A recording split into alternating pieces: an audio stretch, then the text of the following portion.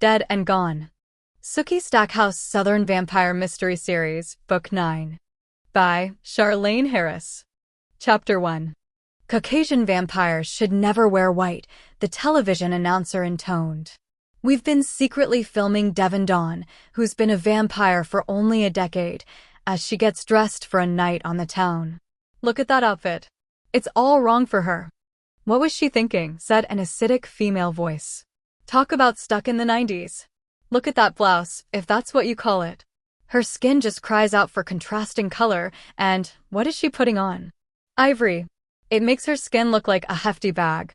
I paused in the act of tying my shoe to watch what happened next as the two vampire fashionistas burst in on the hapless victimo, excuse me, the lucky vampire who was about to get an unsolicited makeover. She'd have the additional pleasure of realizing her friends had turned her in to the fashion police. I don't think this is going to end well, Octavia Fan said. Though my housemate Amelia Broadway had sort of slid Octavia into my house based on a casual invitation I'd issued in a weak moment, their arrangement was working out okay. Devon Dawn, here's Bev Lovetto from the Best Dressed Vamp, and I'm Todd Seabrook. Your friend Tessa called to tell us you needed fashion help. We've been secretly filming you for the past 2 nights, NAACKK. A white hand flashed at Todd's throat, which vanished, leaving a gaping reddish hole.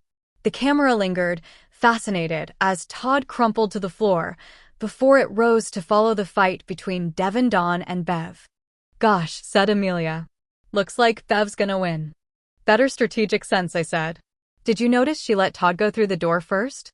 I've got her pinned, Bev said triumphantly on the screen. Devon Dawn, while Todd recovers his speech, we're going to go through your closet. A girl who's going to live for eternity can't afford to be tacky. Vampires can't get stuck in their pasts. We've got to be fashion forward. Devon Dawn whimpered, but I like my clothes. They're part of who I am. You've broken my arm. It'll heal. Listen, you don't want to be known as the little vampire who couldn't, do you? You don't want to have your head stuck in the past. Well, I guess not. Good. I'll let you up now. And I can tell from the coughing that Todd's feeling better. I switched off the television and tied my other shoe, shaking my head at America's new addiction to vampire reality shows. I got my red coat out of the closet. The sight of it reminded me that I myself had some absolutely real problems with a vampire in the 2.5 months since the takeover of the Louisiana Vampire Kingdom by the vampires of Nevada. Eric Northman had been fully occupied with consolidating his position within the new regime and evaluating what was left of the old. We were way overdue for a chit-chat about Eric's newly recovered memories of our strange and intense time together when he'd temporarily misplaced his memory due to a spell. What are you going to do tonight while I'm at work? I asked Amelia and Octavia, since I didn't need to go another round of imaginary conversations. I pulled on the coat. Northern Louisiana doesn't get the horrific temperatures of the real north, but it was in the 40s tonight and would be colder when I got off work. My niece and her kids are taking me out to dinner, Octavia said.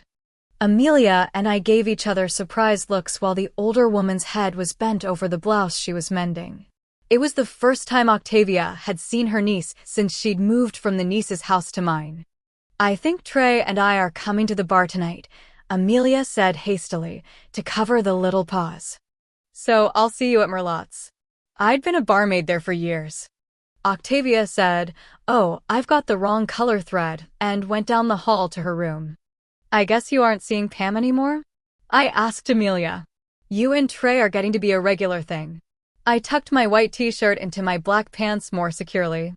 I glanced in the old mirror over the mantel. My hair was pulled up into its usual ponytail for work. I spotted a stray long blonde hair against the red of the coat, and I plucked it off. Pam was just a wild hair, and I'm sure she felt the same way about me. IRL, I like Trey, Amelia was saying. He doesn't seem to care about Daddy's money, and he's not worried about me being a witch. And he can rock my world in the bedroom. So we're getting along great. Amelia gave me a cat-eating the canary grin. She might look like a well-toned soccer mom, short, gleaming hair, beautiful white smile, clear eyes, but she was very interested in sex and, by my standards, diverse in those interests. He's a good guy, I said. Have you seen him as a wolf yet? Nope. But I'm looking forward to it. I picked up something from Amelia's transparent head that startled me. It's soon? The revelation. Would you not do that?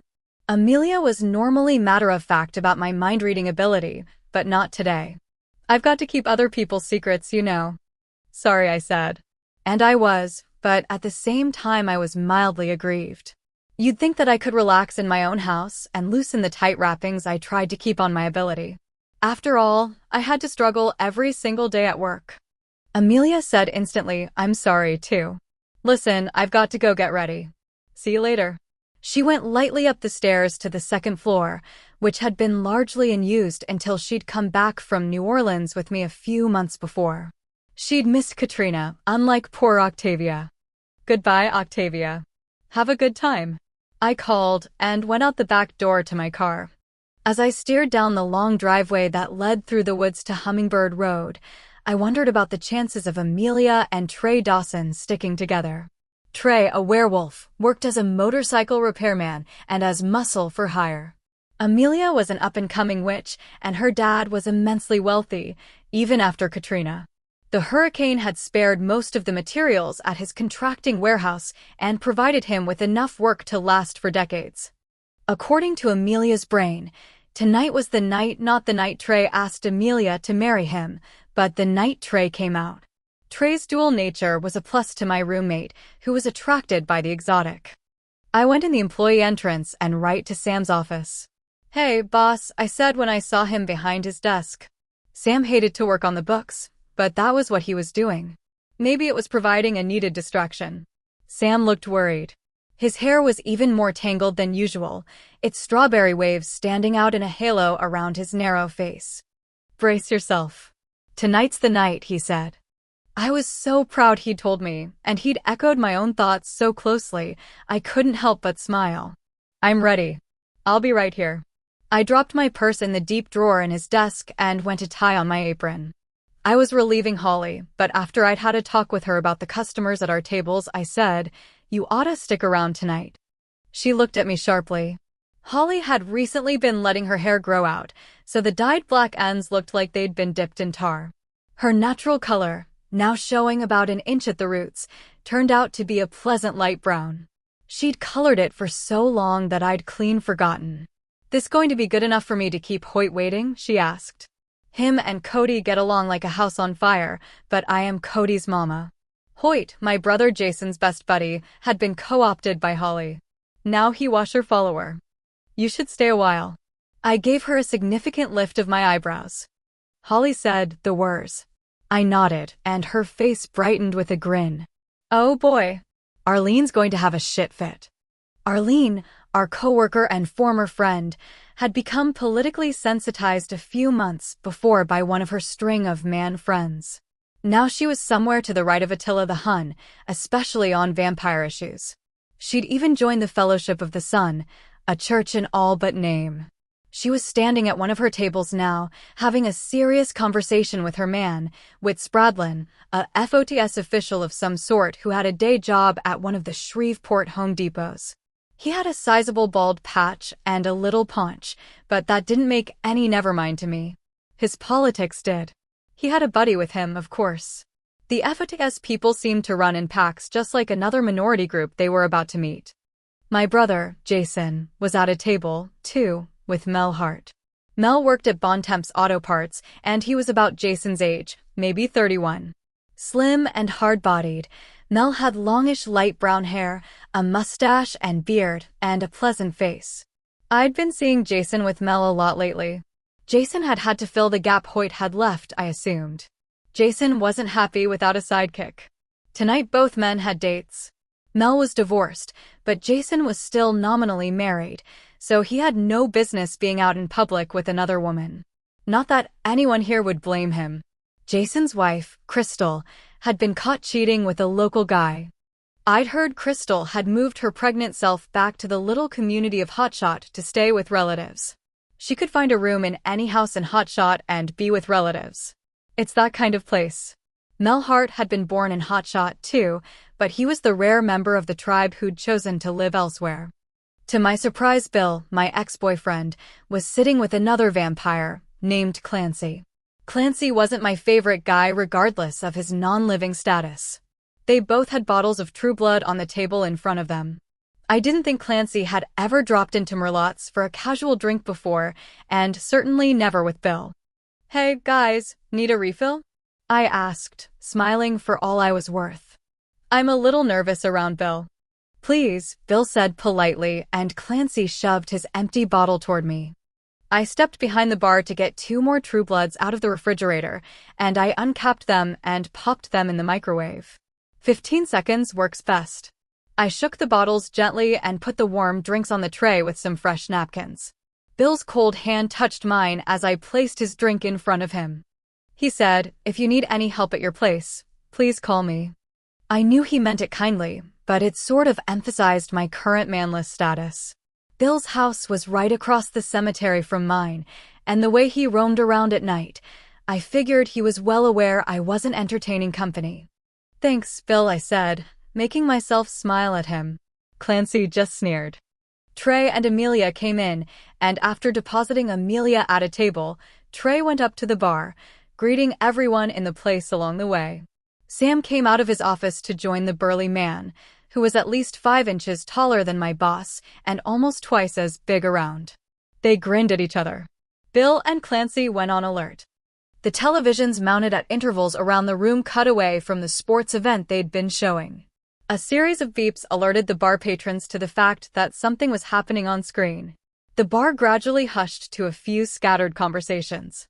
Special report flashed on the screen, superimposed on a newscaster with clipped, gelled hair and a sternly serious face.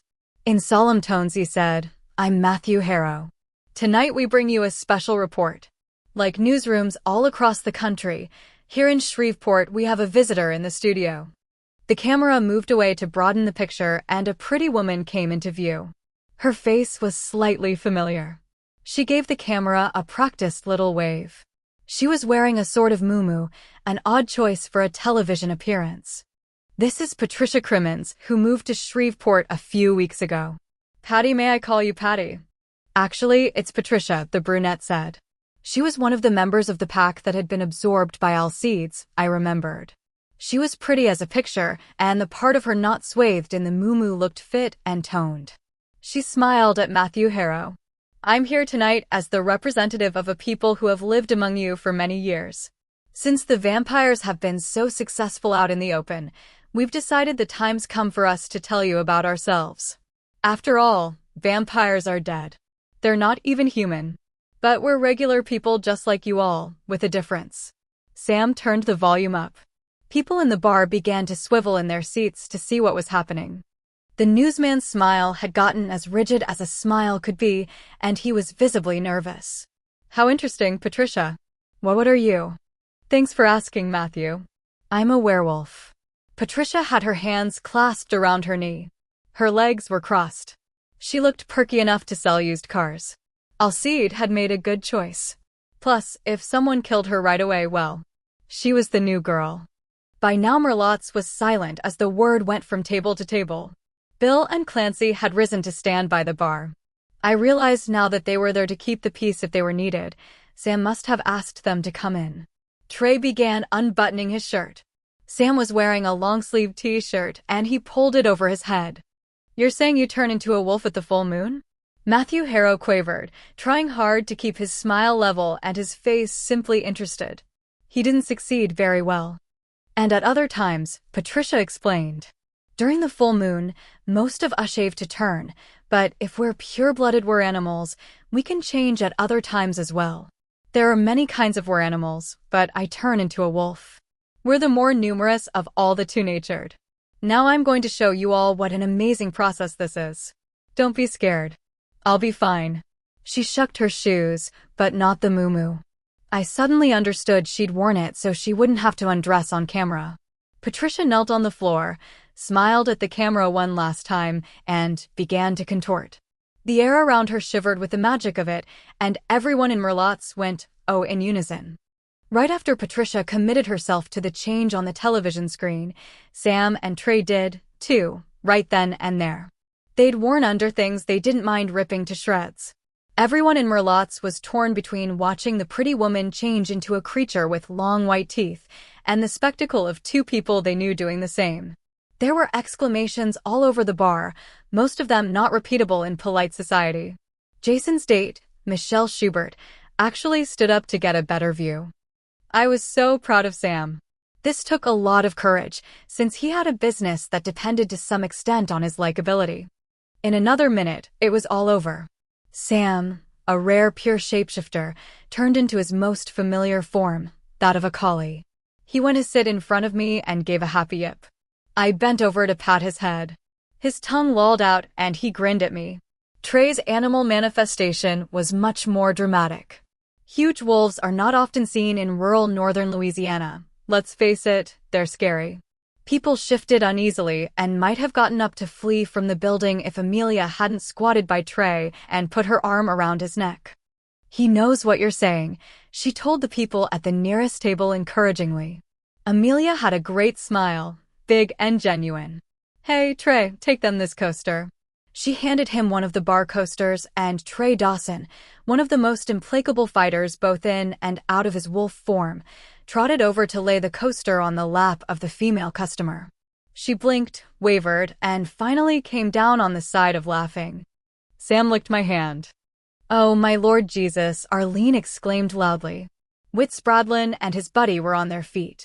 But though a few other patrons looked nervous, none of them had such a violent reaction. Bill and Clancy watched with expressionless faces. They were obviously ready to handle trouble, but all seemed to be going well at the great reveal. The vampire's great revelation night hadn't gone so smoothly, because it was the first in the series of shocks mainstream society would feel in the years to come. Gradually, vampires had come to be a recognized part of America, though their citizenship still had certain limitations. Sam and Trey wandered among the regulars, allowing themselves to be petted as if they were regular tame animals. While they were doing that, the newscaster on television was visibly trembling as he faced the beautiful white wolf Patricia had become. "Look, he's so scared, he's shaking," Derek, the busboy and kitchen helper, said. He laughed out loud. The drinkers in Mare Lattes relaxed enough to feel superior. After all, they'd handled this with aplomb.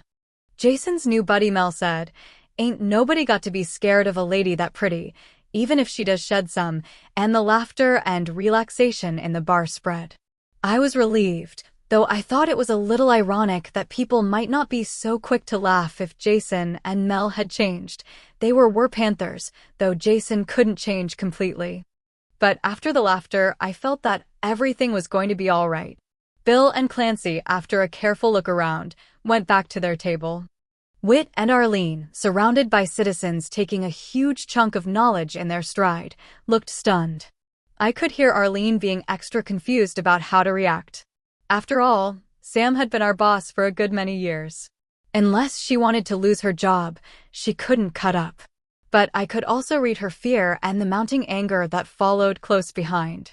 Whit had one reaction, always, to anything he didn't understand. He hated it, and hate is infectious. He looked at his drinking companion, and they exchanged dark looks. Thoughts were churning around in Arlene's brain like lottery balls in the popper. It was hard to tell which one would surface first. "Jesus, strike him dead," said Arlene, boiling over. The hate ball had landed on top.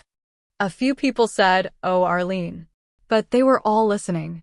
"This goes against God and nature," Arlene said in a loud, angry voice. Her dyed red hair shook with her vehemence. "You all want your kids around this kind of thing?" "Our kids have always been around this kind of thing," Holly said equally loudly. "We just didn't know it. And they ain't come to any harm." She rose to her feet, too. "God will get us if we don't strike them down," Arlene said, pointing to Trey dramatically. By now, her face was almost as red as her hair. Whit was looking at her approvingly. "You don't understand. We're all going to hell if we don't take the world back from them. Look who they got standing there to keep us humans in line." Her fingers swung around to indicate Bill and Clancy, though since they'd resumed their chairs, she lost a few points. I set my tray on the bar and took a step away, my hands clenched in fists. "We all get along here in Bon Temps," I said, keeping my voice calm and level. "You seem to be the only one upset, Arlene." She glared around the bar, trying to catch the eyes of various patrons. She knew every one of them. Arlene was genuinely shocked to realize more people weren't sharing her reaction. Sam came to sit in front of her. He looked up at her face with his beautiful doggy eyes. I took another step closer to Whit, just in case. Whit was deciding what to do, considering jumping Sam. But who would join him in beating up a collie? Even Whit could see the absurdity, and that made him hate Sam all the more. How could you? Arlene screamed at Sam. You've been lying to me all these years. I thought you were human, not a damn soup. He is human, I said. He's just got another face, is all. And you, she said, spitting out the words. You're the weirdest, the most inhuman of them all. Hey now, Jason said. He leaped to his feet, and after a moment's hesitation, Mel joined him. His date looked alarmed, though Jason's lady friend just smiled. You leave my sister alone. She babysat your kids, and she cleaned your trailer, and she put up with your shit for years. What kind of friend are you? Jason didn't look at me. I was frozen in astonishment. This was a very un-Jason gesture. Could he have grown up a little bit? The kind that don't want to hang around with unnatural creatures like your sister, Arlene said. She tore off her apron, said, I quit this place, to the collie, and stomped back to Sam's office to retrieve her purse. Maybe a fourth of the people in the bar looked alarmed and upset. Half of them were fascinated with the drama.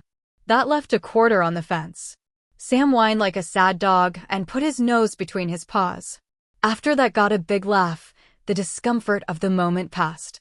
I watched Whit and his buddy ease out the front door, and I relaxed when they were gone. Just on the off chance Whit might be fetching a rifle from his truck, I glanced over at Bill, who glided out the door after him. In a moment he was back, nodding at me to indicate the FOTS guys had driven away. Once the back door thunked closed behind Arlene, the rest of the evening went pretty well. Sam and Trey retired to Sam's office to change back and get dressed. Sam returned to his place behind the bar afterward as if nothing had happened, and Trey went to sit at the table with Amelia, who kissed him. For a while, people steered a little clear of them, and there were lots of surreptitious glances, but after an hour, the atmosphere of Merlotte's seemed just about back to normal.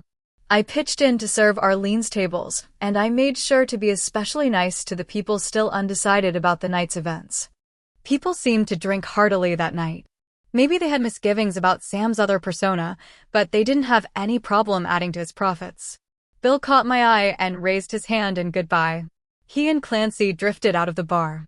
Jason tried to get my attention once or twice, and his buddy Mel sent big smiles my way. Mel was taller and thinner than my brother, but they both had that bright, eager look of unthinking men who operate on their instincts. In his favor, Mel didn't seem to agree with everything Jason said, not the way Hoyt always had. Mel seemed to be an okay guy, at least from our brief acquaintance. That he was one of the few Werpanthers who didn't live in hotshot was also a fact in his favor, and it may even have been why he and Jason were such big buddies. They were like other Werpanthers, but separate too. If I ever began speaking to Jason again, I had a question for him. On this major evening for all Wers and shifters, how come he hadn't taken the chance to grab a little of the spotlight for himself? Jason was very full of his altered status as a Werpanther. He'd been bitten, not born. That is, he'd contracted the virus, or whatever it was, by being bitten by another Werpanther, rather than being born with the ability to change as Mel had been. Jason's changed form was manlike, with hair all over and a pantherish face and claws. Really scary, he'd told me. But he wasn't a beautiful animal, and that griped my brother. Mel was a purebred, and he would be gorgeous and frightening when he transformed. Maybe the Werpanthers had been asked to lie low because panthers were simply too scary. If something as big and lethal as a panther had appeared in the bar, the reaction of the patrons almost certainly would have been a lot more hysterical. Though Wer animal brains are very difficult to read, I could sense the disappointment the two panthers were sharing. I was sure the decision had been Calvin Norris's as the panther leader. Good move, Calvin, I thought. After I'd helped close down the bar, I gave Sam a hug when I stopped by his office to pick up my purse. He was looking tired but happy. You feeling as good as you look? I asked. Yep. My true nature's out in the open now. It's liberating. My mom swore she was going to tell my stepdad tonight. I'm waiting to hear from her. Right on cue, the phone rang. Sam picked it up, still smiling. Mom, he said. Then his face changed as if a hand had wiped off the previous expression. Dawn? What have you done? I sank into the chair by the desk and waited. Trey had come to have a last word with Sam, and Amelia was with him. They both stood stiffly in the doorway, anxious to hear what had happened. Oh my God, Sam said. I'll come as soon as I can. I'll get on the road tonight. He hung up the phone very gently. Dawn shot my mom, he said. When she changed, he shot her. I'd never seen Sam look so upset. Is she dead?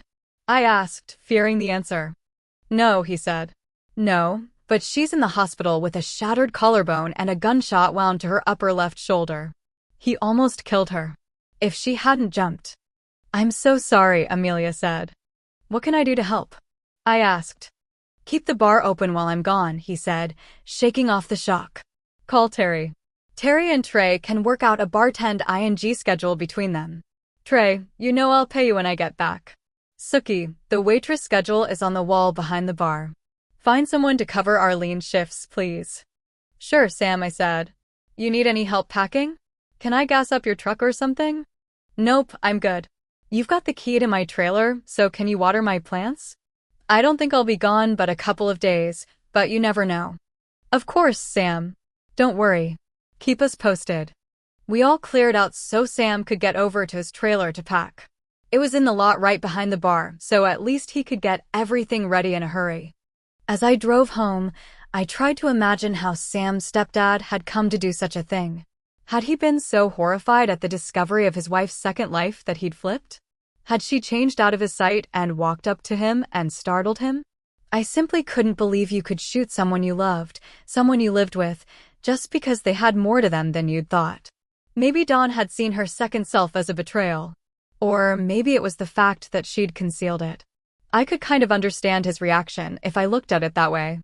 People all had secrets, and I was in a position to know most of them. Being a telepath is not any fun. You hear the tawdry, the sad, the disgusting, the petty. The things we all want to keep hidden from our fellow humans, so they'll keep their image of us intact. The secrets I know least about are my own. The one I was thinking of tonight was the unusual genetic inheritance my brother and I share, which had come through my father. My father had never known that his mother, Adele, had had a whopper of a secret, one disclosed to me only the past October. My grandmother's 2 children, me dad and his sister, Linda, were not the products of her long marriage with my grandfather. Both had been conceived through her liaison with a half-fairy, half-human named Finan. According to Finton's father, Neil, the fairy part of my dad's genetic heritage had been responsible for my mother's infatuation with him, an infatuation that had excluded her children from all but the fringes of her attention and affection. This genetic legacy hadn't seemed to change anything for my dad's sister, Linda. It certainly hadn't helped her dodge the cancer bullet that had ended her life or kept her husband on site, much less infatuated. However, Linda's grandson Hunter was a telepath like me. I still struggled with parts of the story. I believed the history Neil had related to be true, but I couldn't understand my grandmother's desire for children being strong enough to lead her to cheat on my grandfather. That simply didn't jibe with her character, and I couldn't understand why I hadn't read it in her brain during all the years that we'd lived together. She must have thought about the circumstances of her children's conceptions from time to time. There was just no way she could have packed those events away for good in some attic of her mind. But my grandmother had been dead for over a year now, and I'd never be able to ask her about it. Her husband had passed away years before. Neil had told me that my biological grandfather Finan, too, was dead and gone.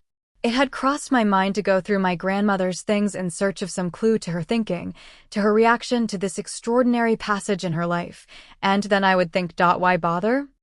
I had to deal with the consequences here and now. The trace of fairy blood I carried made me more attractive to soups, at least to some vampires. Not all of them could detect the little trace of fairy in my genes, but they tended to at least be interested in me, though occasionally that had negative results.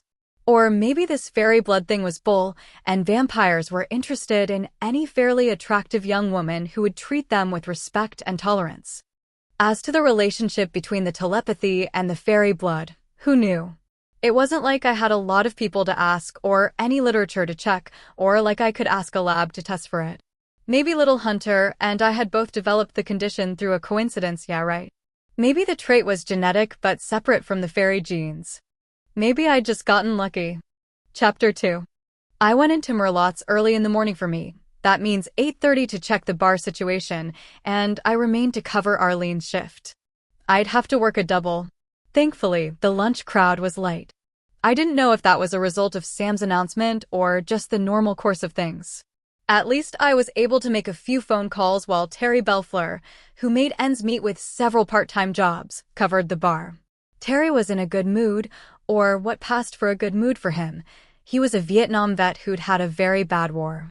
At heart, he was a good guy, and we'd always gotten along. He was really fascinated by the worst revelation. Since the war, Terry had done better with animals than people.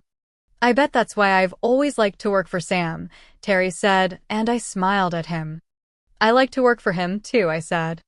While Terry kept the beers coming and kept an eye on Jane Bohouse, one of our alcoholics, I started phoning to find a replacement barmaid.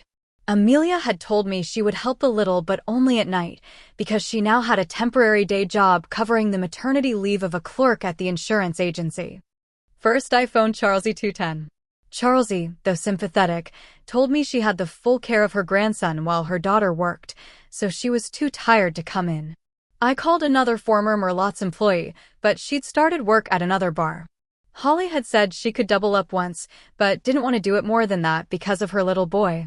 Danielle, the other full-time server, had said the same. In Danielle's case, she had twice the excuse because she had 2 children. So finally, with a huge sigh to let Sam's empty office know how put upon I was, I called one of my least favorite people, Tanya Grissom, war fox and former saboteur. It took me a while to track her down, but by calling a couple of people out in hotshot, I was finally able to reach her at Calvin's house. Tanya had been dating him for a while. I liked the man myself, but when I thought of that cluster of little houses at the ancient crossroads, I shuddered. Tanya, how you doing? This is Sookie Stackhouse. Really? Hello. I didn't blame her for being cautious. One of Sam's barmaids quit, you remember Arlene? She freaked about the thing and walked out. I was wondering if you could take over a couple of her shifts, just for a while. You Sam's partner now? She wasn't going to make this easy. No, I'm just doing the looking for him. He got called away on a family emergency. I was probably on the bottom of your list. My brief silence spoke for itself. I figure we can work together, I said, because I had to say something. I got a day job now, but I can help a couple of evenings until you find someone permanent, Tanya said. It was hard to read anything from her voice. Thanks. That gave me 2 temporaries, Amelia and Tanya, and I could take any hours they couldn't. This wouldn't be hard on anyone. Can you come in tomorrow for the evening shift? If you could be here about 5:30, one of us can show you the ropes again, and then you'll be working until the bar closes. There was a short silence. I'll be there, Tanya said. I got some black pants. You got a t-shirt I can wear? Yep. Medium? That'll do me. She hung up. Well, I could hardly expect to find her happy to hear from me or delighted to oblige since we'd never been fans of each other. In fact, though I didn't believe she remembered, I'd had her bewitched by Amelia and Amelia's mentor, Octavia. I still squirmed when I thought of how I'd altered Tanya's life, but I didn't think I'd had a lot of choices there. Sometimes you just have to regret things and move on. Sam called while Terry and I were closing the bar. I was so tired. My head was heavy and my feet were aching. How are things going there? Sam asked. His voice was rough with exhaustion. We're coping, I said, trying to sound perky and carefree. How's your mom? She's still alive, he said. She's talking and breathing on her own. The doctor says he thinks she'll recover just fine. My stepfather is under arrest. What a mess, I said, genuinely distressed on Sam's behalf. Mom says she should have told him beforehand, he told me. She was just scared too. Well, rightly so, huh? As it turns out. He snorted. She figures if she'd had a long talk with him, then let him see her change after he'd watched the change on TV, he would have been okay. I'd been so busy with the bar I hadn't had a chance to absorb the television reports of the reactions around the world to this second great revelation. I wondered how it was going in Montana, Indiana, Florida. I wondered if any of the famous actors in Hollywood had admitted to being werewolves. What if Ryan Seacrest was fuzzy every full moon? Or Jennifer Love Hewitt or Russell Crowe? Which I thought was more than likely. That would make a huge difference in public acceptance. Have you seen your stepfather or talked to him? No, not yet. I can't make myself. My brother went by. He said Dawn started crying. It was bad. Is your sister there? Well, she's on her way. She had a hard time arranging childcare. He sounded a little hesitant. She knew about your mom, right? I tried to keep the incredulity out of my voice. No, he said. Real often, where parents don't tell the kids who aren't affected. My sibs didn't know about me either, since they didn't know about mom. I'm sorry, I said, which stood for a lot of things. I wish you were here, Sam said, taking me by surprise. I wish I could be more help, I said. If you can think of anything else I can do, you call me at any hour. You're keeping the business running. That counts for a lot, he said. I better go get some sleep. Okay, Sam. Talk to you tomorrow, okay? Sure, he said. He sounded so worn out and sad it was hard not to cry. I felt relieved that I'd put my personal feelings aside to call Tanya after that conversation. It had been the right thing to do. Sam's mother being shot for what she was, well, that just put my dislike of Tanya Grissom into perspective. I fell into bed that night, and I don't think I even twitched after that. I'd been sure the warm glow generated by Sam's call would carry me through the next day, but the morning started badly. Sam always ordered the supplies and kept up with the inventory, naturally. Also, naturally, he'd forgotten to remind me that he had some cases of beer coming in. I got a phone call from the truck driver, Duff, and I had to leap out of bed and hurry to Merlotte's. On my way out the door, I glimpsed the blinking light on my answering machine, which I'd been too tired to check the night before. But I didn't have time to worry about missed messages now. I was simply relieved Duff had thought of calling me when he got no answer at Sam's. I opened the back door of Merlotte's, and Duff wheeled the cases in and put them where they were supposed to go. Somewhat nervously, I signed for Sam. By the time that was done and the truck had pulled out of the parking lot, Sarah Jen, the mail carrier, came by with the bar mail and Sam's personal mail. I accepted both. Sarah Jen had her talking shoes on. She'd heard, already, that Sam's mom was in the hospital, but I didn't feel I had to enlighten her about the circumstances. That was Sam's business. Sarah Jen also wanted to tell me how she wasn't astonished at all that Sam was a war animal, because she'd always thought there was something strange about him. He's a nice guy, Sarah Jen admitted. I'm not saying he's not. Just something odd there. I wasn't a bit surprised. Really? He sure said such nice things about you, I said sweetly, looking down so the line would be a throwaway. I could see the delight flooding Sarah Jen's head as clearly as if she'd drawn me a picture. He's always been real polite, she said, suddenly seeing Sam in the light of a most perceptive man. Well, I better be going. I got to finish the route. If you talk to Sam, tell him I'm thinking of his mom. After I carried the mail to Sam's desk, Amelia called from the insurance agency to tell me that Octavia had called her to ask if either of us could take her to Walmart. Octavia, who'd lost most of her stuff in Katrina, was stuck out at the house without a car. You'll have to take her on your lunch hour, I said, barely managing not to snap at Amelia. I got a full plate today. And here comes more trouble, I said as a car pulled up beside mine in the employee parking lot. Here's Eric's daytime guy, Bobby Burnham. Oh, I meant to tell you. Octavia said Eric tried to call you at home twice. So she finally told Bobby where you were this morning, Amelia said. She figured it might be important. Lucky you. Okay, I'll take care of Octavia. Somehow. Good, I said, trying not to sound as brusque as I felt. Talk to you later. Bobby Burnham got out of his Impala and strode up to me. His boss, Eric, was bound to me in a complicated relationship that was based not only on our past history, but also on the fact that we'd swapped blood several times. This hadn't been an informed decision on my part. Bobby Burnham was an asshole. Maybe Eric had gotten him on sale? Miss Stackhouse, he said, laying the courtliness on thick. My master asks that you come to Fantasia tonight for a sit-down with the new King's Lieutenant. This was not the summons I'd expected or the kind of conversation I'd foreseen with the vampire sheriff of Area 5. Given the fact that we had some personal issues to discuss, I'd imagined Eric would call me when things had settled down with the new regime, and we'd make some kind of appointment or detecto talk about the several items on our mutual plate. I wasn't pleased by this impersonal summons by a flunky. "You ever hear of a phone?" I said. "He left you messages last night.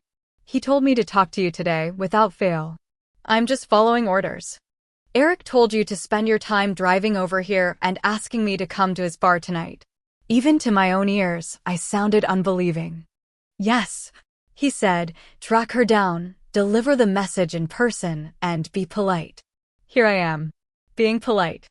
He was telling me the truth, and it was just killing him. That was almost enough to make me smile. Bobby really didn't like me. The closest I could come to defining why was that Bobby didn't think I was worthy of Eric's notice. He didn't like my less-than-reverent attitude toward Eric, and he couldn't understand why Pam, Eric's right-hand vampire, was fond of me when she wouldn't give Bobby the time of day. There was nothing I could do to change this, even if Bobby's dislike had worried me. And it didn't. But Eric worried me plenty. I had to talk to him, and I might as well get it over with. It had been late October when I'd last seen him, and it was now mid-January. "It'll have to be when I get off here. I'm temporarily in charge," I said, sounding neither pleased nor gracious. "What time?" "He wants you there at 7. Victor will be there then." Victor Madden was the representative of the new king, Felipe de Castro. It had been a bloody takeover, and Eric was the only sheriff of the old regime still standing. Staying in the good graces of the new regime was important to Eric, obviously. I wasn't yet sure how much of that was my problem. But I was thumbs up with Felipe de Castro by a happy accident, and I wanted to keep it that way.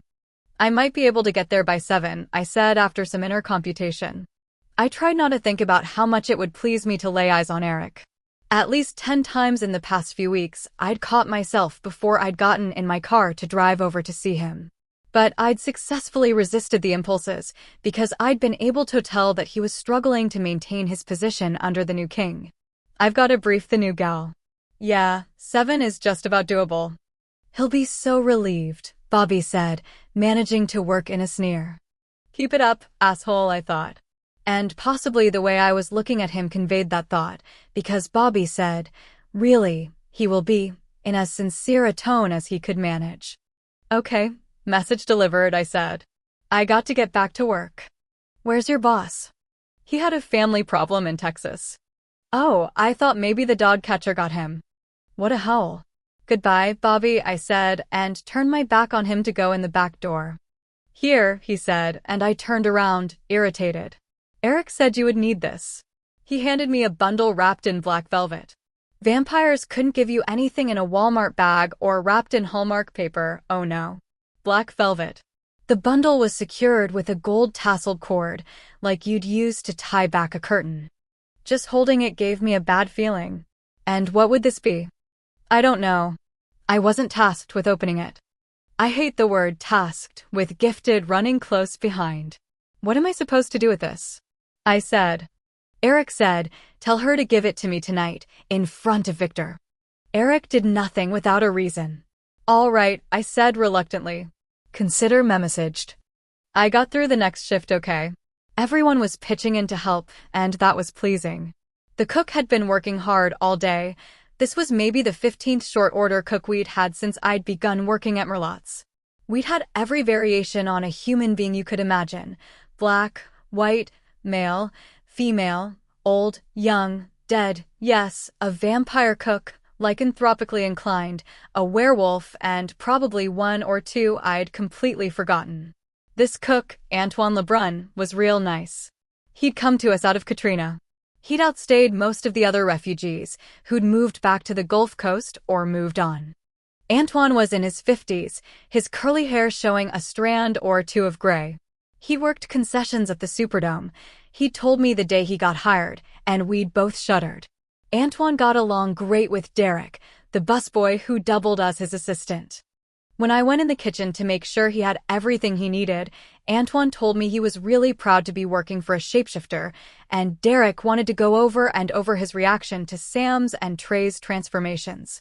After he'd left work, Derek had gotten a phone call from his cousin in Monroe, and now Derek wanted to tell us all about his cousin's wife being a werewolf. Derek's reaction was what I hoped was typical. 2 nights before, many people had discovered that someone they knew personally was a were of some kind. Hopefully, if the were had never shown signs of insanity or violence, these people would be willing to accept that shape-changing was an unthreatening addition to their knowledge of the world. It was even exciting. I hadn't had time to check reactions around the world, but at least as far as local stuff went, the revelation seemed to be going smoothly. I didn't get the feeling anyone was going to be firebombing Merlotte's because of Sam's dual nature, and I thought Trey's motorcycle repair business was safe. Tanya was 20 minutes early, which raised her up in my estimation, and I gave her a genuine smile. After we ran over a few of the basics like hours, pay, and Sam's house rules, I said, "You like being out there in hotshot?" "Yeah, I do," she said, sounding a little surprised. "The families out in hotshot, they really get along well. If something goes wrong, they have a meeting and discuss it. Those that don't like the life, they leave, like Mel Hart did." Almost everyone in hotshot was either a Hart or a Norris. "He's really taken up with my brother lately," I said, because I was a little curious about Jason's new friend. "Yeah, that's what I hear. Everyone's glad he's found someone to hang with after being on his own so long." "Why didn't he fit in out there?" I asked directly.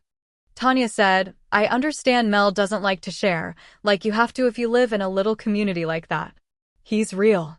What's mine is mine." She shrugged. "At least, that's what they say." "Jason's like that, too," I said. I couldn't read Tanya's mind too clearly because of her double nature, but I could read the mood and intent of it, and I understood the other Panthers worried about Mel Hart. They were concerned about Mel making it in the big world of Bon Temps, I guessed. Hotshot was its own little universe. I was feeling a bit lighter of heart by the time I'd finished briefing Tanya, who had definitely had experience, and hung up my apron. I gathered my purse and Bobby Burnham's bundle, and I hurried out the employee door to drive to Shreveport. I started to listen to the news as I drove, but I was tired of grim reality. Instead, I listened to a Mariah Carey CD, and I felt the better for it. I can't sing worth a damn, but I love to belt out the lyrics to a song when I'm driving. The tensions of the day began to drain away, replaced by an optimistic mood. Sam would come back, his mother having recovered, and her husband having made amends, and having pledged he'd love her forever. The world would owe and daw about werewolves and other shifters for a while, then all would be normal again. Isn't it always a bad idea, thinking things like that? Chapter 3. The closer I got to the vampire bar, the more my pulse picked up. This was the downside to the blood bond one had with Eric Northman. I knew I was going to see him, and I was simply happy about it. I should have been worried. I should have been apprehensive about what he wanted. I should have asked a million questions about the velvet-wrapped bundle, but I just drove with a smile on my face. Though I couldn't help how I felt, I could control my actions. Out of sheer perversity, since no one had told me to come around to the employee's entrance, I entered through the main door. It was a busy night at Fantasia, and there was a crowd waiting on benches inside the first set of doors. Pam was at the hostess podium. She smiled at me broadly, showing a little fong. The crowd was delighted. I'd known Pam for a while now, and she was as close to a friend as I had among the vampires. Tonight the blonde vampire was wearing the obligatory filmy black dress, and she'd camped it up with a long, sheer black veil. Her fingernails were polished scarlet. "My friend," Pam said, and came out from behind the podium to hug me. I was surprised but pleased and gladly hugged her back. She'd spritzed on a little perfume to eclipse the faint, rather dry smell of vampire. "Have you got it?" she whispered in my ear. "Oh, the bundle? It's in my purse." I lifted my big brown shoulder bag by its straps. Pam gave me a look I couldn't interpret through the veil. It appeared to be an expression that compounded exasperation and affection. "You didn't even look inside?" "I haven't had time," I said. It wasn't that I hadn't been curious. I simply hadn't had the leisure to think about it. Sam had to leave because his mom got shot by his stepdad, and I've been managing the bar. Pam gave me a long look of appraisal. Go back to Eric's office and hand him the bundle, she said. Leave it wrapped. No matter who's there. And don't handle it like it was a garden tool he left outside, either. I gave her the look right back. What am I doing, Pam? I asked, jumping on the cautious train way too late. You're protecting your own skin, Pam said. Never doubt it. Now go. She gave me a get-along pat on the back and turned to answer a tourist's question about how often vampires needed to get their teeth cleaned. Would you like to come very close and look at mine? Pam asked in a sultry voice, and the woman shrieked with delighted fear. That was why the humans came to vampire bars and vampire comedy clubs and vampire dry cleaners and vampire casinos. To flirt with danger. Every now and then, flirtation became the real thing. I made my way between the tables and across the dance floor to the rear of the bar. Felicia, the bartender, looked unhappy when she saw me. She found something to do that involved crouching down out of my sight. I had an unfortunate history with the bartenders of Fantasia. There were a few vampires seated throughout the bar area, strewn among the gawking tourists, the costumed vampire wannabes, and the humans who had business dealings with the vamps. Over in the little souvenir shop, one of the New Orleans vampire refugees from Katrina was selling a Fantasia t-shirt to a pair of giggling girls. Tiny Talia, paler than bleached cotton and with a profile from an ancient coin, was sitting by herself at a small table. Talia was actually tracked by fans who had devoted a website to her, though she would not have cared if they'd all burst into flames. A drunken serviceman from Barksdale Air Force Base knelt before her as I watched, and as Talia turned her dark eyes on him, his prearranged speech died in his throat. Turning rather pale himself, the strapping young man backed away from the vampire half his size, and though his friends jeered as he returned to his table, I knew he wouldn't approach her again. After this little slice of bar life, I was glad to knock on Eric's door. I heard his voice inside, telling me to come in. I stepped inside and shut the door behind me. Hi, Eric, I said, and was almost rendered mute by the surge of happiness that swept through me whenever I saw him. His long blonde hair was braided tonight, and he was wearing his favorite jeans Anity combo. The t-shirt tonight was bright green, making him look whiter than ever. The wave of delight wasn't necessarily related to Eric's gorgeousness or the fact that we'd bumped pelvises, though. The blood bond was responsible. Maybe. I had to fight the feeling. For sure. Victor Madden, representative of the new king, Felipe de Castro, stood and inclined his curly dark head. Victor, short and compact, was always polite and always well-dressed. This evening he was especially resplendent in an olive suit and brown striped tie. I smiled at him and was just about to tell him I was glad to see him again when I noticed that Eric was eyeing me expectantly. Oh, right. I shucked off my coat and extracted the velvet bundle from my purse. I dropped the purse and coat in an empty chair and walked over to Eric's desk with the bundle extended in both hands. This was making as much of the moment as I could, short of getting on my knees and crawling over to him, which I would do when hell froze over. I laid the bundle in front of him, inclined my own head in what I hoped was a ceremonious manner, and sat down in the other guest chair. What has our fair-haired friend brought you, Eric? Victor asked in the cheerful voice that he affected most of the time. Maybe he was actually that happy, or maybe his mama had taught him, a few centuries ago, that you catch more flies with honey than you do with vinegar. With a certain sense of theater, Eric untied the golden cord and silently unfolded the velvet. Sparkling like a jewel on the dark material was the ceremonial knife I'd last seen in the city of Rhodes. Eric had used it when he officiated at the marriage of two vampire kings, and he'd used it to nick himself later when he'd taken blood from me and given me blood in return.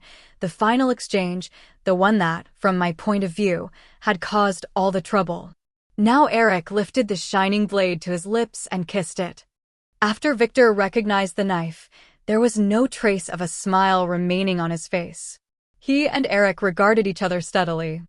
Very interesting, Victor said finally. Once again, I had that feeling of drowning when I hadn't even known I was in the pool. I started to speak, but I could feel Eric's will pressing on me, urging me to be silent. In vampire matters, it was smart to take Eric's advice. Then I'll take the tiger's request off the table, Victor said. My master was unhappy about the tiger wanting to leave anyway. And of course, I'll inform my master about your prior claim. We acknowledge your formal attachment to this one. From the inclination of Victor's head in my direction, I knew I was this one. And I knew only one male were tiger. What are you talking about? I asked bluntly. Quinn requested a private meeting with you, Victor said. But he can't come back to Eric's area without Eric's permission now. It's one of the terms we negotiated when Eric became our new associate. That was a nice way to say, when we killed all the other vampires in Louisiana except for Eric and his followers. When you saved our king from death. I wished I had a moment to think, far away from this room where two vampires were staring at me. Does this new rule apply only to Quinn or to all war animals who want to come into Louisiana? How could you boss the wars? And when did you put that rule into effect? I said to Eric, trying to buy some time while I collected myself. I wanted Victor to explain the last part of his little speech, too, that bit about the formal attachment, but I decided to tackle one question at a time. 3 weeks ago, Eric said, answering the last question first. His face was calm, his voice was uninflected. And the new rule applies only to war animals who are associated with us in a business way. Quinn worked for EE, which I suspected was at least partially vampire-owned, since Quinn's job was not putting on the weddings and bar mitzvahs the company's human branch dealt with. Quinn's job was staging supernatural events. The tiger got his dismissal from you. I heard it from his own lips. Why should he return? Eric shrugged. At least he didn't try to sugarcoat it by saying, I thought he might bother you, or I did it for your own good. No matter how bonded we were and I was actually struggling against the temptation to smile at him. I felt the hair on the back of my neck rising at Eric managing my life like this. Now that you and Eric are openly pledged, Victor said in a silky voice, you certainly won't want to see Quinn, and I'll tell him so. Weary what? I glared at Eric, who was looking at me with an expression I can only describe as bland. The knife, Victor said, sounding even happier. That's its significance. It's a ritual knife handed down over the centuries and used in important ceremonies and sacrifices. It's not the only one of its kind, of course, but it's rare. Now it's only used in marriage rituals. I'm not sure how Eric came to have possession of it, but its presentation from you to Eric and his acceptance can only mean that you and Eric are pledged to each other. Let's all step back and take a deep breath, I said, though I was the only person in the room who was breathing. I held up my hand as though they'd been advancing on me and my halt gesture would stop them. Eric. I tried to pack everything into my voice, but one word can't carry that much baggage. This is for your protection, dear heart, he said. He was trying to be serene so that some of that serenity would run through our bond and drown my agitation. But a few gallons of serenity wouldn't calm me down. This is so high-handed, I said in a choked voice. This is sheer gall. How could you do this without talking to me about it? How could you think I would let you commit me to something without talking about it first? We haven't even seen each other in months. I've been a little busy here. I'd hoped your sense of self-preservation would kick in, Eric said, which was honest, if not tactful. Can you doubt that I want what's best for you? I don't doubt that you want what you think is best for me, I said. And I don't doubt that that marches right along with what you think is good for you. Victor laughed. She knows you well, Eric, he said, and we both glared at him. Oops, he said, and pretended to zip his mouth shut. Eric, I'm going home. We'll talk about this soon, but I don't know when. I'm running the bar while Sam's gone. There's trouble in his family. But Clancy said the announcement went well in Bon Temps. Yes, it did, but at Sam's own family home in Texas, it didn't go so well. Eric looked disgusted. I did my best to help. I sent at least one of my people around to every public venue. I went to watch Al seat himself shift at the Shamrock Casino. That went okay? I asked, temporarily sidetracked. Yes, only a few drunkards acted up. They were quelled quite easily. One woman even offered herself to Alcide in his wolf form. You, I said, and got up, grabbing my purse. He distracted me long enough. Eric rose and vaulted over the desk in a movement that was as startling as it was impressive. Suddenly he was right in front of me, and his arms went around me, and he held me to him. It took everything I had to keep my back stiff, to keep from relaxing against him. It's hard to explain how the bond made me feel. No matter how furious I got with Eric, I was happier when I was with him. It wasn't that I yearned for him uncontrollably when we were separated, it was just that I was aware of him. All the time. I wondered if it was the same for him. "Tomorrow night," he said, releasing me. "If I can get away. We have a lot to talk about." I gave Victor a stiff nod, and I left. I glanced back once to see the knife shining against the black velvet as it lay on Eric's desk.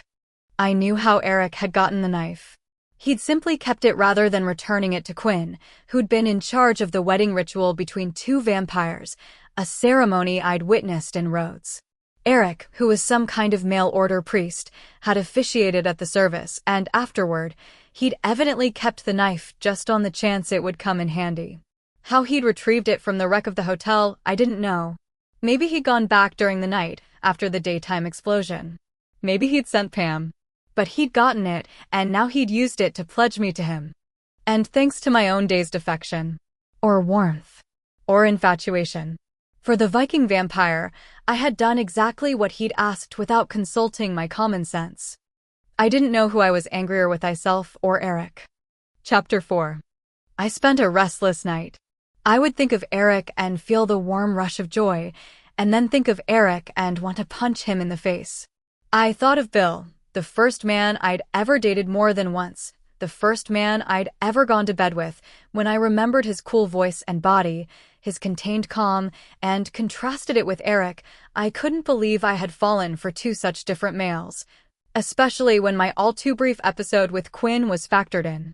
Quinn had been warm-blooded in every respect, and impulsive, and kind to me, and yet so scarred by his past, he hadn't shared it with me, which, in my view, had led to our relationship being ruined.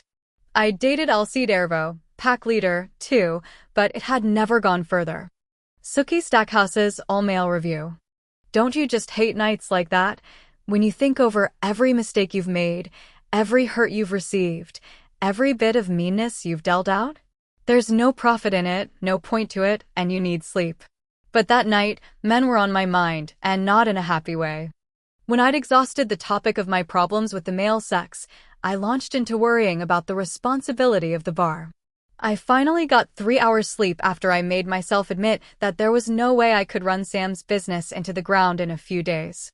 Sam called the next morning while I was still at home to tell me his mother was better and was definitely going to recover. His brother and sister were now dealing with the family revelations in a much calmer way. Dawn, of course, was still in jail. "If she keeps improving, I may be able to start back in a couple of days," he said. "Or even sooner. Of course, the doctors keep telling us they can't believe how fast she's healing." He sighed. "At least we don't have to conceal that now." "How's your mom handling the emotional part?" I asked. "She's quit insisting they should release him. And since she had a frank talk with the three of us, she's admitting she and Dawn might have to get a divorce," he said. "She's not happy about the idea, but I don't know if you can completely reconcile with someone who's shot you." Though I'd answered the phone by my bed and was still comfortably prone, I found it impossible to go back to sleep after we'd hung up. I'd hated to hear the pain in Sam's voice. Sam had enough to fret about without troubling him with my problems, so I hadn't even seriously considered bringing up the knife incident, though I would have been relieved to share my worries with Sam. I was up and dressed by 8 o'clock, early for me. Though I was moving and thinking, I felt as rumpled and wrinkled as my bedsheets. I wish someone could yank me smooth and orderly, the way I yanked the sheets. Amelia was home. I checked to see if her car was parked out back when I made the coffee, and I'd glimpsed Octavia shuffling into the hall bathroom, so it was shaping up to be a typical morning, as mornings went nowadays at my house. The pattern was broken by a knocking at the front door. Usually I'm warned by the crunching of the gravel driveway, but in my heavier-than-usual morning fog, I'd missed it. I looked through the peephole to see a man and a woman, both dressed in proper business suits. They didn't look like Jehovah's Witnesses or home invaders. I reached out to them mentally and found no hostility or anger, only curiosity. I opened the door. I smiled brilliantly. "Can I help you?" I said. The cold air gusted around my bare feet. The woman, who was probably in her early 40s, smiled back. Her brown hair had a little gray in it and was cut in a simple chin-length style. She'd parted it very precisely. Her pantsuit was charcoal with a black sweater underneath, and her shoes were black. She carried a black bag, which wasn't exactly like a purse, more like a laptop case. She held out her hand to shake, and when I touched her, I knew more. It was hard to keep the shock off my face. "I'm from the New Orleans office of the FBI," she said, which is a bombshell of an opener for your average conversation. "I'm Agent Sarah Weiss. This is Special Agent Tom Latesta from our Rhodes office. You're here about." I kept my face pleasantly blank. "May we come in? Tom's come all the way from Rhodes to talk to you, and we're letting all your warm air out." "Sure," I said, though I was far from sure. I was trying hard to get a fix on their intent, but it wasn't easy.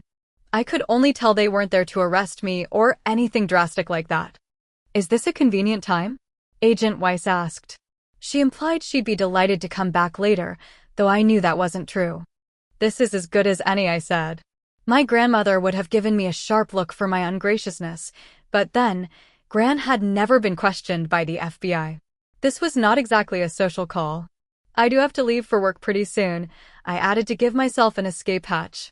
"That's bad news about your boss's mother," Latesta said. "Did the big announcement go well at your bar?"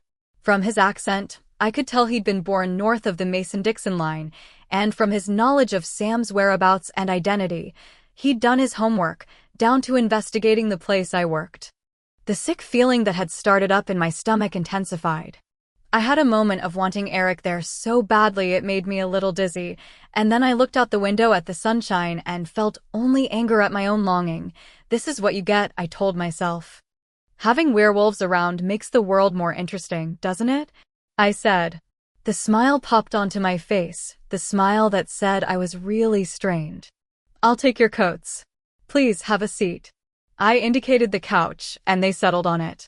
"Can I get you some coffee or some iced tea?" I said, thanking Gran's training for keeping the words flowing. "Oh," I said. "Some iced tea would be wonderful. I know it's cold outside, but I drink it year-round. I'm a Southern woman born and bred. And laying it on a little too thick, in my opinion. I didn't think Weiss would become my best friend, and I didn't plan to swap any recipes. "You?" I looked at Latesta. "Sure, great," he said.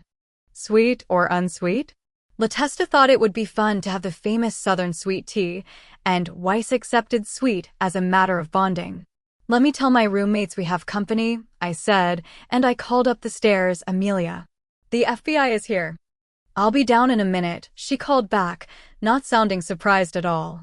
I knew she'd been standing at the top of the stairs listening to every word. And here came Octavia in her favorite green pants and striped long-sleeved shirt, looking as dignified and sweet as an elderly white-haired black woman can look. Ruby D has nothing on Octavia. "Hello," she said, beaming. Though she looked like everyone's favorite granny, Octavia was a powerful witch who could cast spells with almost surgical precision. She'd had a lifetime of practice in concealing her ability. Sookie didn't tell us she was expecting company, or we would have cleaned up the house. Octavia beamed some more.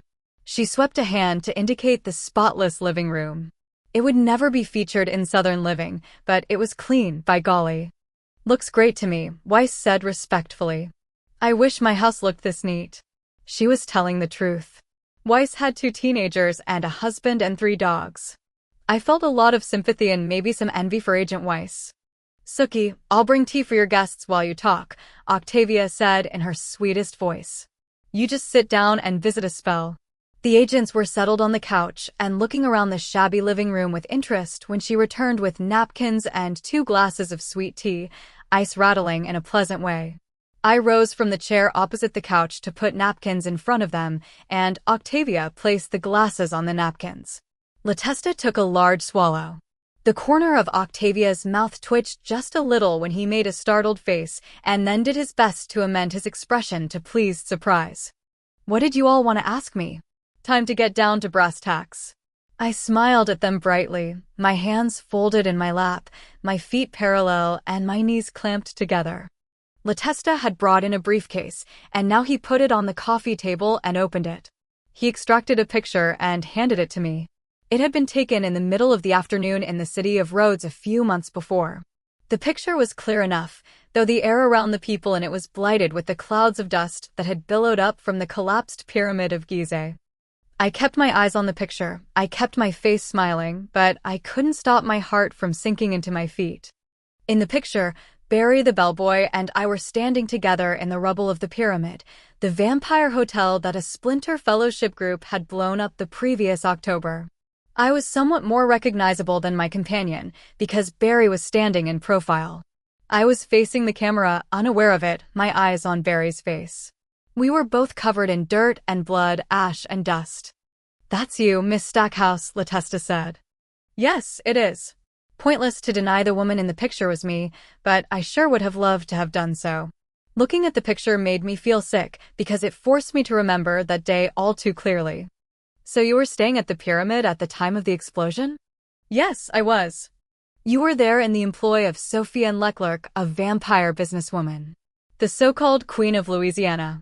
I started to tell him there had been no so-called about it, but discretion blocked those words. "I flew up there with her," I said instead. "And Sookie and Leclerc sustained severe injuries in the blast?" "I understand she did." "You didn't see her after the explosion?" "No." "Who is this man standing with you in the picture?" Latesta hadn't identified Barry. I had to keep my shoulders stiff so they wouldn't sag with relief. I shrugged. "He came up to me after the blast," I said. "We were in better shape than most, so we helped search for survivors." Truth, but not the whole truth. I'd known Barry for months before I'd encountered him at the convention at the pyramid.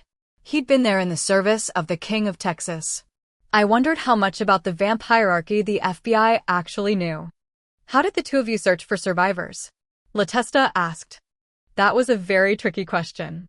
At that time, Barry was the only other telepath I'd ever met.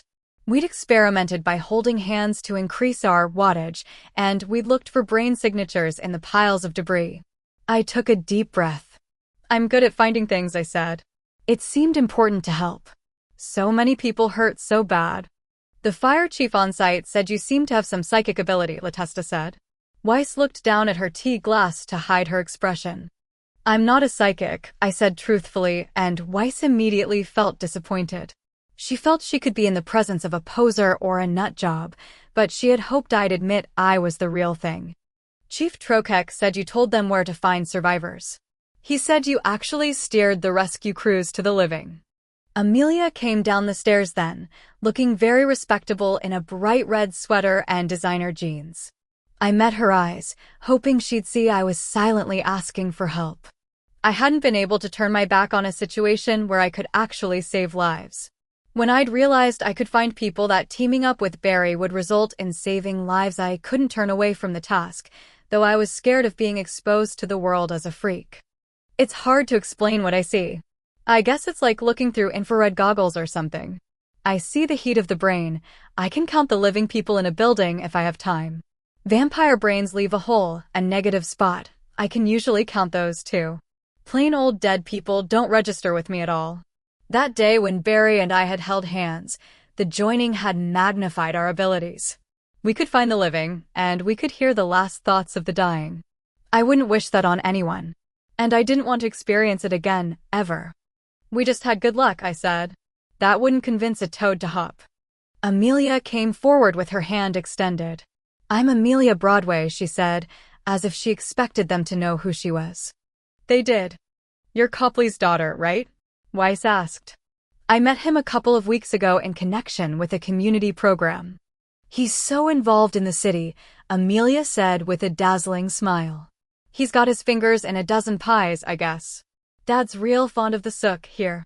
Not so subtle, but hopefully effective. Leave my roommate alone. My father's powerful." Weiss nodded pleasantly. "How'd you end up here in Bon Temps, Miss Broadway?" she asked. "It must seem real quiet here, after New Orleans. What's a rich bitch like you doing in this backwater? By the way, your dad's not around to run interference for you." "My house got damaged during Katrina," Amelia said. She left it at that. She didn't tell them that she'd been in Bon Temps already when Katrina happened. "And you, Miss Fant?" Latesta asked. "Were you an evacuee also?" He'd by no means abandoned the subject of my ability, but he was willing to go along with the social flow. Yes, Octavia said. I was living with my niece under cramped circumstances, and Sookie very kindly offered me her spare bedroom. How'd you know each other? Weiss asked, as if she was expecting to hear a delightful story. Through Amelia, I said, smiling just as happily back at her. And you and Amelia met? In New Orleans, Amelia said, firmly cutting off that line of questioning. Did you want some more iced tea? Octavia asked Latesta. No, thank you, he said, almost shuddering. It had been Octavia's turn to make the tea, and she did have a heavy hand with the sugar. Miss Stackhouse, you don't have any idea how to contact this young man? He indicated the picture. I shrugged. We both helped to look for bodies, I said. It was a terrible day. I don't remember what name he gave. That seems strange, Latesta said, and I thought, oh shit. Since someone answering your description and a young man answering his description checked into a motel some distance from the explosion that night and shared a room. Well, you don't have to know someone's name to spend the night with them, Amelia said reasonably. I shrugged and tried to look embarrassed, which wasn't too hard. I'd rather they think me sexually easy than decide I was worthy of more attention. We'd shared a horrible, stressful event. Afterward, we felt really close. That's the way we reacted. Actually, Barry had collapsed in sleep almost instantly, and I had followed soon afterward. Hanky-panky had been the furthest thing from our minds.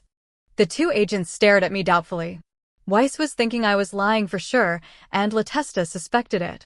He thought I knew Barry very well. The phone rang, and Amelia hurried to the kitchen to answer it. She came back looking green. Sookie, that was Antoine on his cell phone. They need you at the bar, she said. And then she turned to the FBI agents. Probably you should go with her. Why? Weiss asked. What's up? She was already on her feet. Latesta was stuffing the picture back into his briefcase. A body, Amelia said. A woman's been crucified behind the bar. Chapter 5. The agents followed me to Merlotte's. There were 5 or 6 cars parked across the spot where the front parking lot ended and the back parking began, effectively blocking access to the back. But I leaped out of my car and picked a path between them, and the FBI agents were right on my heels. I had hardly been able to believe it, but it was true. There was a traditional cross erected in the employee parking lot, back by the trees where the gravel gave way to dirt. A body was nailed to it. My eyes scanned it, took in the distorted body. The streaks of dried blood came back up to the face. Oh no, I said, and my knees folded. Antoine, the cook, and Derek, the busboy, were suddenly on either side of me, pulling me up. Derek's face was tear-stained, and Antoine looked grim, but the cook had his head together. He'd been in Iraq and in New Orleans during Katrina. He'd seen things that were worse. I'm sorry, Sookie, he said. Andy Belfleur was there, and Sheriff Dearborn. They walked over to me, looking bigger and bulkier in their waterproof quilted coats. Their faces were hard with suppressed shock. Sorry about your sister-in-law, Bud Dearborn said, but I could barely pay attention to the words. She was pregnant, I said. She was pregnant. That was all I could think about. I wasn't amazed that someone would want to kill Crystal, but I was really horrified about the baby. I took a deep breath and managed to look again. Crystal's bloody hands were panther paws. The lower part of her legs had changed, too. The effect was even more shocking and grotesque than the crucifixion of a regular human woman and, if possible, more pitiful. Thoughts raced through my head with no logical sequence. I thought of who needed to know that Crystal had died. Kelvin, not only head of her clan but also her uncle. Crystal's husband, my brother.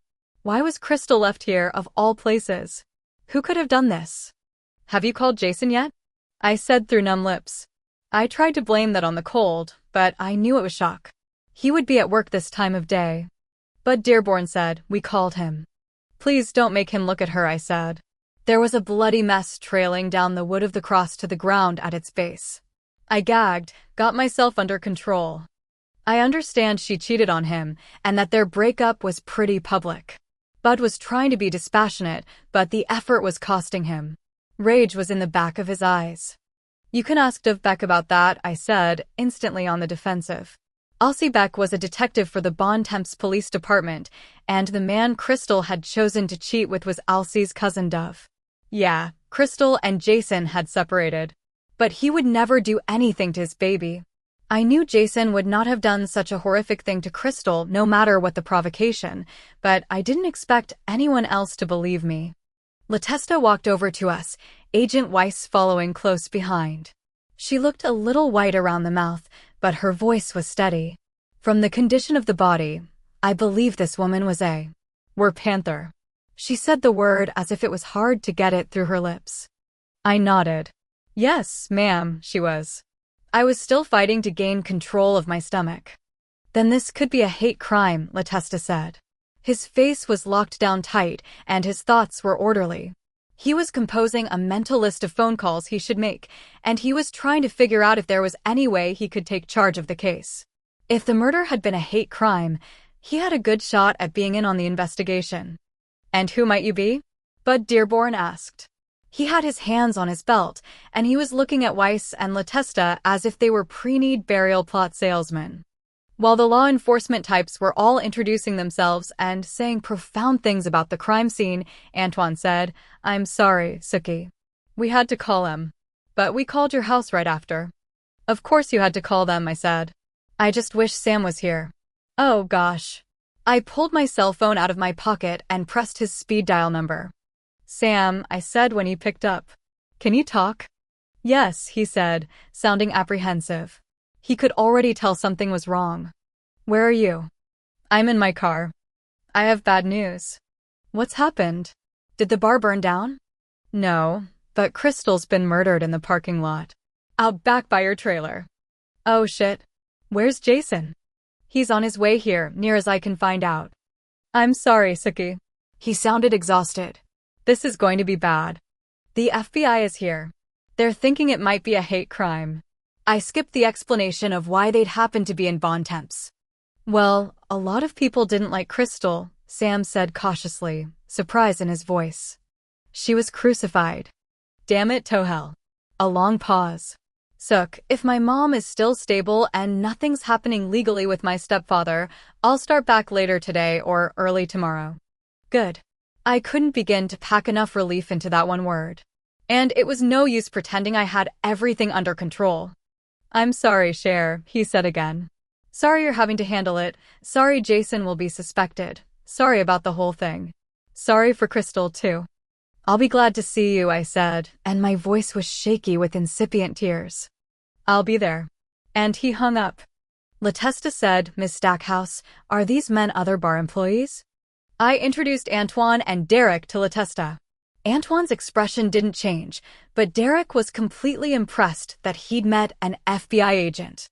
Both of you knew this Crystal Norris, right? Latesta said mildly. Antoine said, just by sight. She come in the bar some. Derek nodded. Crystal Norris Stackhouse, I said. She's my sister-in-law. The sheriff's called my brother. But you need to call her uncle, Calvin Norris. He works at Norcross. He her nearest living relative? Besides the husband. She's got a sister. But Calvin's the leader of, I stopped, not sure if Calvin had endorsed the great reveal. He raised her, I said. Close enough. Latesta and Weiss huddled with Bud Dearborn. They were deep in conversation, probably about Calvin and the tiny community out at the bleak crossroads. Hotshot was a group of small houses containing lots of secrets. Crystal had wanted to escape from Hotshot, but she also felt most secure there. My eyes returned to the tortured figure on the cross. Crystal was dressed, but her clothes had ripped when her arms and legs had changed to panther limbs, and there was blood everywhere. Her hands and feet, impaled with nails, were crusted with it. Ropes did the work of holding her to the crossbar, kept the flesh from ripping free of the nails. I'd seen a lot of awful things, but this was maybe the most pathetic. Poor Crystal, I said, and found tears were rolling down my cheeks. You didn't like her, Andy Belfleur said. I wondered how long he'd been out here, looking at the ruin of what had once been a living, breathing, healthy woman. Andy's cheeks were patched with stubble, and his nose was red. Andy had a cold. He sneezed and excused himself to use a handkerchief. Derek and Antoine were talking to Elsie Beck. Elsie was the other Bontemps police detective, and that didn't make the investigation look too promising. He wouldn't be too regretful about Crystal's death. Andy faced me again after he'd stuffed his handkerchief in his pocket. I looked at his weary, broad face. I knew he'd do his best to find out who'd done this. I trusted Andy. Square-built Andy, some years my senior, had never been a smiley kind of guy. He was serious and suspicious. I didn't know if he'd chosen his occupation because it suited him, or if his character had altered in response to his occupation. I hear she and Jason had split, he said. Yes, she cheated on him. This was common knowledge. I wasn't going to pretend otherwise. Pregnant and all, like she was? Andy shook his head. Yeah. I spread my hands. That was the way she was. That's sick, Andy said. Yeah, it is. Cheating with your husband's baby in your stomach between you. That's just specially icky. It was a thought I'd had but never voiced. So, who is the other man? Andy asked casually. Or men? You're the only guy in Bontemps who doesn't know she was screwing Dov Beck, I said. This time it registered. Andy glanced over at Elsie Beck and back to me. I know now, he said. Who hated her that much, Sookie? If you're thinking Jason, you can just think again. He would never do that to his baby. If she was so free with herself, maybe it wasn't his baby, Andy said. Maybe he found that out. It was his, I said with a firmness I wasn't sure I felt. But even if it wasn't, if some blood test says it wasn't, he wouldn't kill anybody's baby. Anyway, they weren't living together. She'd moved back in with her sister. Why would he even go to the trouble? Why were the FBI at your house? Okay, so this questioning thing was going to go one way. Some questions about the explosion in Rhodes, I said. I found out about Crystal while they were there. They came along out of professional curiosity, I guess. Latesta, the guy, thinks this might be a hate crime. That's an interesting idea, he said. This is undoubtedly a hate crime, but whether or not it's the kind of thing they should investigate, I don't know yet. He strode off to talk to Weiss. Latesta was looking up at the body, shaking his head, as if he was noting a level of awfulness he'd thought couldn't be reached. I didn't know what to do with myself. I was in charge of the bar, and the crime scene was on bar property, so I was determined to stay. Elsie Beck called, all people on the scene who are not police officers, leave the area. All police officers who are known central to the crime scene, step into the front parking lot. His gaze fell on me, and he jabbed a finger toward the front. So I went back to lean against my car. Though it was cold enough, it was lucky for all of us that the day was bright and the wind wasn't blowing. I pulled my coat collar up around my ears and reached into the car to get my black gloves. I tugged them on and waited. Time passed. I watched various police officers come and go. When Holly showed up for her shift, I explained what had happened and sent her home, telling her I'd call when I'd gotten permission to reopen. I couldn't think of any other course of action. Antoine and Derek had left long ago, after I'd entered their cell numbers on my phone. Jason's truck screeched to a halt beside my car, and he leaped out to stand in front of me. We hadn't spoken in weeks, but this was no time to talk about our differences. Is it true? My brother asked. I'm sorry. It's true. The baby too? Yeah. Elsie come out to the job site, he said numbly. He come asking how long it had been since I'd seen her. I haven't talked to her in 4 or 5 weeks, except to send her some money for the doctor visits and her vitamins. I saw her once at Dairy Queen. Who is she with? Her sister. He took a long, shuddering breath. You think? Was it bad? No point beating around the bush. Yes, I said. Then I'm sorry she had to go that way, he said. He wasn't used to expressing complex emotions, and it sat awkwardly on him, this combination of grief and regret and loss. He looked 5 years older. I was so hurt by her and mad at her, but I wouldn't want her to suffer and be afraid. God knows we probably wouldn't have been good as parents, but we didn't get a chance to try. I agreed with every part of what he'd said. Did you have company last night? I said finally. Yeah, I took Michelle Schubert home from the Bayou, he said. The Bayou was a bar in Clarice, only a few miles away. She stay all night? I made her scrambled eggs this morning. Good. For once my brother's promiscuity paid off. Michelle was a single divorcee, without children and forthright to boot. If anyone would be willing to tell the police exactly where she'd been and what she'd done, Michelle was the woman. I said as much. The police have already talked to her, Jason told me. That was fast. Bud was in the bayou last night. So the sheriff would have seen Jason leave and would have noted whom he'd left with. Bud hadn't kept the job of sheriff this long without being shrewd. Well, that's good, I said, and couldn't think of anything else to say. You think maybe she was killed because she was a panther? Jason asked hesitantly. Maybe. She was partially changed when she was killed. Poor Crystal, he said. She would have hated anyone to see her like that. And to my amazement, tears ran down his face. I didn't have the slightest idea how to react. All I could do was fetch a Kleenex from the box in my car and shove it in his hand. I hadn't seen Jason cry in years. Had he even cried when Gran had died? Maybe he really had loved Crystal. Maybe it hadn't been solely wounded pride that had caused him to set up her exposure as an adulteress. He'd fixed it so both her Uncle Calvin and I would catch her in the act. I'd been so disgusted and furious with being forced to be a witness and with the consequences that I'd avoided Jason for weeks. Crystal's death had shunted aside that anger, at least for the moment. She's beyond that now, I said. Calvin's battered truck pulled up on the other side of my car. Quicker than my eye could track, he stood in front of me, while Tanya Grissom scrambled out the other side.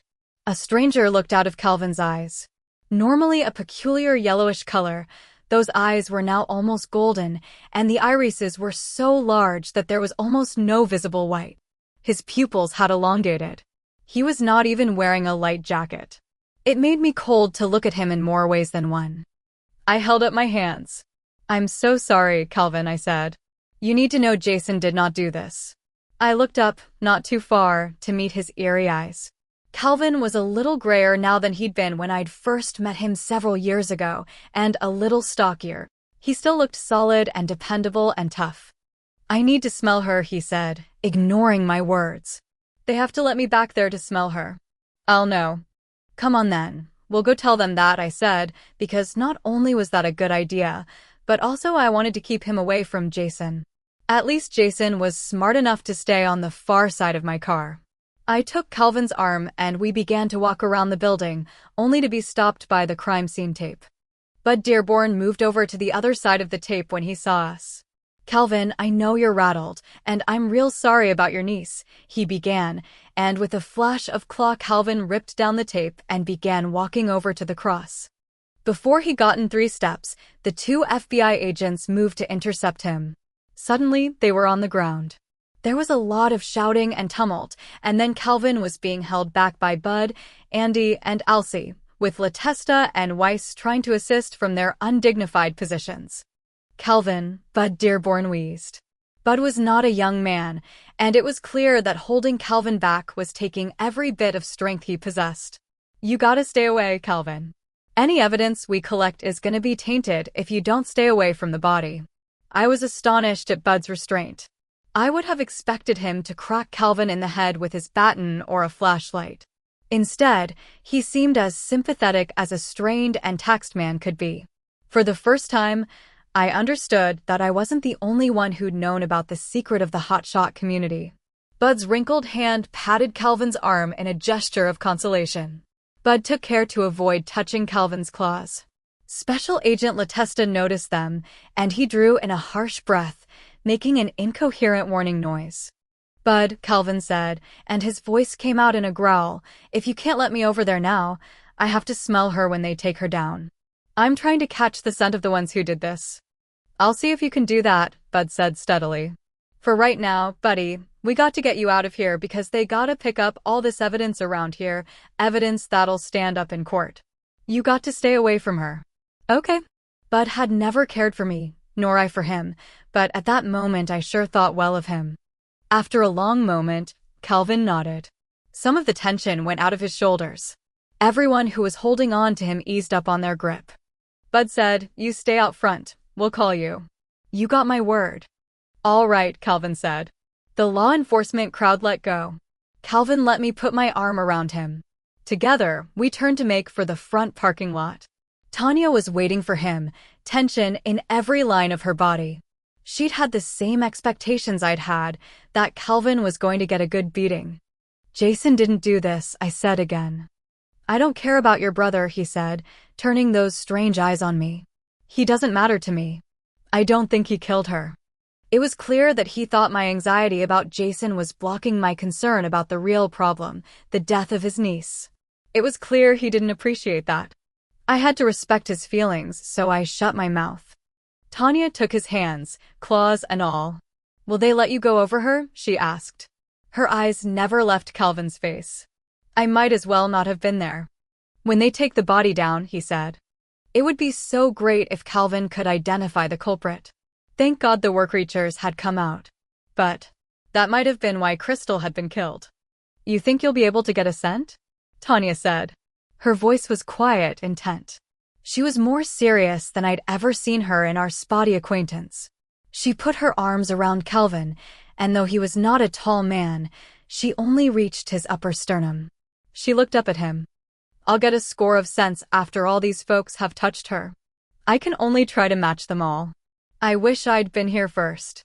He held Tanya as if he needed to lean on someone. Jason was standing a yard away, waiting for Calvin to notice him. His back was stiff, his face frozen. There was an awful moment of silence when Calvin looked over Tanya's shoulder and noted Jason's presence. I don't know how Tanya reacted, but every muscle in my body twanged from the tension. Slowly, Calvin held out a hand to Jason. Though it was a human hand again, it was obviously battered. The skin was freshly scarred and one of the fingers was slightly bent. I had done that. I'd stood up for Jason at his wedding, and Calvin had stood up for Crystal. After Jason had made us witness Crystal's infidelity, we'd had to stand in for them when the penalty had been pronounced, the maiming of a hand or paw. I'd had to bring a brick down on my friend's hand. I hadn't felt the same about Jason since then. Jason bent and licked the back of the hand, emphasizing how subservient he was.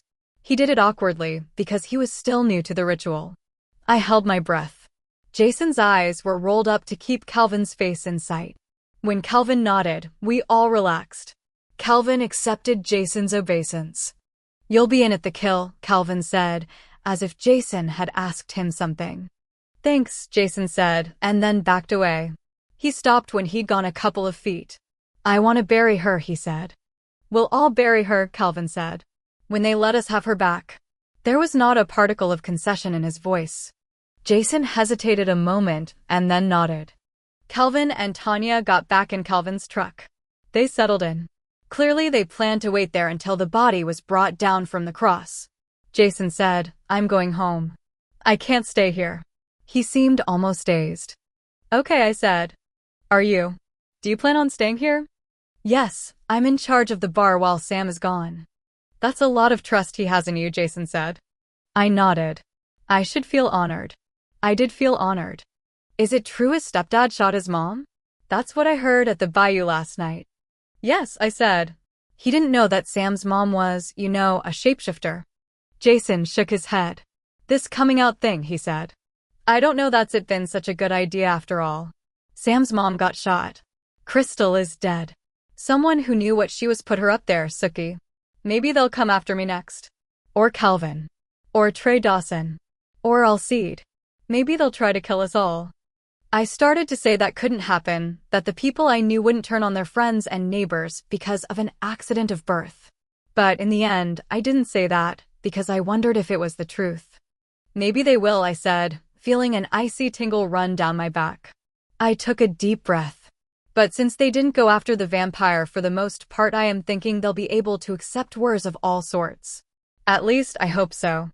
Mel, wearing the slacks and sports shirt he wore daily at the auto parts place, got out of his car and walked over. I noticed that he was carefully not looking at Calvin, though Jason was still standing right beside the Panthers pickup. It's true then, Mel said. Jason said, she's dead, Mel.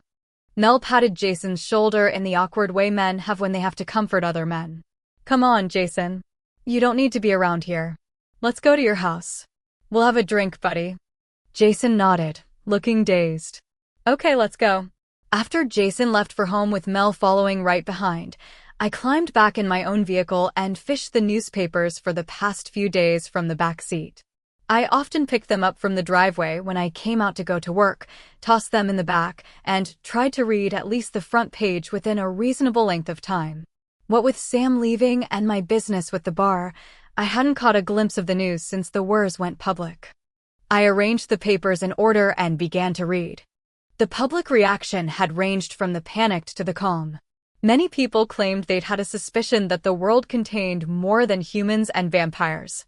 The vampires themselves were 100% behind their furry brethren, at least in public. In my experience, the two major supernatural groups had had a very bumpy relationship. The shifters and wers mocked the vampires, and the vampires jeered right back. But it looked like the supernaturals had agreed to present a united front, at least for a while. The reactions of governments varied wildly. I think the U.S. policy had been formed by werewolves in place within the system, because it was overwhelmingly favorable. There was a huge tendency to accept the wers as if they were completely human, to keep their rights as Americans exactly on a par with their previous status when no one knew they were two-natured. The vampires couldn't be too pleased about that because they hadn't yet obtained full rights and privileges under the law. Legal marriage and inheritance of property were still forbidden in a few states, and vampires were barred from owning certain businesses. The human casino lobby had been successful in banning the vamps from direct ownership of gambling establishments, which I still couldn't understand, and though vampires could be police officers and firefighters, vampire doctors were not accepted in any field that included treating patients with open wounds. Vampires weren't allowed in competition sports, either. That I could understand, they were too strong. But there were already lots of athletes whose ancestry included full and part wers, because sports were a natural bent for them. The military ranks, too, were filled with men and women whose grandparents had bathed under the full moon. There were even some full-blooded wers in the armed services, though it was a very tricky occupation for people who had to find somewhere private to be 3 nights a month. The sports pages were full of pictures of some part, and whole wers who'd become famous. A running back for the New England Patriots, a fielder for the Cardinals, a marathon runner. They'd all confessed to being were animals of one kind or another. An Olympic champion swimmer had just discovered that his dad was a wer seal, and the #1 ranked women's tennis player in Britain had gone on record as saying that her mother was a wer leopard. The sports world hadn't been in such a tumult since the last drug scandal. Did these athletes' heritage give them an unfair advantage over other players? Should their trophies be taken away from them? Should their records be allowed to stand? Another day, I might enjoy debating this with someone, but right now I just didn't care. I began to see an overall picture. The outing of the two-natured was a much different revelation than the vampires' announcement. The vampires had been completely off the human grid, except in legend and lore. They'd lived apart. Since they could subsist on the Japanese synthetic blood, they had presented themselves as absolutely non-threatening. But were animals had been living among us all the time, integrated into our society, yet maintaining their secret lives and alliances. Sometimes even their children, those who weren't firstborn and therefore not wers, didn't know what their parents were, especially if they were not wolves. I feel betrayed, one woman was quoted as saying. My granddad turns into a lynx every month. He runs around and kills things. My beautician, I've been going to her for 15 years, and she's a coyote. I didn't know. I feel I've been deceived in an ugly way. Some people thought it was fascinating. Our principal is a werewolf, said a kid in Springfield, Missouri. How cool is that?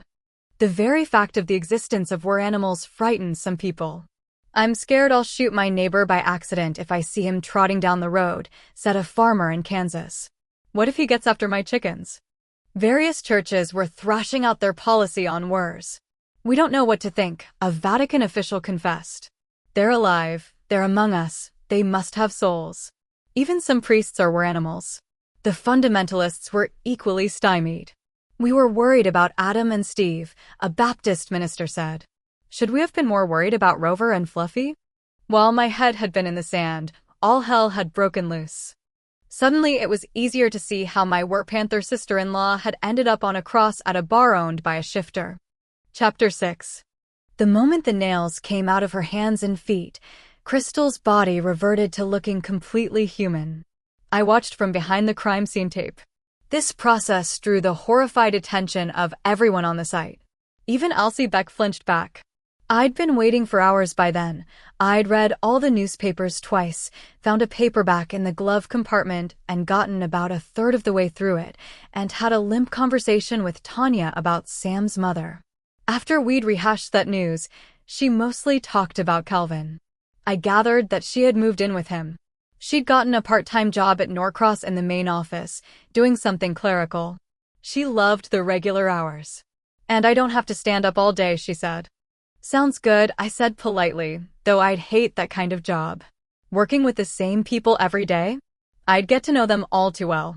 I wouldn't be able to stay out of their thoughts, and I'd reach the point of wanting to get away from them because I knew too much about them. At the bar, there were always different people coming in to keep me distracted. How'd the great reveal go for you? I asked. I told Em at Norcross the next day, she said. When they found out I was a werewolf fox, they thought that was funny. She looked disgusted. Why do the big animals get all the press? Calvin got huge respect out in the plant from his crew. I get jokes about bushy tails. Not fair, I agreed, trying not to smile.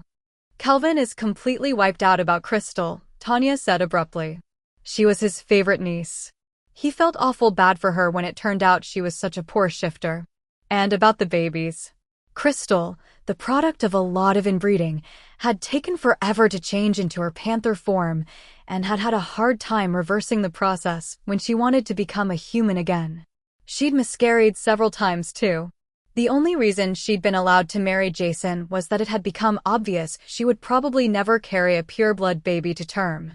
Could be this baby was lost before the murder, or she aborted during the murder, I said. Maybe whoever did this didn't know. She was showing, but not a whole lot, Tanya said, nodding. She was real picky about her food, 'cause she was determined to keep her figure. She shook her head, her face bitter. But really, Sookie, does it really make any difference if the killer knew or not? The end is the same. The baby is dead, and so is Crystal, and she died afraid and alone. Tanya was absolutely right. Do you think Calvin can track whoever did this from the smell? I asked. Tanya looked uneasy. There were lots of scents, she said. I don't know how he can tell which one's the scent. And look, they're all touching her. Some of them are wearing rubber gloves, but those have an odor, you know. See, there's Mitch Norris helping take her down, and he's one of us. So how will Calvin know? Besides, it might be one of them, I said, nodding toward the group gathered around the dead woman. Tanya looked at me sharply. You mean law enforcement might be in on it, she said. Do you know something? No, I said, sorry I'd opened my big mouth. It's just. We don't know anything for sure. I guess I was thinking about Dov Beck. He's the one she was in bed with that day? I nodded. That big guy, the black guy in the suit? That's his cousin Elsie. Think he might have had something to do with it? Not really, I said. I was just speculating. I'll bet Calvin's thought of that too, she said. Calvin's very sharp. I nodded. There was nothing flashy about Calvin, and he hadn't managed to go to college. I hadn't either, but there was nothing wrong with his brain. Bud beckoned to Calvin then, and he got out of his truck and went over to the body, which had been laid on a gurney spread with an open body bag. Calvin approached the body carefully, his hands behind his back so he wouldn't touch Crystal. We all watched, some with loathing and distaste, some with indifference or interest, until he'd finished. He straightened, turned, and walked back in the direction of his truck. Tanya got out of my car to meet him. She put her arms around him and looked up at him. He shook his head. I'd lowered my window so I could hear. I couldn't make out much on the rest of her, he said. Too many other smells. She just smelled like a dead panther. Let's go home, Calvin, Tanya said. Okay. They each raised a hand to me to let me know they were leaving, and then I was by myself in the front parking lot, still waiting. Bud asked me to open the employee entrance to the bar. I handed him the keys.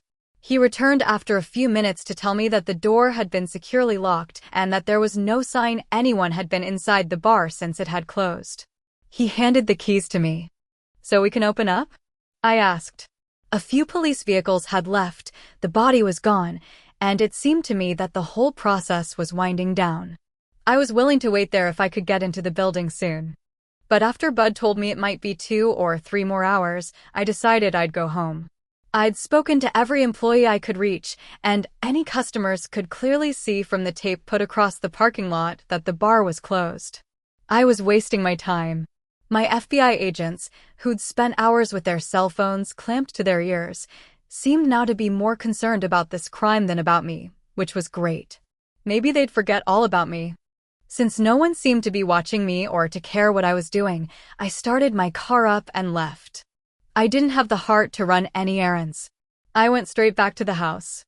Amelia had long ago left for work at the insurance agency, but Octavia was home. She had set up the ironing board in her room. She was pressing the hem on a pair of pants she'd just shortened, and she had a pile of her blouses ready to iron. I guess there wasn't any magic spell to get the wrinkles out. I offered to drive her into town, but she said her trip with Amelia the day before had taken care of all her needs. She invited me to sit on the wooden chair by the bed while she worked. Ironing goes faster when you have someone to talk to, she said, and she sounded so lonely I felt guilty. I told her about the morning I'd had, about the circumstances of Crystal's death. Octavia had seen some bad stuff in her time, so she didn't freak out. She made the appropriate answers and expressed the shock almost anyone would feel, but she hadn't really known Crystal. I could tell there was something on her mind. Octavia put down the iron and moved to face me directly. "Sookie," she said, "I need to get a job. I know I'm a burden to you and Amelia. I used to borrow my niece's car during the day when she was working the night shift, but since I've moved out here, I've been having to ask you all for rides. I know that gets old. I cleaned my niece's house and cooked and helped to watch the kids to pay her for my room and board, but you and Amelia are such cleaners that my 2 cents wouldn't really be a help." "I'm glad to have you, Octavia," I said, not entirely truthfully. "You've helped me in a lot of ways. Remember that you got Tanya off my back? And now she seems to be in love with Calvin. So she won't be pestering me anymore. I know you'd feel better if you could get a job, and maybe something will come up. In the meantime, you're fine here. We'll think of something." "I called my brother in New Orleans," she said to my astonishment. I hadn't even known she had a living brother. "He says the insurance company has decided to give me a payment. It's not much, considering I lost almost everything, but it'll be enough to buy a good second-hand car. There won't be anything there for me to go back to, though. I'm not going to rebuild, and there aren't too many places I could afford on my own." "I'm sorry," I said. "I wish there was something I could do about it, Octavia. Make things better for you." "You've already made things better for me," she said. "I'm grateful." "Oh, please," I said miserably. "Don't. Think Amelia." "All I know how to do is magic," Octavia said. "I was so glad to help you out with Tanya. Does she seem to remember?" "No," I said. "I don't think she remembers anything about Calvin bringing her over here, or the spell casting. I'll never be her favorite person, but at least she's not trying to make my life miserable anymore." Tanya had been sent to sabotage me by a woman named Sandra Pelt, who bore me a grudge. Since Calvin had clearly taken a shine to Tanya, Amelia and Octavia had worked a little magic on her to cut her free from Sandra's influence. Tanya still seemed abrasive, but that was just her nature, I figured. "Do you think we should do a reconstruction to find out who Crystal's killer was?" Octavia offered. I thought it over. I tried to imagine staging an ectoplasmic reconstruction in the parking lot of Merlotte's. We'd have to find at least one more, which I thought, because that was a large area, and I wasn't sure Octavia and Amelia could handle it by themselves. They'd probably think they could, though. "I'm afraid we'd be seen," I said finally. "And that would be bad for you and Amelia. Besides, we don't know where the actual death took place. And you have to have that, right? The death site?" Octavia said yes. If she didn't die there in the parking lot, it wouldn't do a bit of good. She sounded a bit relieved. "I guess we won't know until the autopsy if she died there or before they put up the cross." I didn't think I could stand to witness another ectoplasmic reconstruction anyway. I'd seen two. Watching the dead in a watery but recognizable form reenact the last minutes of their lives was an indescribably eerie and depressing experience. Octavia went back to her ironing, and I wandered into the kitchen and heated up some soup. I had to eat something, and opening a can was about as much effort as I could expend. The dragging hours were absolutely negative. I didn't hear from Sam. I didn't hear from the police about opening Mare lattes. The FBI agents didn't return to ask me more questions. Finally, I decided to drive to Shreveport. Amelia had returned from work, and she and Octavia were cooking supper together when I left the house. It was a homey scene. I was simply too restless to join in. For the second time in as many days, I found myself on the way to Fantasia. I didn't let myself think. I listened to a black gospel station all the way over, and the preaching helped me feel better about the awful events of the day. By the time I arrived, it was full night, though it was too early for the bar to be crowded. Eric was sitting at one of the tables in the main room, his back to me. He was drinking some True Blood and talking to Clancy, who ranked under Pam, I thought. Clancy was facing me, and he sneered when he saw me walking toward the table. Clancy was no Sookie Stackhouse fan. Since he was a vampire, I couldn't discover why, but I thought he simply didn't like me. Eric turned to see me approaching, and his eyebrows rose. He said something to Clancy, who got up and stalked back to the office. Eric waited for me to sit down at his table. "Hello, Sookie," he said. "Are you here to tell me how angry you are at me about our pledging? Or are you ready to have that long talk we must have sooner or later?" "No," I said. We sat for a while in silence. I felt exhausted but oddly peaceful. I should be giving Eric hell about his high-handed handling of Quinn's request and the knife presentation. I should be asking him all kinds of questions. But I couldn't summon up the necessary fire. I just wanted to sit beside him. There was music playing. Someone had turned on the all-vampire radio station, KDD. The animals were singing the night. After he finished his drink, and there was only a red residue staining the sides of the bottle, Eric lay his cold white hand on top of mine. "What happened today?" he asked, his voice calm. I began to tell him, starting with the FBI visit. He didn't interrupt to exclaim or to ask questions. Even when I ended my tale with the removal of Crystal's body, he didn't speak for a while. "Even for you, that's a busy day, Sookie," he said finally. "As for Crystal, I don't think I ever met her, but she sounds worthless." Eric never waffled around to be polite. Though I actually enjoyed that, I was also glad it wasn't a widely held trait. "I don't know that anyone is worthless," I said. Though I have to admit, if I had to pick one person to get in a lifeboat with me, she wouldn't have made even my long list. Eric's mouth quirked up in a smile. "But," I added, "she was pregnant, that's the thing, and the baby was my brother's." "Pregnant women were worth twice as much if they were killed in my time," Eric said. He'd never volunteered much information about his life before he'd been turned. "What do you mean, worth?" I asked. "In war, or with foreigners, we could kill whom we pleased," he said. "But in disputes between our own people, we had to pay silver when we killed one of our own." He looked like he was dredging up the memory with an effort. "If the person killed was a woman with child, the price was double." "How old were you when you got married? Did you have children?" I knew Eric had been married, but I didn't know anything else about his life. "I was counted a man at 12, he said. "I married at 16. My wife's name was Odd. We had 6 children." I held my breath. I could tell he was looking down the immense swell of time that had passed between his Presenta bar in Shreveport, Louisiana, and his pasta woman dead for 1,000 years. "Did they live?" I asked very quietly. 3 lived, he said, and he smiled. 2 boys and a girl. 2 died at birth. And with the 6th child, Odd died too. "Of what?" He shrugged. "She and the baby caught a fever. I suppose it was from some sort of an infection. Then, if people got sick, they mostly died.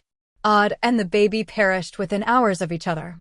I buried them in a beautiful tomb," he said proudly. "My wife had her best brooch on her dress, and I laid the baby on her breast." He had never sounded less like a modern man. "How old were you?" He considered. "I was in my early 20s, he said. "Perhaps 23. Odd was older. She had been my elder brother's wife, and when he was killed in battle, it fell to me to marry her so our families would still be bonded. But I'd always liked her, and she was willing. She wasn't a silly girl. She'd lost 2 babies of my brother's, and she was glad to have more that lived." "What happened to your children?" "When I became a vampire?" I nodded. "They can't have been very old."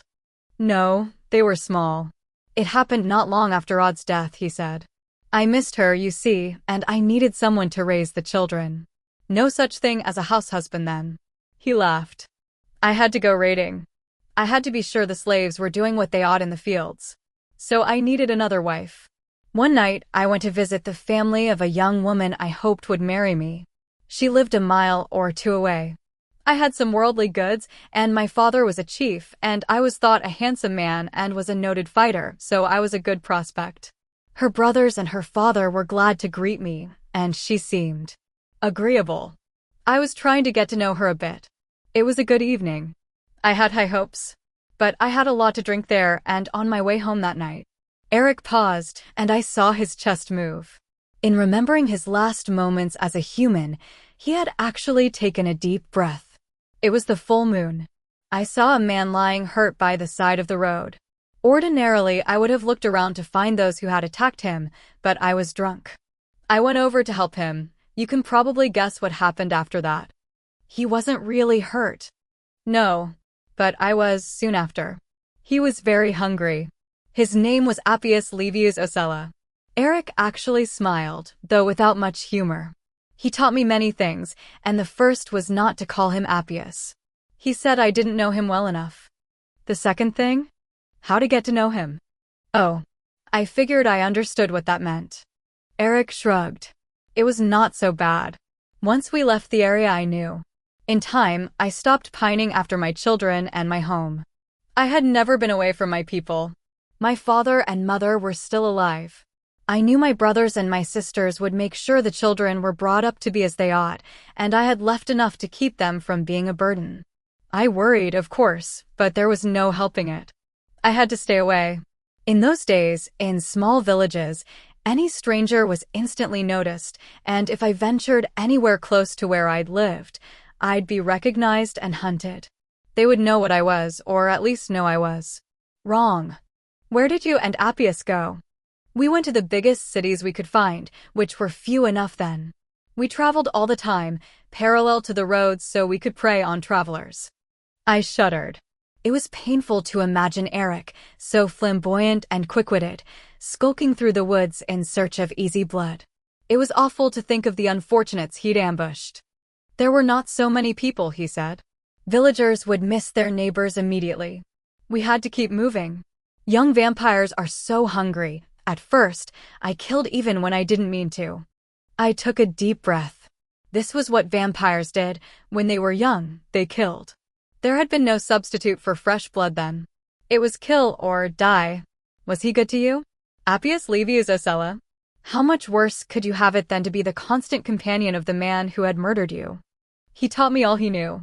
He had been in the legions, and he was a fighter, as I was, so we had that in common. He liked men, of course, and that took some getting used to. I had never done that. But when you're a new vampire, anything sexual seems exciting, so even that I enjoyed. Eventually. You had to comply, I said. Oh, he was much stronger. Though I was a bigger man than him, taller, longer arms. He had been vampire for so many centuries, he'd lost count. And of course, he was my sire. I had to obey. Eric shrugged. Is that a mystical thing or a made-up rule? I asked, curiosity finally getting the better of me. It's both, Eric said. It's a compulsion. It's impossible to resist, even when you want to. Even when you're desperate to get away. His white face was closed and brooding. I couldn't imagine Eric doing something he didn't want to do, being in a subservient position. Of course, he had a boss now, he wasn't autonomous. But he didn't have to bow and scrape, and he made most of his own decisions. I can't imagine it, I said. I wouldn't want you to. His mouth pulled down at one corner, a wry expression. Just when I began to ponder the irony of that, since he'd perhaps married me vampire-style without asking me, Eric changed the subject, slamming shut the door on his past. The world has changed a great deal since I was human. The past 100 years have been especially exciting. And now the wars are out, and all the other two-natured. Who knows? Maybe the witches or the fae will step forward next. He smiled at me, though it was a little stiff. His idea gave me a happy fantasy of seeing my great-grandfather kneel every day. I'd only learned of his existence a few months before, and we hadn't spent much time together, but learning I had a living ancestor had been very important to me. I had so few bloodkin. That would be wonderful, I said wistfully. My lover, it will never happen, Eric said. The creatures that make up the Fae are the most secret of all the supernatural beings. There are not many remaining in this country. In fact, there are not so many remaining in the world. The number of their females and the fertility of those females is dropping every year. Your great-grandfather is one of the few survivors with royal blood. He would never condescend to treat with humans. He talks to me, I said, because I wasn't sure what treat meant. You share his blood. Eric waved his free hand. If you didn't, you would never have seen him. Well, no, Neil wasn't going to stop in at Merlotte's for a brew and a chicken basket and shake hands all around. I looked at Eric unhappily. I wish he'd helped Jason out, I said, and I never thought I'd say that. Neil doesn't seem to like Jason at all, but Jason's going to be in a lot of trouble about Crystal's death. Sookie, if you're asking for my thoughts, I have no idea why Crystal was killed. And he really didn't care much. At least with Eric, you could tell where you stood. In the background, the dead DJ said, "Next, Tom York's, and it rained all night." While Eric and I had been having our one-on-one, the bar sounds had seemed muted, far away. Now they came back with a rush. The police and the Werpanthers, they'll track whoever did it, he said. I'm more concerned about these FBI agents. What is their goal? Do they want to take you away? Can they do that in this country? They wanted to identify Barry. Then they wanted to find out what Barry and I could do, and how we could do it. Maybe they were supposed to ask if we'd work for them, and Crystal's death interrupted our conversation before they could say anything. And you don't want to work for them? Eric's bright blue eyes were intent on my face. You don't want to leave. I pulled my hand out from under his. I watched my hands clasp each other, twist. I don't want people to die because I wouldn't help them, I said. I felt my eyes brim with tears. But I'm selfish enough that I don't want to go wherever they send me, trying to find dying people. I couldn't stand the wear and tear of seeing disaster every day. I don't want to leave home. I've been trying to imagine what it would be like, what they might have me do. And it scares me to death. You want to own your own life, Eric said. As much as anyone can. Just when I think you're very simple, you say something complex, Eric said. Are you complaining? I tried to smile, failed. No. A heavy girl with a big jaw came up and thrust an autograph book in front of Eric. Could you please sign this? She said. Eric gave her a blinding smile and scribbled on the blank page. Thank you, she said breathlessly, and went back to her table. Her friends, all women just old enough to be in the bar, were exclaiming at her courage, and she leaned forward, telling them all about her encounter with the vampire. As she finished, one of the human waitresses drifted up to their table and took another order for drinks. The staff here was well trained. What was she thinking? Eric asked me. Oh, she was very nervous and she thought you were lovely, but I struggled to put it into words. Not handsome in a way that was very real to her, because she would never think she would actually get to have you. She doesn't think much of herself. I had one of those flashes of fantasy. Eric would walk over to her, bow to her, give her a reverent kiss on the cheek, ignore her prettier friends. This gesture would make every man in the bar wonder what the vampire saw in her that they couldn't see. Suddenly the plain girl would be overwhelmed with attention from the men who'd witnessed the interchange. Her friends would give her respect because Eric had.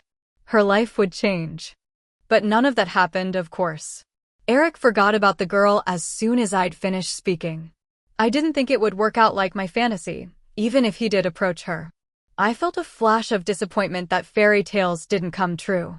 I wondered if my fairy great-grandfather had ever heard one of what we thought of as a fairy tale. Did fairy parents tell fairy children human tales? I was willing to bet they didn't. I felt a moment of disconnect, as if I were standing back from my own life and viewing it from afar. The vampires owed me money and favors for my services to them. The Wurs had declared me a friend of the pack for my help during the just-completed war. I was pledged to Eric, which seemed to mean I was engaged or even married. My brother was a Werpanther. My great-grandfather was a fairy. It took me a moment to pull myself back into my own skin. My life was too weird. I had that out-of-control feeling again, as if I were spinning too fast to stop. Don't talk to the FBI people alone, Eric was saying. Call me if it's at night. Call Bobby Burnham if they come in the day. But he hates me, I said, dragged back into reality and thus not too cautious. Why would I call him? What? Bobby hates me, I said.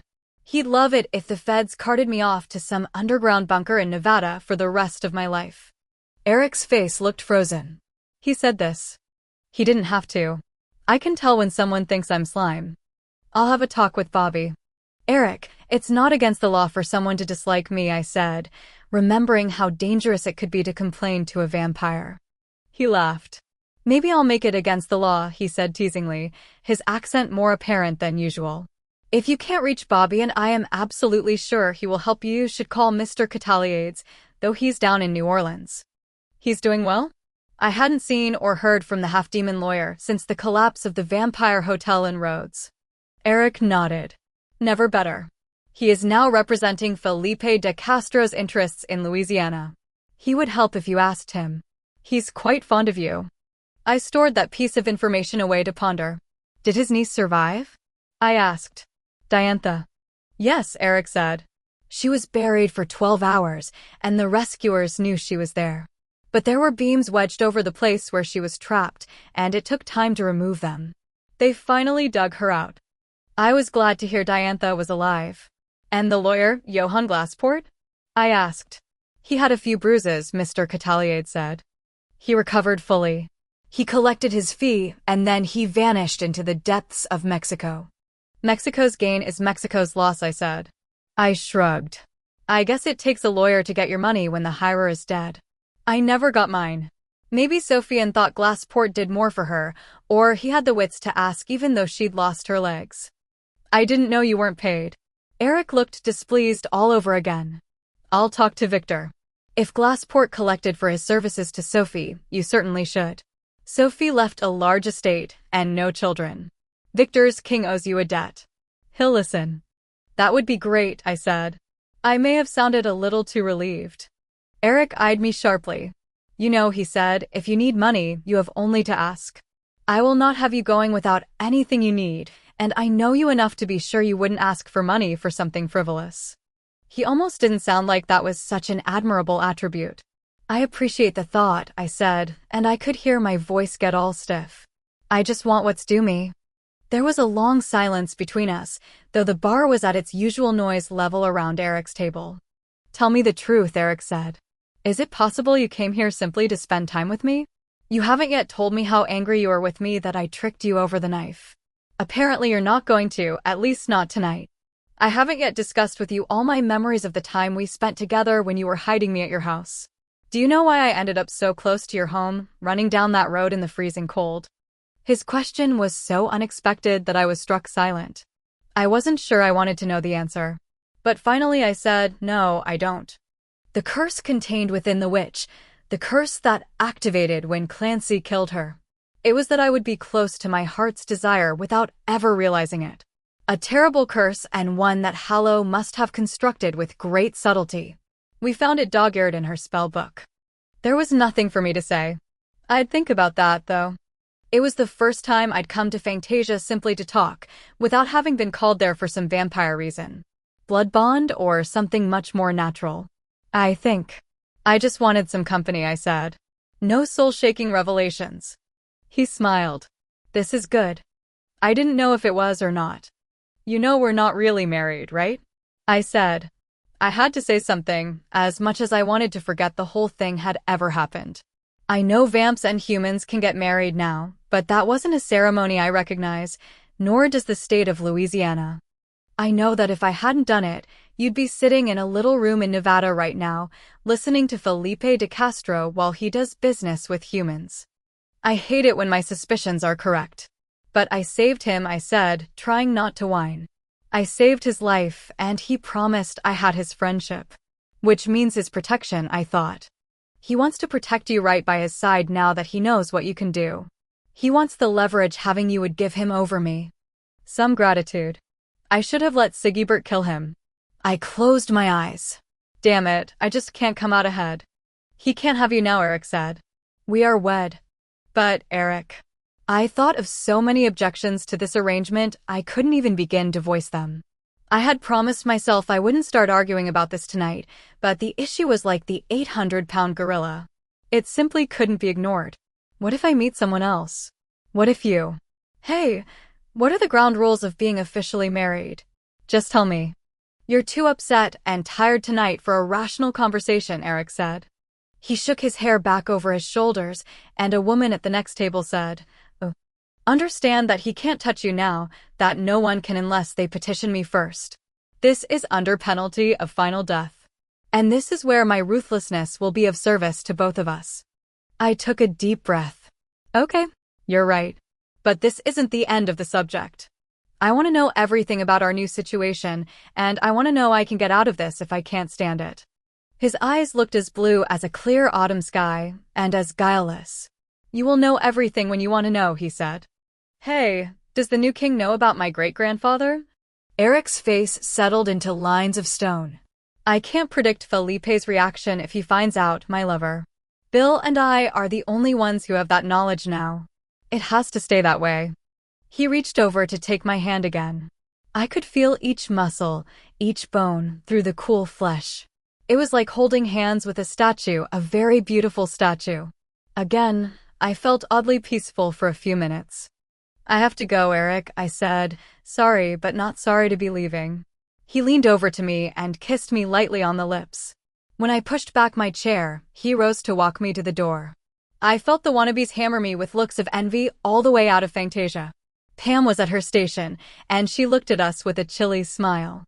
Lest we part on too lovey-dovey a note, I said, Eric, when I'm back to being myself, I'm going to nail your ass for putting me in this position of being pledged to you.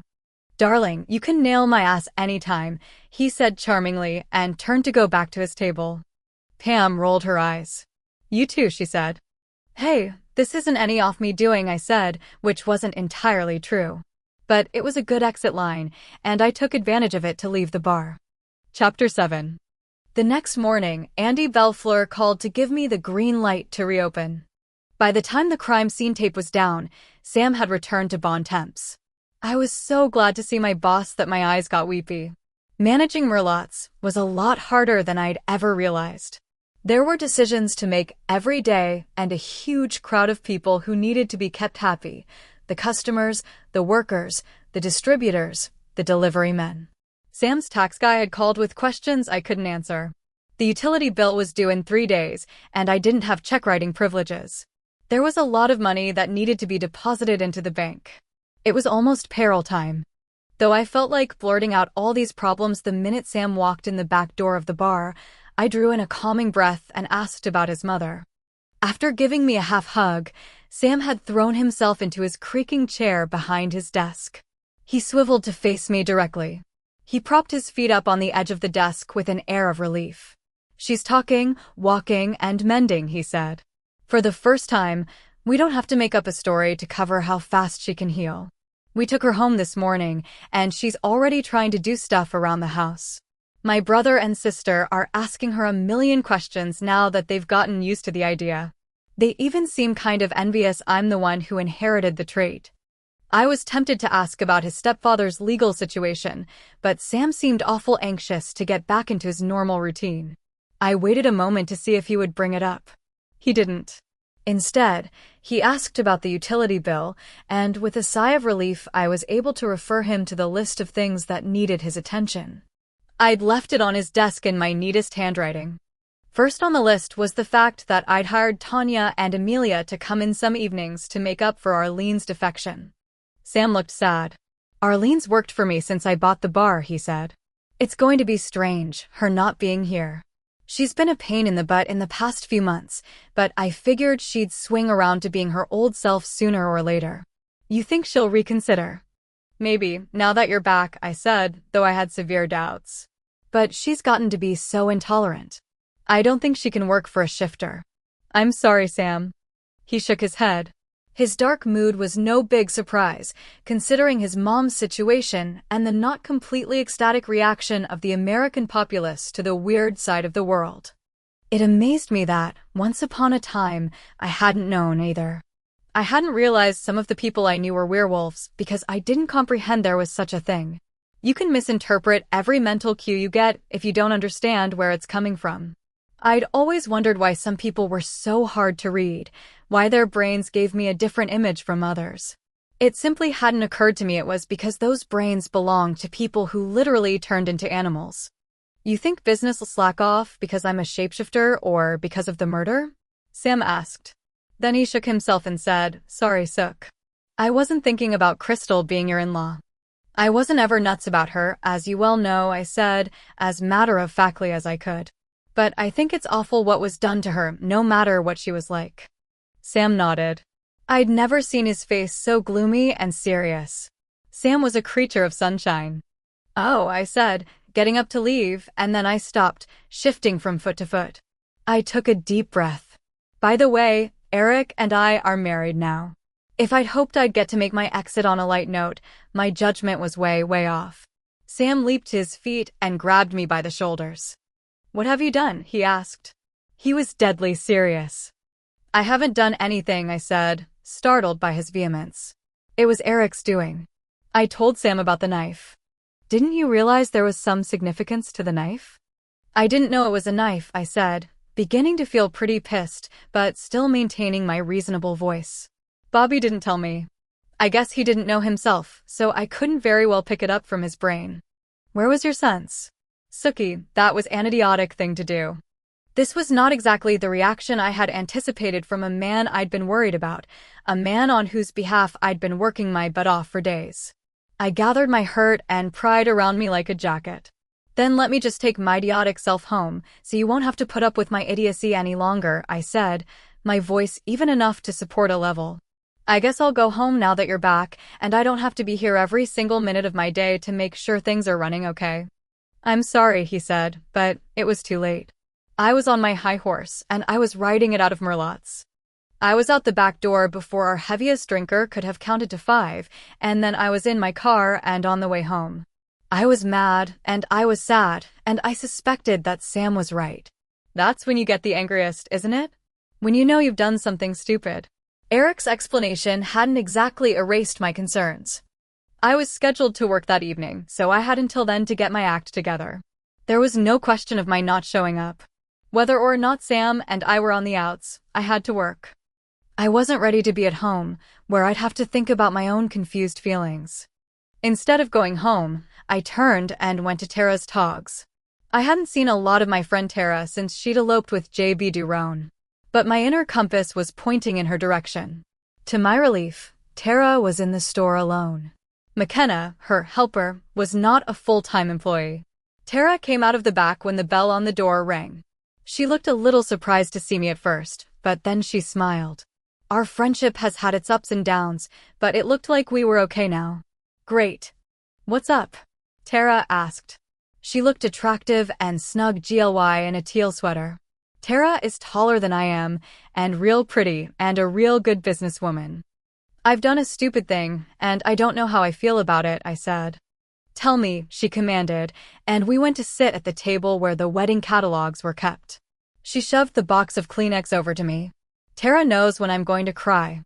So I told her the long story, beginning with the incident in Rhodes where I'd exchanged blood with Eric for what turned out to be one too many times.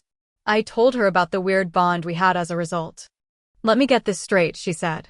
He offered to take your blood so an even worse vamp wouldn't bite you? I nodded, dabbing at my eyes. Wow, such self-sacrifice. Tara had had some bad experiences with vampires. I wasn't surprised at her sarcastic summation. Believe me, Eric doing it was by far the lesser of two evils, I assured her. Suddenly, I realized I'd be free now if Andre had taken my blood that night. Andre had died at the bombing site. I considered that for a second and moved on. That hadn't happened and I wasn't free, but the chains I wore now were a lot prettier. So how are you feeling about Eric? Tara asked. I don't know, I said. There are things I almost love about him, and things about him that scare the hell out of me. And I really, want him. But he pulls tricks for what he says is my own good. I believe he cares about me. But he cares about himself mostly. I took a deep breath. I'm sorry, I'm babbling. This is why I married JB, she said. So I wouldn't have to worry about shit like this. She nodded, confirming her own good decision. Well, you've taken him, so I can't do that, I said. I tried to smile. Marriage to someone as simple as JB sounded really relaxing. But was marriage supposed to be like settling back in a lazy boy? At least spending time with Eric is never boring, I thought. Sweet as he was, JB had a finite capacity for entertaining conversation. Plus, Tara was always going to have to be in charge. Tara was no fool, and she'd never be blinded by love. Other things maybe, but not love. I knew Tara clearly understood the rules of her marriage to JB, and she didn't seem to mind. For her, being the navigator/captain was a comforting and empowering role. I definitely liked to be in charge of my own life. I didn't want anyone owning me, but my concept of marriage was more in the nature of a democratic partnership. So, let me summarize, Tara said in a good imitation of one of our high school teachers. You and Eric have done the nasty in the past. I nodded. Boy howdy had we. Now the whole vampire organization owes you for some service you performed. I don't want to know what it was, and I don't want to know why you did it. I nodded again. Also, Eric more or less owns a piece of you because of this blood bond thing, which he didn't necessarily plan out in advance, to give him credit. Yep. And now he's maneuvered you into the position of being his fiancée? His wife? But you didn't know what you were doing. Right. And Sam called you idiotic because you obeyed Eric. I shrugged. Yeah, he did. Tara had to help a customer then, but only for a couple of minutes. Ricky Cunningham wanted to pay on a prom dress she'd put on layaway for her daughter. When Tara resumed her seat, she was ready to give me feedback. Sookie, at least Eric does care about you some, and he's never hurt you. You could have been smarter. I don't know if you weren't because of this bond thing you have with him, or because you're so gone on him that you don't ask enough questions.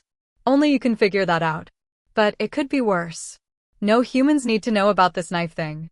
And Eric can't be around during the day, so you'll have Eric free time to think. Also, he's got his own business to run, so he's not going to be following you around. And the new vampire execs have to leave you alone because they want to keep Eric happy. Not so bad, right? She smiled at me, and after a second, I smiled back. I began to perk up. Thanks, Tara, I said. You think Sam will stop being mad? I wouldn't exactly expect him to apologize for saying you acted like an idiot, Tara warned me. A, it's true, and B, he's a man. He's got that chromosome. But you two have always gotten along great, and he owes you for you taking care of the bar. So he'll come around. I pitched my used Kleenex into the little trash can by the table. I smiled, though it probably wasn't my best effort. Meanwhile, Tara said, I have some news for you too. She took a deep breath. What is it? I asked, delighted that we were back on best friend footing. I'm going to have a baby, Tara said, and her face froze in a grimace. Oh, dangerous footing. You don't look super happy, I said, cautiously. I hadn't planned on having children at all, she said. Which was okay with JB. So? Well, even multiple birth control methods don't always work, Tara said, looking down at her hands, which were folded on top of a bridal magazine. And I just can't have it taken care of. It's ours. So, might you come around to being glad about this? She tried to smile. JB is really happy. It's hard for him to keep it a secret. But I wanted to wait for the first 3 months to pass. You're the first one I've told. I swear, I said, reaching over to pat her shoulder, you'll be a good mother. You really think so? She looked and felt terrified. Tara's folks had been the kind of parents who occasionally get shotgunned by their offspring. Tara's abhorrence of violence had prevented her from taking that path, but I don't think anyone would have been surprised if the older Thorntons had vanished one night. A few people would have applauded. Yeah, I really think so. I meant it. I could hear, directly from her head, Tara's determination to wipe out everything her own mother had done to her by being the best mother she could be to her own child. In Tara's case, that meant she would be sober, gentle-handed, clean of speech, and full of praise. I'll show up at every classroom, open house, and teacher conference, she said, now in a voice that was almost frightening in its intensity. I'll bake brownies. My child will have new clothes. Her shoes will fit. She'll get her shots and she'll get her braces. We'll start a college fund next week. I'll tell her I love her every damn day. If that wasn't a great plan for being a good mother, I couldn't imagine what a better one could be. We hugged each other when I got up to leave. This is the way it's supposed to be, I thought. I went home, ate a belated lunch, and changed into my work clothes. When the phone rang, I hoped it was Sam calling to smooth things over, but the voice on the other end was an older man's and unfamiliar. Hello? Is Octavia Fant there, please? No, sir, she's out. May I take a message? If you would. Sure. I'd answered the phone in the kitchen, so there was a pad and pencil handy. Please tell her Lewis Chambers called. Here's my number. He gave it to me slowly and carefully, and I repeated it to make sure I'd put it down correctly. Ask her to call me, please. I'll be glad to take a collect call. I'll make sure she gets your message. Thank you. I couldn't read thoughts over the phone, which normally I considered a great relief. But I would have enjoyed learning a little more about Mr. Chambers. When Amelia came home a little after 5, Octavia was in the car. I gathered Octavia had been walking around downtown Bon Temps, filling out job applications, while Amelia had put in an afternoon at the insurance agency. It was Amelia's evening to cook, and though I had to leave for Merlotte's in a few minutes, I enjoyed watching her leap into action, creating spaghetti sauce. I handed Octavia her message while Amelia was chopping onions and a bell pepper. Octavia made a choked sound and grew so still that Amelia stopped chopping and joined me in waiting for the older woman to look up from the piece of paper and give us a little backstory. That didn't happen. After a moment, I realized Octavia was crying, and I hurried to my bedroom and got a tissue. I tried to slip it to Octavia tactfully, like I hadn't noticed anything amiss, but just happened to have an extra Kleenex in my hand. Amelia carefully looked down at the cutting board and resumed chopping while I glanced at the clock and began fishing around in my purse for my car keys, taking lots of unnecessary time to do it. Did he sound well? Octavia asked, her voice choked. Yes, I said. There was only so much I could get from a voice on the other end of a phone line. He sounded anxious to talk to you. Oh, I have to call him back, she said, and her voice was wild. Sure, I said. Just punch in the number. Don't worry about calling collect or anything. The phone bill tell us how much it was. I glanced over at Amelia, cocking an eyebrow. She shook her head. She didn't know what the hell was going on either. Octavia placed the call with shaking fingers. She pressed the phone to her ear after the first ring. I could tell when Lewis Chambers answered. Her eyes shut tight, and her hand clenched the phone so hard the muscles stood out. Oh, Lewis, she said, her voice full of raw relief and amazement. Oh, thank God. Are you all right? Amelia and I shuffled out of the kitchen at that point. Amelia walked to my car with me. You ever heard of this Lewis guy? I asked. She never talked about her private life when she was working with me. But other witches told me Octavia had a steady boyfriend. She hasn't mentioned him since she's been here. It looks like she hasn't heard from him since Katrina. She might not have thought he survived, I said, and we widened our eyes at each other. That's big stuff, Amelia said. Well, we may be losing Octavia. She tried to stifle her relief, but of course I could read it. As fond as Amelia was of her magical mentor, I'd realized that for Amelia, living with Octavia was like living with one of your junior high teachers. I gotta go, I said. Keep me posted. Text me if there's any big news. Texting was one of my new Amelia-taught skills. Despite the chilly air, Amelia sat on one of the lawn chairs that we'd recently hauled out of the storage shed to encourage ourselves to anticipate spring. The minute I know something, she agreed. I'll wait here a few minutes, then go check on her. I got in my car and hoped the heater would warm up soon. In the gathering dusk, I drove to Merlotte's. I saw a coyote on the way. Usually they were too clever to be seen, but this one was trotting along the side of the road as if he had an appointment in town. Maybe it was really a coyote, or maybe it was a person in another form. When I considered the possums and coons and the occasional armadillo I saw squashed by the road every morning, I wondered how many work creatures had gotten killed in their animal forms in such careless ways. Maybe some of the bodies the police labeled murder victims were actually people killed by accident in their alternate form. I remembered all animal traces had vanished from Crystal's body when she'd been taken down from the cross after the nails had been removed. I was willing to bet those nails had been silver. There was so much I didn't know. When I came in Merlotte's back door, full of plans to reconcile with Sam, I found my boss having an argument with Bobby Burnham. It was almost dark now and Bobby should be off the clock. Instead, he was standing in the hall outside of Sam's office.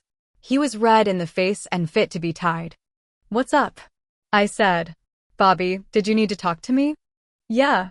This guy wouldn't tell me when you were going to get here," Bobby said. "This guy is my boss, and he isn't obliged to tell you anything," I said. "Here I am. What do you need to say to me?" "Eric sent you this card, and he ordered me to tell you I'm at your disposal whenever you need me. I'm supposed to wash your car if you want me to." Bobby's face went even redder as he said this. If Eric had thought Bobby would be made humble and compliant after a public humiliation, he was nuts. Now Bobby would hate me for 100 years if he lived that long. I took the card Bobby handed me and said, "Thanks, Bobby. Go back to Shreveport." Before the last syllable left my mouth, Bobby was out the back door. I examined the plain white envelope and then stuck it in my purse. I looked up to meet Sam's eyes. "Like you needed another enemy," he said, and stomped into his office. Like I needed another friend acting like an asshole, I thought. So much for us having a good laugh over our disagreement. I followed Sam in to drop my purse in the drawer he kept empty for the barmaids. We didn't say a word to each other. I went to the storeroom to get an apron. Antoine was changing his stained apron for a clean one. Derek bumped into me with a jar full of jalapenos, and the juice slopped out, he said. "I can't stand the smell of them." "Who?" I said, catching a whiff. "I don't blame you." "Sam's mama doing okay?" "Yeah, she's out of the hospital," I said. "Good news." As I tied the strings around my waist, I thought Antoine was about to say something else, but if he was, he changed his mind. He crossed the hall to knock on the kitchen door, and Derek opened it from the inside and let him in. People had wandered into the kitchen by mistake too often, and the door was kept locked all the time. There was another door from the kitchen that led directly out back, and the dumpster was right outside. I walked past Sam's office without looking in. He didn't want to talk to me, okay? I wouldn't talk to him. I realized I was being childish. The FBI agents were still in Bon Temps, which shouldn't have surprised me. Tonight, they came into the bar. Weiss and Latesta were sitting opposite each other in a booth, a pitcher of beer and a basket of French fried pickles between them, and they were talking intently. And at a table close to them, looking regal and beautiful and remote, was my great-grandfather Neil Brigant. This day was going to win a prize for most peculiar. I blew out a puff of air and went to wait on my great-grandfather first. He stood as I approached. His pale straight hair was tied back at the nape of his neck. He was wearing a black suit and a white shirt, as he always did. Tonight, instead of the solid black tie he usually wore, he had on a tie I'd given him for Christmas. It was red, gold, and black striped, and he looked spectacular. Everything about him gleamed and shone. The shirt wasn't simply white, it was snowy and starched, and his coat wasn't just black, it was spotlessly inky. His shoes showed not a speck of dust, and the myriad of fine wrinkles in his handsome face only set off its perfection and his brilliant green eyes. His age enhanced rather than diminished his looks. It almost hurt to look at him. Neil put his arms around me and kissed my cheek. "Blood of my blood," he said, and I smiled into his chest. He was so dramatic. And he had such a hard time looking human. I'd had one glimpse of him in his true form, and it had been nearly blinding. Since no one else in the bar was gasping at the sight of him, I knew they weren't seeing him the same way I did. "Neil," I said, "I'm so happy to see you." I always felt pleased and flattered when he visited.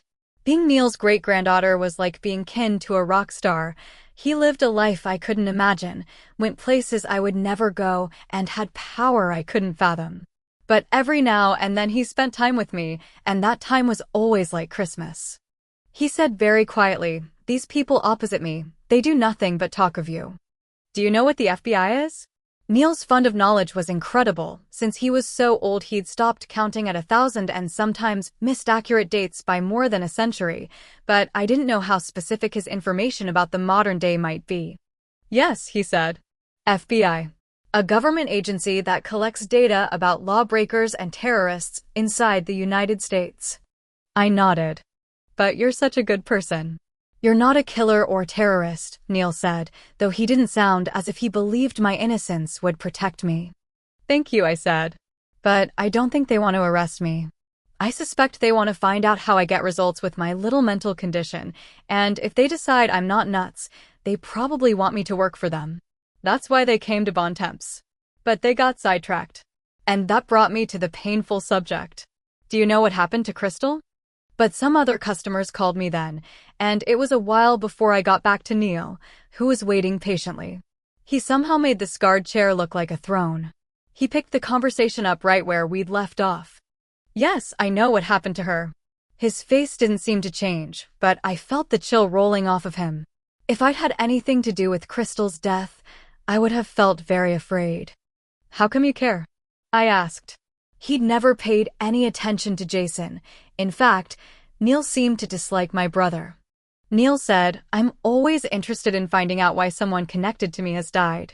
Neil had sounded totally impersonal when he spoke of Crystal's death, but if he was interested, maybe he would help. You'd think he'd want to clear Jason, since Jason was his great-grandson just as surely as I was his great-granddaughter, but Neil had never shown any sign of wanting to meet Jason, much less get to know him. Antoine rang the bell in the kitchen to tell me one of my orders was up, and I scurried off to serve Sid Matt Lancaster and Bud Dearborn their cheesy chili bacon fries. The recently widowed Sid Matt was so old I guess he figured his arteries couldn't harden much more than they already had, and Bud had never been one for health food. When I could return to Neil, I said, Do you have any idea who did it? The Were Panthers are searching, too. I put down an extra napkin on the table in front of him, so I'd look busy. Neil didn't disdain the Panthers. In fact, though fairies seemed to consider themselves apart and superior to all other species of supernaturals, Neil, at least, had respect for all shape-changers, unlike the vampires, who regarded them as second-rate citizens. I'll look a little. I've been preoccupied, and that is why I haven't visited. There is trouble. I saw that Neil's expression was even more serious than usual. Oh shit. More trouble. But you need not concern yourself, he added regally. I will take care of it. Did I mention Neil is a little proud? But I couldn't help but feel concerned. In a minute, I'd have to go get someone else another drink, and I wanted to be sure I understood him. Neil didn't come around often, and when he did, he seldom dallied. I might not get another chance to talk to him. What's up, Neil? I asked directly. I want you to take special care of yourself. If you see any fairies other than myself or Claude and Claudine, call me at once. Why would I worry about other fairies? The other shoe dropped. Why would other fairies want to hurt me? Because you are my great-granddaughter. He stood, and I knew I'd get no more explanation than that. Neil hugged me again, kissed me again. Fairies are very touchy-feely, and left the bar, his cane in his hand. I'd never seen him use it as an aid to walking, but he always had it with him. As I stared after him, I wondered if it had a knife concealed inside. Or maybe it might be an extra-long magic wand. Or both. I wished he could have stuck around for a while, or at least issued a more specific danger bulletin. Miss Stackhouse, said a polite male voice, could you bring us another pitcher of beer and another basket of pickles? I turned to Special Agent Latesta. Sure, be glad to, I said, smiling automatically. That was a very handsome man, Sarah Weiss said. Sarah was feeling the effects of the 2 glasses of beer she'd already had. He sure looked different. Is he from Europe? He does look foreign, I agreed, and took the empty pitcher and fetched them a full one, smiling all the while. Then Catfish, my brother's boss, knocked over a rum and coke with his elbow, and I had to call Derek to come with a washcloth for the table and a mop for the floor. After that, 2 idiots who'd been in my high school class got into a fight about whose hunting dog was better. Sam had to break that up. They were actually quicker to come to their senses now that they knew what Sam was, which was an unexpected bonus. A lot of the discussion in the bar that evening dealt with Crystal's death, naturally. The fact that she'd been a werepanther had seeped into the town's consciousness. About half of the bar patrons believed she'd been killed by someone who hated the newly revealed underworld. The other half wasn't so sure that she'd been killed because she was a werepanther. That half thought her promiscuity was enough motivation. Most of them assumed Jason was guilty. Some of them felt sympathy for him. Some of them had known Crystal or her reputation, and they felt Jason's actions were justifiable. Almost all of these people thought of Crystal only in terms of Jason's guilt or innocence. I found it real sad that most people would only remember her for the manner of her death. I should go see Jason or call him, but I couldn't find it in my heart. Jason's actions over the past few months had killed something in me. Though Jason was my brother, and I loved him, and he was showing signs of finally growing up, I no longer felt that I had to support him through all the trials his life had brought him. That made me a bad Christian, I realized. Though I knew I wasn't a deep theological thinker, I sometimes wondered if crisis moments in my life hadn't come down to two choices: be a bad Christian or die. I'd chosen life every time. Was I looking at this right? Was there another point of view that would enlighten me? I couldn't think of anyone to ask. I tried to imagine the Methodist minister's face if I asked him, would it be better to stab someone to keep yourself safe, or let them go on and kill you? Would it be better to break a vow I made in front of God, or refuse to break my friend's hand to bits? These were choices I had faced. Maybe I owed God a big debt. Or maybe I was protecting myself like he wanted me to. I just didn't know, and I couldn't think deep enough to figure out the ultimate right answer. Would the people I was serving laugh if they knew what I was thinking? Would my anxiety over the state of my soul amuse them? Lots of them would probably tell me that all situations are covered in the Bible, and that if I read the book more, I'd find my answers there. That hadn't worked for me so far, but I wasn't giving up. I abandoned my circular thoughts and listened in on the people around me to give my brain a rest. Sarah Weiss thought that I seemed like a simple young woman, and she decided I was incredibly lucky to have been given a gift, as she considered it. She believed everything Latesta had told her about what had happened at the pyramid, because underneath her practical approach to life there was a streak of mysticism. Latesta, too, thought it was almost possible I was psychic.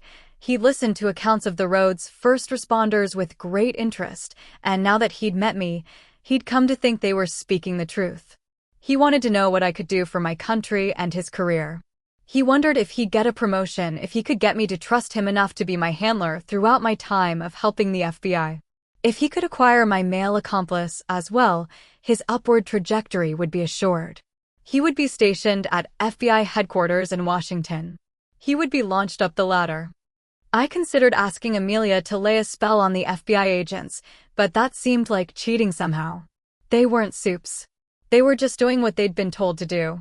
They didn't bear me any ill will. In fact, Latesta believed he was doing me a favor, because he could get me out of this parish backwater and into the national limelight, or at least high in the esteem of the FBI. As if that mattered to me. As I went about my duties, smiling and exchanging chit-chat with the regular customers, I tried to imagine leaving bond temps with Latesta. They'd devise some tests to measure my accuracy. They'd finally believe I wasn't psychic but telepathic. When they found out what the limits of my talent were, they'd take me places where awful things had happened so I could find survivors. They'd put me in rooms with the intelligence agents of other countries, or with Americans they suspected of awful things. I'd have to tell the FBI whether or not those people were guilty of whatever crime the FBI imagined they might have committed. I'd have to be close to mass murderers, maybe. I imagined what I might see in the mind of such a person, and I felt sick. But wouldn't the knowledge I gained be a great help to the living? Maybe I'd learn about plots far enough in advance to prevent deaths. I shook my head. My mind was wandering too far afield. All that might happen. A serial killer might be thinking of where his victims were buried just at the moment I was listening to his thoughts. But in my extensive experience, people seldom thought, yes, I buried that body at 1218 Clover Drive under the rosebush, or that money I stole sure is safe in my bank account numbered 12345 in the Switzerland National Bank. Much less, I'm plotting to blow up the XYZ building on May 4th, and my 6 Confederates are. Yes, there would be some good I could do. But whatever I could achieve would never reach the expectations of the government. And I'd never be free again. I didn't think they'd hold me in a cell or anything. I am not that paranoid. But I didn't think I'd ever get to live my own life as I wanted. So once again, I decided that maybe I was being a bad Christian, or at least a bad American. But I knew that unless I was forced to do so, I wasn't going to leave Bontemps with Agent Weiss or Special Agent Latesta. Being married to a vampire was way better. Chapter 8. I was mad at almost everybody when I drove home that night. Every now and then, I had spells like that. Maybe everyone does. It's hormonal or cyclical in some other way. Or maybe it's just the chance alignment of the stars. I was angry with Jason because I'd been angry with him for months. I was angry with Sam in a kind of hurt way. I was pissed at the FBI agents because they were here to put pressure on Methoff. In truth, they hadn't done that yet. I was outraged at Eric's stunt with the knife and his high-handed banishment of Quinn, though I had to admit Eric had spoken the truth when he said I'd given Quinn the hee-ho first. That didn't mean I never wanted to see him again. Or did it? It sure didn't mean that Eric could dictate to me who I saw and who I didn't. And maybe I was angry with myself, because when I'd had the chance to confront Eric about all kinds of stuff, I'd gone all goopy and listened to his reminiscences. Like the flashbacks on Lost, Eric's Viking memories had broken into the flow of the current story. To make me even angrier, there was a car I didn't recognize parked at the front door, where only visitors parked. I went to the back door and up the porch steps, frowning and feeling totally contrary. I didn't want company. All I wanted to do was put on my pajamas, wash my face, and get into bed with a book.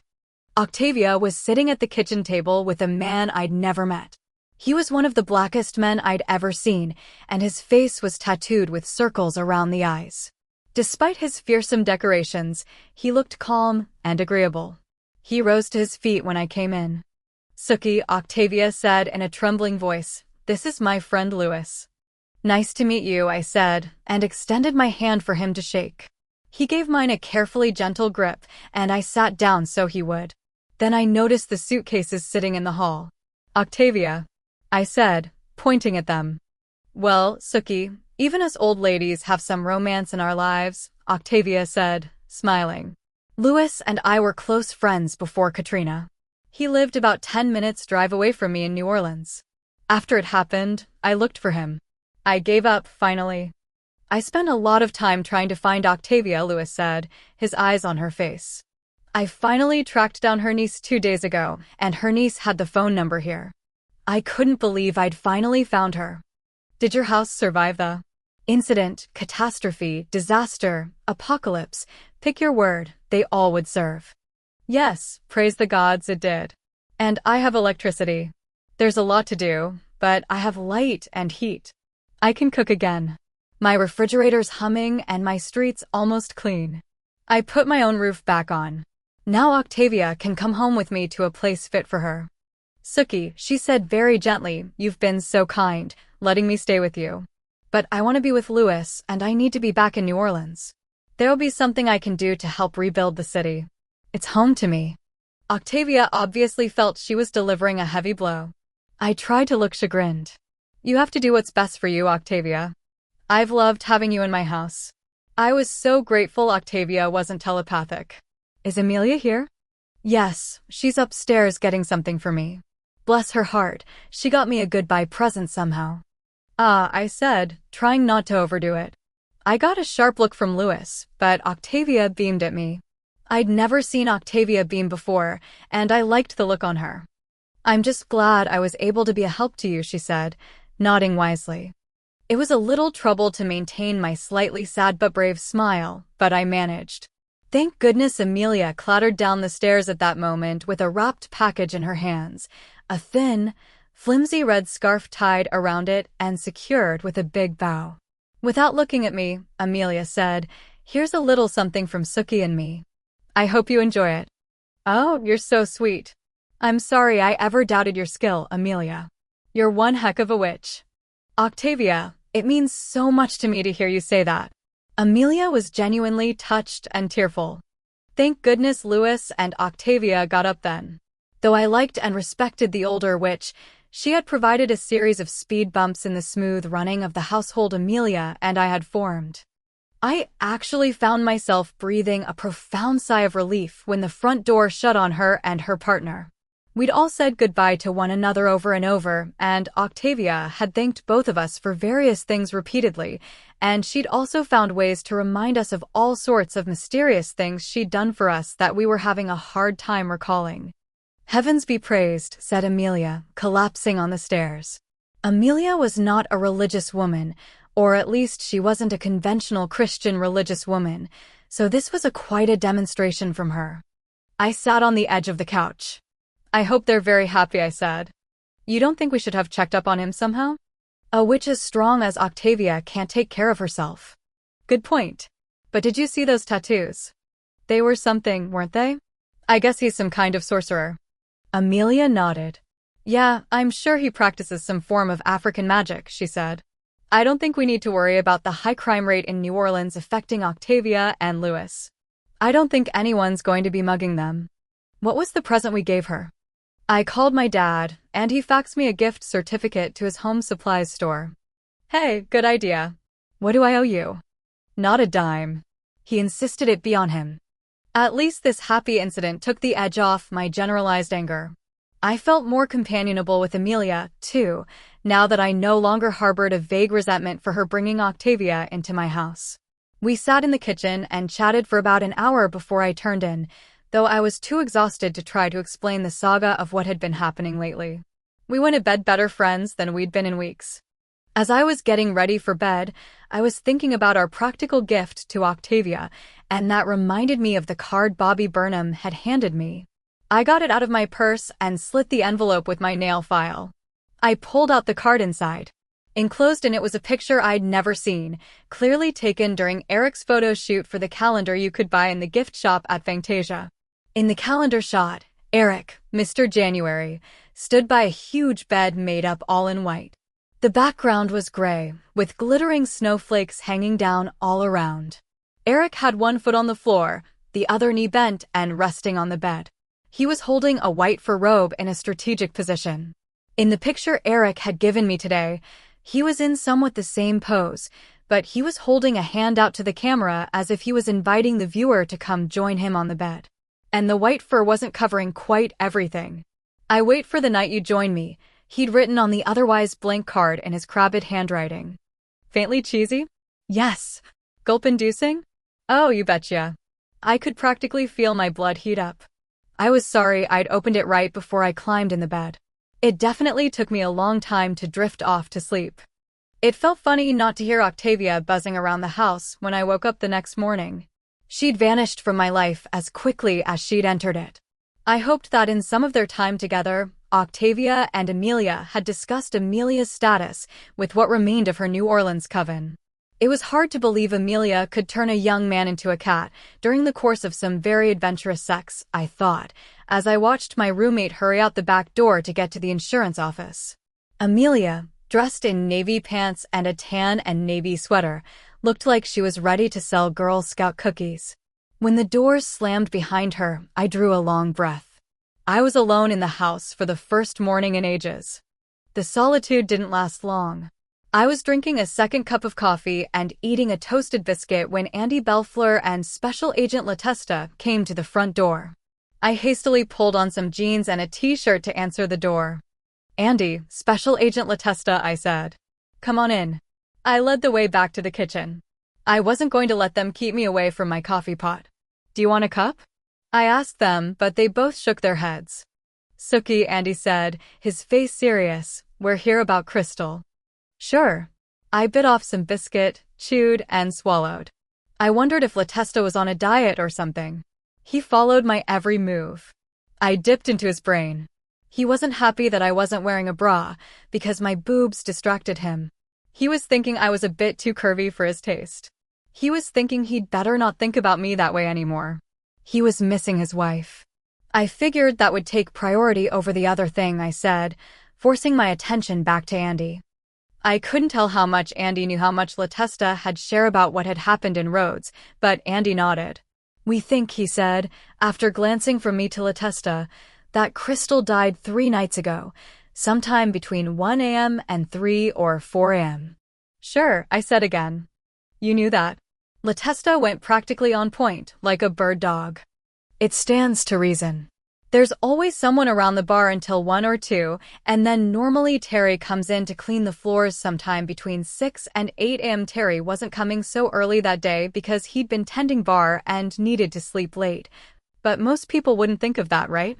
Right, Andy said after an appreciable pause. So I said, my point made, and poured myself some more coffee. How well do you know Trey Dawson? Andy asked. That was a loaded question. The accurate answer was, not as well as you think. I'd once been caught in an alley with Trey Dawson and he'd been naked, but it wasn't what people thought. I'd been aware they'd thought quite a bit. He's been dating Amelia, I said, which was pretty safe to say. She's my roommate, I reminded LaTesta, who was looking a little blank. You met her 2 days ago. She's at work right now. And of course, Trey's a werewolf. LaTesta blinked. It would take a while for him to get used to people saying that with straight faces. Andy's own expression didn't change. Right, Andy said. Was Amelia out with Trey the night Crystal died? I don't remember. Ask her. We will. Has Trey ever said anything to you about your sister-in-law? I don't recall anything. Of course, they knew each other, at least a little bit, since they both were animals. How long have you known about werewolves? And the other were animals? Andy asked, as though he just couldn't help himself. Oh, for a while, I said. Sam first, and then others. And you didn't tell anyone? Andy asked incredulously. Of course not, I said. People think I'm weird enough as it is. Besides, it wasn't my secret to tell. It was my turn to give him a look. Andy, you knew too. After that night in the alley when we'd been attacked by a werhater, Andy had at least heard Trey in his animal form and then seen him as a naked human. Any basic connect the dots would draw a picture of a werewolf. Andy looked down at the notepad he'd taken out of his pocket. He didn't write anything down. He took a deep breath. So that time I saw Trey in the alley, he had just changed back? I'm kind of glad. I never figured you for the kind of woman who'd have sex in public places with someone she scarcely knew. That surprised me. I'd always thought Andy believed just about anything bad about me. What about that bloodhound that was with you? That was Sam, I said, rising to rinse out my coffee cup. But at the bar he changed into a collie. Collies are cute, I said. He figured more people would relate. It's his usual form. LaTesta's eyes were bugging out. He was one tightly wound guy. Let's get back on topic, he said. Your brother's alibi seems to be true, Andy said. We've talked to Jason 2 or 3 times, and we've talked to Michelle twice, and she's adamant that she was with him the whole time. She told us everything that happened that night in detail. Andy half smiled. Too much detail. That was Michelle. She was forthright and downright. Her mom was the same way. I'd gone to vacation Bible school one summer when Mrs. Schubert was teaching my age group.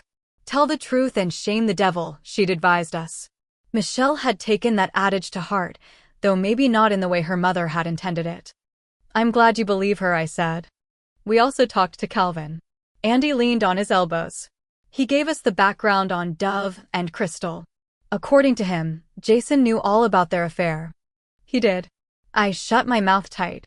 I wasn't going to talk about that incident if I could help it. And we talked to Dove. Of course. Dove Beck, LaTesta said, reading from his own notes. He's 26, married, 2 kids. Since I knew all that, I had nothing to say. His cousin Alcy insisted on being there when we talked to him, LaTesta said. Dove says he was home all that night, and his wife corroborates that. I don't think Dove did it, I said, and they both looked surprised. But you gave us the lead that she and Dove had an affair, Andy said. I flushed with mortification. I'm sorry I did. I hated it when everyone looked at Jason like they were sure he'd done it, when I knew he hadn't. I don't think Dove murdered Crystal. I don't think he cared enough about her to do that to her. But maybe she ruined his marriage. Still, he wouldn't do that.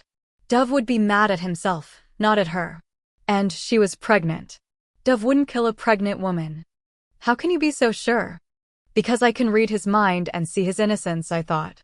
But the vampires and worse had come out, not me. I was hardly a supernatural creature. I was just a variation on human. I don't think that's in Dove, I said. I don't see it. And we're supposed to accept that as proof? LaTesta said. I don't care what you do with it, I said, stopping short of offering a suggestion as to exactly what he might try. You asked me, I answered you. So you do think this was a hate crime? It was my turn to look down at the table. I didn't have a notepad to scribble on, but I wanted to consider what I was about to say. Yes, I told them finally. I think it was a hate crime. But I don't know if it was personal hate because Crystal was a slut.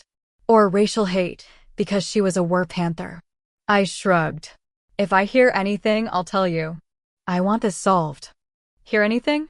In the bar. Latesta's expression was avid. Finally, a human man saw me as intensely valuable. Just my luck, he was happily married and thought I was a freak. Yes, I said. I might hear something in the bar. They left after that, and I was glad to see them go. It was my day off. I felt I should do something special today to celebrate, since I was coming off such a difficult time, but I couldn't think of anything to do. I looked at the Weather Channel and saw the high for today was supposed to be in the 60s. I decided winter was officially over, even though it was still January. It would get cold again, but I was going to enjoy the day. I got my old chaise longue out of the storage shed and set it up in the backyard. I slicked my hair up in a ponytail and doubled it over so it wouldn't hang down. I put on my smallest bikini, which was bright orange and turquoise. I covered myself in tanning lotion. I took a radio and the book I was reading and a towel and went out to the yard. Yep, it was cool. Yep, I got goosebumps when a breeze came up. But this was always a happy day on my calendar, the first day I got to sunbathe. I was going to enjoy it. I needed it. Every year I thought of all the reasons I shouldn't lie out in the sun. Every year I added up my virtues. I didn't drink, I didn't smoke, and I very seldom had sex, though I was willing to change that. But I loved my sun, and it was bright in the sky today. Sooner or later I'd pay for it, but it remained my weakness. I wondered if maybe my fairy blood would give me a pass on the possibility of skin cancer. Nope, my Aunt Linda had died of cancer, and she'd had more fairy blood than I had. Well, damn it. I lay on my back, my eyes closed, dark glasses keeping the glare to a minimum. I sighed blissfully, ignoring the fact that I was a little on the cold side. I carefully didn't think about many things. Crystal, mysterious ill-wishing fairies, the FBI. After 15 minutes, I switched to my stomach, listening to the country and western station from Shreveport, singing along from time to time since no one was around to hear me. I have an awful voice. "Whatcha doing?" asked a voice right by my ear. I'd never levitated before, but I think I did then, rising about 6 inches off the low folding chaise. I squawked too. "Jesus Christ, Shepherd of Judea," I wheezed when I finally realized that the voice belonged to Diantha, part demon niece of the half-demon lawyer, Mr. Cataliades. "Diantha, you scared me so bad I almost jumped out of my skin." Diantha was laughing silently, her lean, flat body bobbing up and down. She was sitting cross-legged on the ground, and she was wearing red lycra running shorts and a black and green patterned t-shirt. Red Converses with yellow socks completed her ensemble. She had a new scar, a long red puckered one that ran down her left calf. "Explosion," she said when she saw I was looking at it. Diantha had changed her hair color, too. It was a gleaming platinum. But the scar was bad enough to recapture my attention. "You okay?" I asked. It was easy to adopt a terse style when you were talking to Diantha, whose conversation was like reading a telegram. "Better," she said, looking down at the scar herself. Then her strange green eyes met mine. "My uncle sent me." This was the prelude to the message she had come to deliver, I understood, because she said it so slowly and distinctly. "What does your uncle want to tell me?" I was still on my stomach, propped on my elbows. My breathing was back to normal. "He says the fairies are moving around in this world. He says to be careful. He says they'll take you if they can, and they'll hurt you." Diantha blinked at me. "Why?" I asked, all my pleasure in the sun evaporating as if it had never been. I felt cold. I cast a nervous glance around the yard. "Your great-grandfather has many enemies," Diantha said slowly and carefully. "Diantha, do you know why he has so many enemies?" That was a question I couldn't ask my great-grandfather himself, or at least I hadn't worked up the courage to do so. Diantha looked at me quizzically. "They're on one side, he's on the other," she said as if I were slow. They go to your grandfather. These other fairies killed my grandfather Finan. She nodded vigorously. Head Intelia, she said. Neil? He just said his son had died. Diantha broke into a hoot of shrill laughter.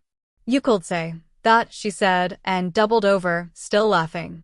Chop it into pieces. She slapped me on the arm in her excess of amusement. I winced. Sorry, she said. Sorry. Okay, I said. Just give me a minute. I rubbed the arm vigorously to restore the feeling. How did you protect yourself if marauding fairies were after you? Who exactly am I supposed to be scared of? I asked. Brendan, she said. It means something. I forgot. Oh. What does Neil mean? Easily sidetracked, that was me. Cloud, Diantha said. All Neil's people got sky names. Okay. So Brendan is after me. Who is he? Diantha blinked. This was a very long conversation for her.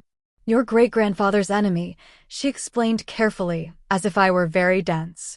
The only other fairy prince. Why did Mr. Cataliade send you? Did your best, she said in one breath. Her unblinking bright eyes latched onto mine, and she nodded and very gently patted my hand. I had done my best to get everyone out of the pyramid alive. But it hadn't worked. It was kind of gratifying to know that the lawyer appreciated my efforts. I'd spent a week being angry at myself because I hadn't uncovered the whole bombing plot more quickly. If I'd paid more attention, hadn't let myself get so distracted by the other stuff going on around me. Also, you're Chikulkum.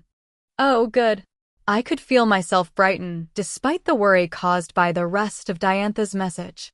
Did you bring a letter for me, or anything like that? I asked, hoping for a little more enlightenment. Diantha shook her head, and the gelled spikes of her bright platinum hair trembled all over her head, making her look like an agitated porcupine. Uncle has to stay neutral, she said clearly. No paper, no phone calls, no emails. That's why he sent me. Cataliades had really stuck his neck out for me. No, he'd stuck Diantha's neck out. What if they capture you, Diantha? I said. She shrugged a bony shoulder. Go down fightin', she said. Her face grew sad. Though I can't read demon minds in the same way I can read human ones, any fool could tell Diantha was thinking about her sister, Gladiola, who had died from the sweep of a vampire sword. But after a second, Diantha looked simply lethal. Burn him, Diantha said. I sat up and raised my eyebrows to show I didn't understand. Diantha turned her hand up and looked at the palm. A tiny flicker of flame hovered right above it. I didn't know you could do that, I said. I was not a little impressed. I reminded myself to always stay on Diantha's good side. Little, she said, shrugging. I deduced from that Diantha could make only a small flame, not a large one. Gladiola must have been taken completely by surprise by the vampire who'd killed her, because vampires were flammable, much more so than humans. Do fairies burn like vamps? She shook her head. Beautiful everything'll burn, she said, her voice certain and serious. Sooner, later. I suppressed a shiver. Do you want a drink or something to eat? I asked. Nah. She got up from the ground, dusted off her brilliant outfit. Igatego. She patted me on the head and turned, and then she was gone, running faster than any deer. I lay back down on the chaise to think about all this. Now Neil had warned me, Mr. Cataliades had warned me, and I felt well and truly scared. But the warnings, though timely, didn't give me any practical information about how to guard against this threat. It might materialize at any time or in any place, as far as I could tell. I could assume the enemy fairies wouldn't storm Merlot's and haul me out of there, since the Fae were so secretive, but other than that, I didn't have a clue about what form the attack would take or how to defend myself. Would locked doors keep fairies out? Did they have to be granted entry like vampires? No, I couldn't recall having to tell Neil he could come in and he'd been to the house. I knew fairies weren't limited to the night, as the vamps were. I knew they were very strong as vampires. I knew the Fae who were actual fairies, as opposed to the Fae who were brownies or goblins or elves, were beautiful and ruthless, that even vampires respected the ferocity of the fairies. The oldest fairies didn't always live in this world, as Claudine and Claude did, There was somewhere else they could go, a shrinking and secret world they found vastly preferable to this one, a world without iron. If they could limit their exposure to iron, fairies lived so long that they couldn't keep track of the years. Neil, for example, tossed around hundreds of years in his conversational chronology in a very inconsistent way. He might describe some event as being 500 years ago, when another event that predated it was earmarked 200 years ago. He simply couldn't keep track of the passage of time, maybe partly because he didn't spend most of that time in our world. I racked my brain for any other information. I did know one other thing, and I couldn't believe I'd forgotten it even momentarily. If iron is bad for fairies, lemon juice is even worse. Claude and Claudine's sister had been murdered with lemon juice. Now that I thought of them, I thought it might be helpful for me to talk to Claude and Claudine. Not only were they my cousins, but Claudine was my fairy godmother, and she was supposed to help me. She'd be at work at the department store where she handled complaints and wrapped packages and took layaway payments. Claude would be at the male strip club he now owned and managed. He'd be easier to reach. I went inside to look up the number. Claude actually answered the phone himself. Yes, he said, managing to convey indifference, contempt, and boredom in the one word. Hi, sweetie, I said brightly. I need to talk to you face to face. Can I run over there, or are you busy? No, don't come here. Claude sounded almost alarmed at the idea. I'll meet you at the mall. The twins lived in Monroe, which boasted a nice mall. Okay, I said. Where and when? There was a moment of silence. Claudine can get off late for lunch. We'll meet you in an hour and a half in the food court, around Chick-fil-A. See you there, I said, and Claude hung up. Mr. Charm. I hustled into my favorite jeans and a green and white t-shirt. I brushed my hair vigorously. It had gotten so long I found it a lot of trouble to deal with, but I couldn't bring myself to cut it. Since I'd exchanged blood with Eric several times, not only had I not caught so much as a cold, but I didn't even have split ends. Plus, my hair was shinier and actually looked thicker. I wasn't surprised that people bought vampire blood on the black market. It did surprise me that people were foolish enough to trust the sellers when they said that the red stuff was actually genuine vampire blood. Often the vials contained true blood or pig's blood or even the drainer's own blood. If the purchaser did get genuine vampire blood, it was aged and might easily drive the consumer mad. I would never have gone to a drainer to buy vampire blood. But now that I'd had it several times and very fresh, I didn't even need to use makeup base. My skin was flawless. Thanks, Eric. I don't know why I bothered with being proud of myself, because no one was going to look at me twice when I was with Claude.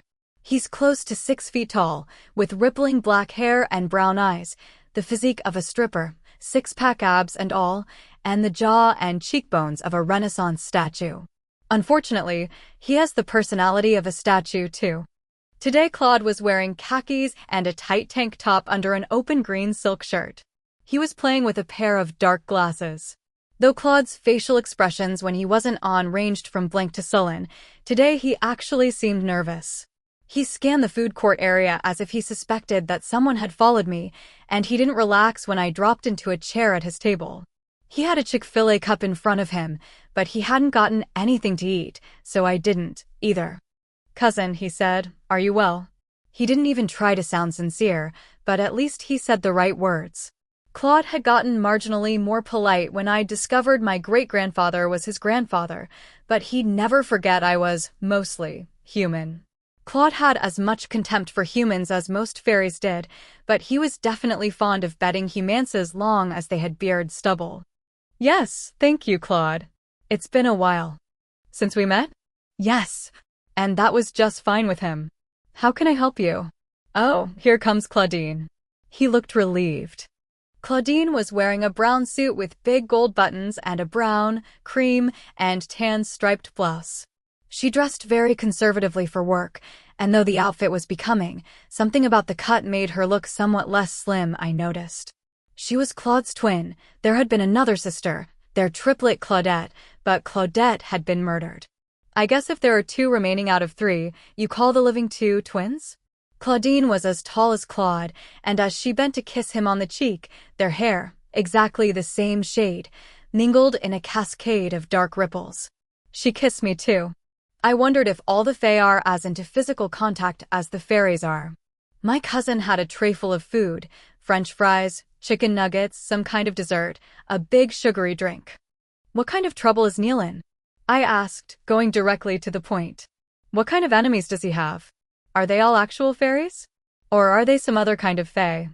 There was a moment of silence while Claudine and Claude noted my brisk mood. They weren't at all surprised at my questions, which I thought was significant. Our enemies are fairies, Claudine said. The other fae don't mix in our politics as a rule, though we're all variations on the same theme like pygmies, Caucasians, and Asians are variations on human beings. She looked sad. All of us are less than we used to be. She tore open a ketchup package and squirted it all over her fries. She stuck 3 fries in her mouth at one time.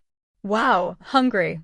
It would take hours to explain our whole lineage, Claude said, but he wasn't dismissing me. He was simply stating a fact. We come from the line of fairies that claims kinship to the sky. Our grandfather, your great-grandfather, is one of the few surviving members of our royal family. He's a prince, I said, because that was one of the few facts I knew. Prince Charming. Prince Valiant. Prince of the city. The title carried a lot of weight. Yes, there is another Prince, Brendan. Claude pronounced it Brendan. Diantha had mentioned Brendan. He is the son of Neil's older brother, Rogan.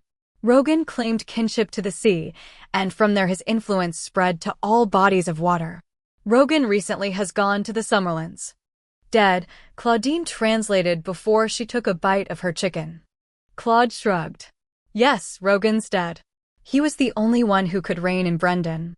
And you should know, Brendan's the one who, but Claude stopped in mid-sentence, because his sister had her hand clamped down on his arm. A woman who was feeding a little boy French fries looked over at us curiously, her attention attracted by Claudine's sudden gesture.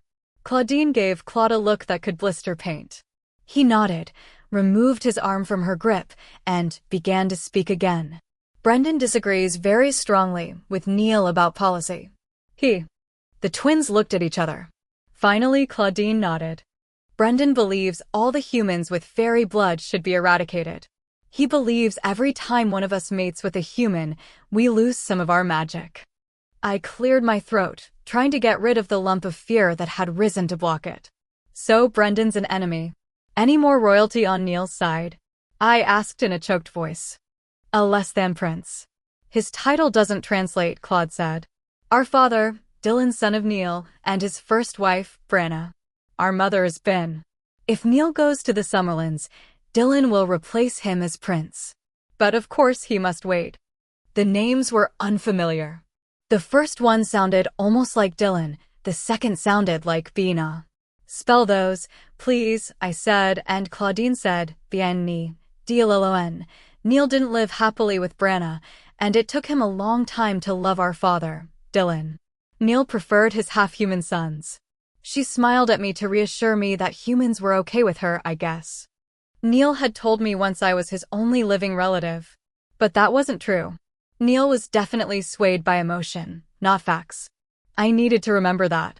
Claude and Claudine didn't seem to blame Neil's partiality on me, to my huge relief. So who's on Brendan's side? I asked. Dermot, said Claudine. She looked at me expectantly. I knew that name. I struggled to remember where I'd heard it. He's my grandfather Finton's brother, I said slowly. Neil's other son by Einan. But he's half human. Einan had been a human woman seduced by Neil centuries ago. She'd thought he was an angel, which gives you some idea how good fairies can look when they don't need to look human. My half-human great-uncle was trying to kill his dad? Did Neil tell you that Finan and Dermot were twins? Claude asked. No, I said, astonished. Dermot was the younger by a few minutes. The twins were not identical, you understand, he said. He was enjoying my ignorance. They were. He paused, looked baffled. I don't know the right term, he said. Fraternal. Okay, interesting, but so. Actually, Claudine said, looking down intently at her chicken, your brother, Jason, is the spitting image of Dermot. Are you suggesting that? What are you suggesting? I was ready to be indignant, once I knew why. We're only telling you that this is why Neil has been naturally inclined to favor you over your brother, Claude said. Neil loved Finn Anne, but Dermot defied Neil at every turn. He openly rebelled against our grandfather and pledged his loyalty to Brendan, though Brendan despises him. In addition to Dermot's resemblance to Jason, which is only a quirk of genes, Dermot is an asshole like Jason. You can see why Neil doesn't claim kinship with your brother. I felt a moment's pity for Jason until my common sense woke me up. So Neil has enemies besides Brendan and Dermot? They have their own followers and associates, including a few assassins. But your dad and your mom are on Neil's side? Yes. Others are, too, of course. All of us sky people. So I have to watch out for any approaching fairies, and they might attack me at any time because I'm Neil's blood. Yes. The Fae world is too dangerous. Especially now. That's one reason we live in the human world. Claude glanced at Claudine, who was wolfing chicken nuggets like she'd been starving. Claudine swallowed, patted her mouth with the paper napkin, and said, "Here's the most important point." She popped in another nugget and glanced at Claude, signaling him to take over.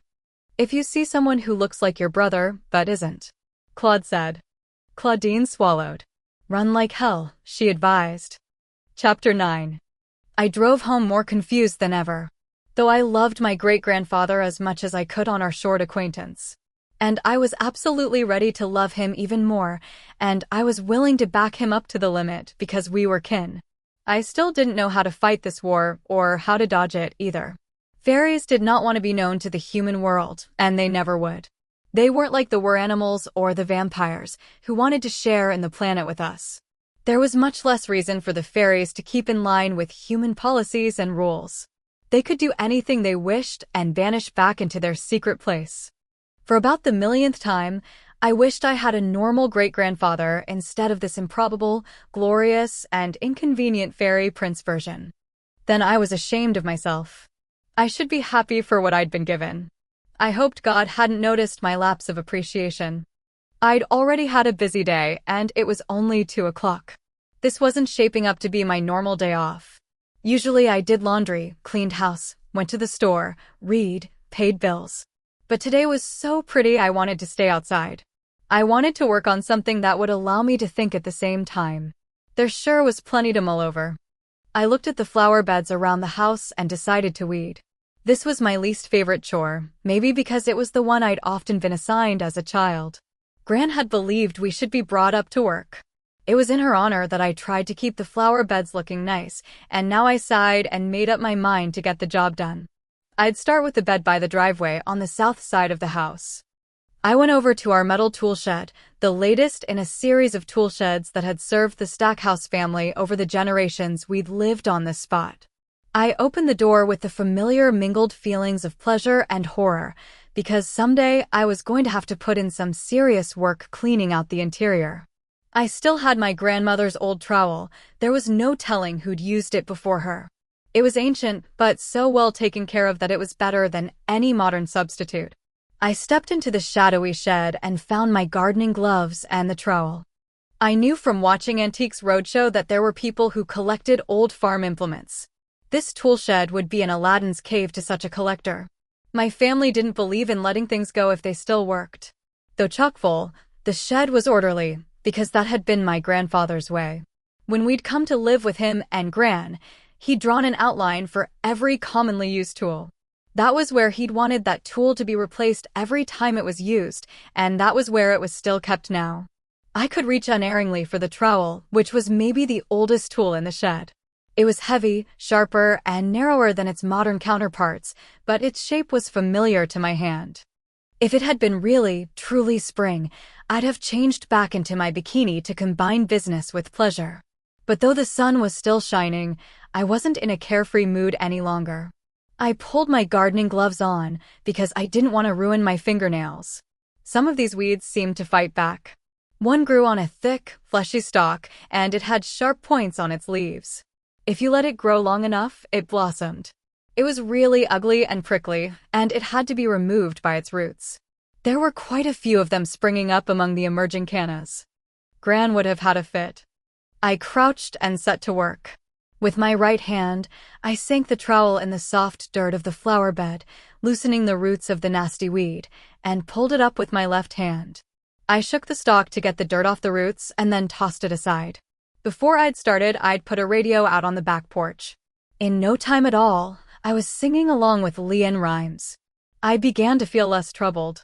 In a few minutes, I had a respectable pile of uprooted weeds and a glow of virtue.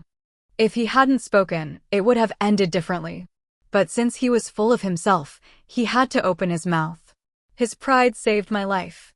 Also, he picked some unwise words. Saying, "I'll enjoy killing you for my lord," is just not the way to make my acquaintance. I have good reflexes, and I erupted from my squatting position with the trowel in my hand, and I drove it upward into his stomach. It slid right in, as if it were designed to be a fairy-killing weapon.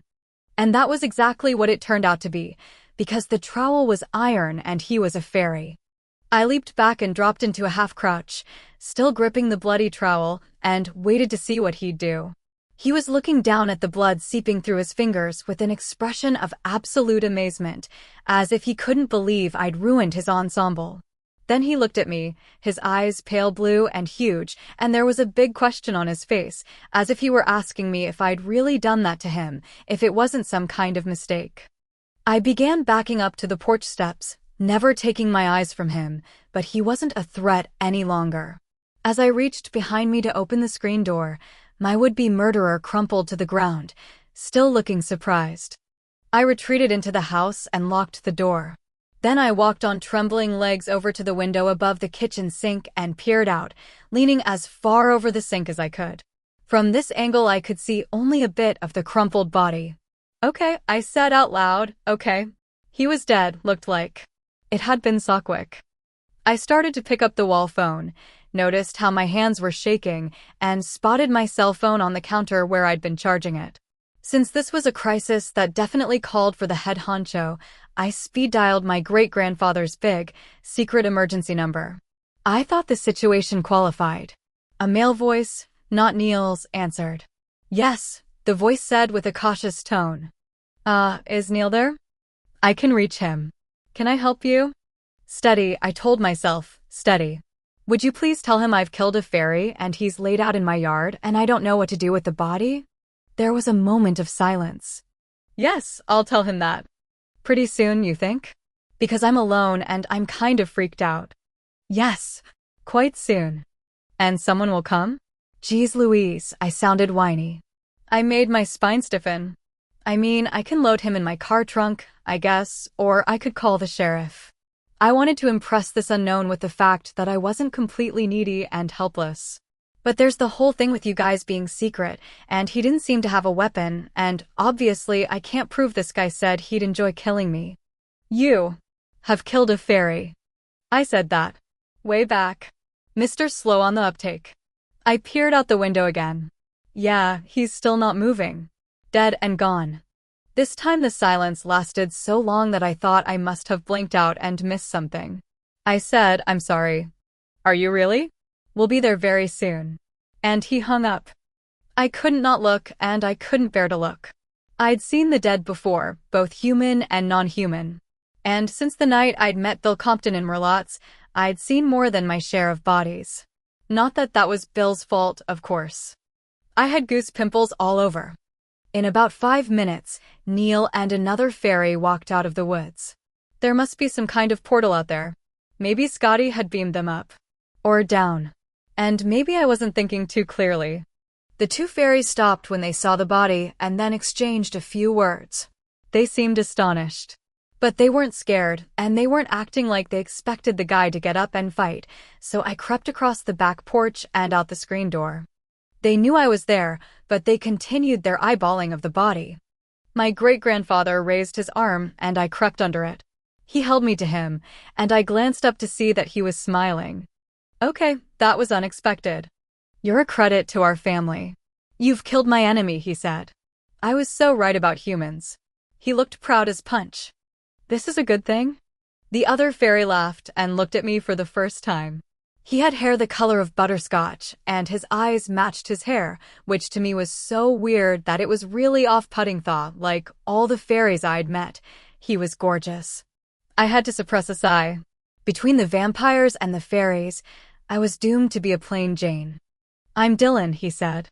Oh, Claudine's dad. Nice to meet you. I guess your name means something, too. I said. Lightning, he said, and gave me a particularly winsome smile. Who is this? I said, jerking my head at the body. He was Murray, Neil said. He was a close friend of my nephew Brendan. Murray looked very young. To the human eye, he'd been perhaps 18. He said he was looking forward to killing me, I told them. But instead, you killed him. How did you do it? Dylan asked, as if he was asking how I rolled out a flaky pie crust. With my grandmother's trowel, I said. Actually, it's been in my family for a long time. Not like we make a fetish of gardening tools or anything. It just works and it's there, and there's no need to buy another one. Babbling. They both looked at me. I couldn't tell if they thought I was nuts or what. Could you show us this gardening tool? Neil said. Sure. Do you all want some tea or something? I think we've got some Pepsi and some lemonade. No, not lemonade. They'd die. Sorry, cancel the lemonade. Tea? No, said Neil quite gently. I think not now. I dropped the bloody trowel in among the cannas. When I picked it up and approached them, Dylan flinched. Iron, he said. You don't have the gloves on, Neil said to his son chidingly, and took the trowel from me.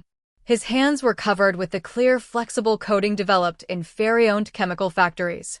Coated with this substance, fairies were able to go out in the human world with some degree of assurance that they wouldn't get poisoned in the process. Dylan looked chastened. No, sorry, father. Neil shook his head as if he were disappointed in Dylan, but his attention was really on the trowel. He might have been prepared to handle something poisonous to him, but I noticed he still handled it very carefully. It went into him really easily, I said, and had to repress a sudden wave of nausea. I don't know why. It's sharp, but it's not that sharp. Iron can part our flesh like a hot knife in butter, Neil said. Ugh. Well, at least I knew I hadn't suddenly gotten super strong. He surprised you?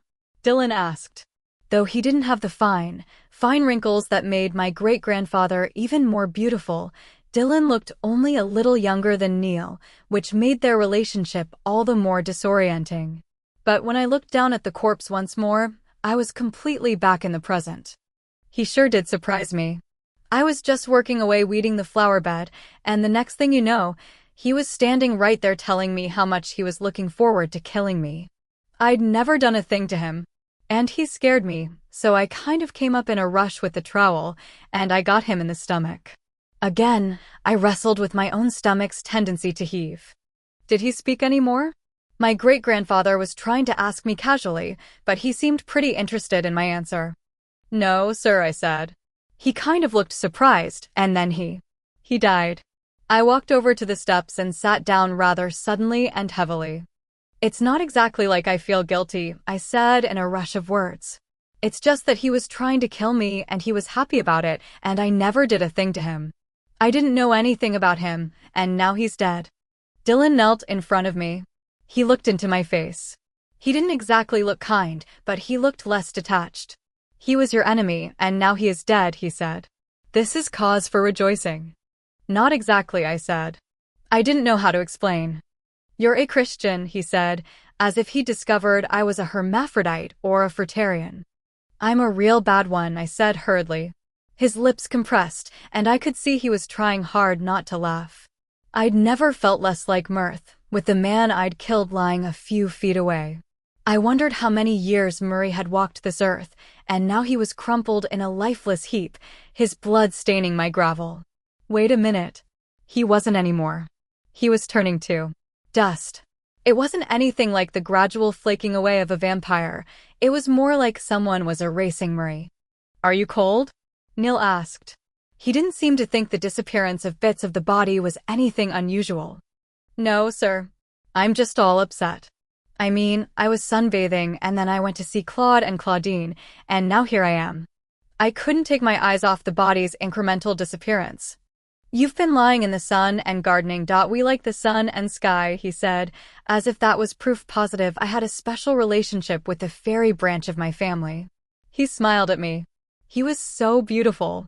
I felt like an adolescent when I was around him, an adolescent with acne and baby fat. Now I felt like a murderous adolescent. Are you going to gather up his ashes? I asked. I rose, trying to look brisk and purposeful. Action would make me feel less miserable. Two pairs of alien eyes stared at me blankly. Why? Dylan asked. To bury them. They looked horrified. No, not in the round, Neil said, trying to sound less revolted than he was. That isn't our way. Then what are you going to do with them? There was quite a heap of glittering powder on my driveway and in my flower bed, and there was still his torso remaining. I don't mean to be pushy, but Amelia might come home anytime. I don't get a lot of other visitors, but there's the odd UPS delivery person and the meter reader. Dylan looked at my great-grandfather as if I'd suddenly begun speaking Japanese. Neil said, Sookie shares her house with another woman, and this woman may return at any moment. Is anyone else going to come after me? I asked, diverted from my question. Possibly, Neil said. Fantan did a better job of protecting you than I am doing, Sookie. He even protected you from me, and I only want to love you. But he wouldn't tell me where you were. Neil looked sad and harried and tired for the first time since I'd met him. I've tried to keep you out of it. I imagined I only wanted to meet you before they succeeded in killing me, and I arranged it through the vampire to make my movements less noticeable, but in arranging that meeting I've drawn you into danger. You can trust my son Dylan.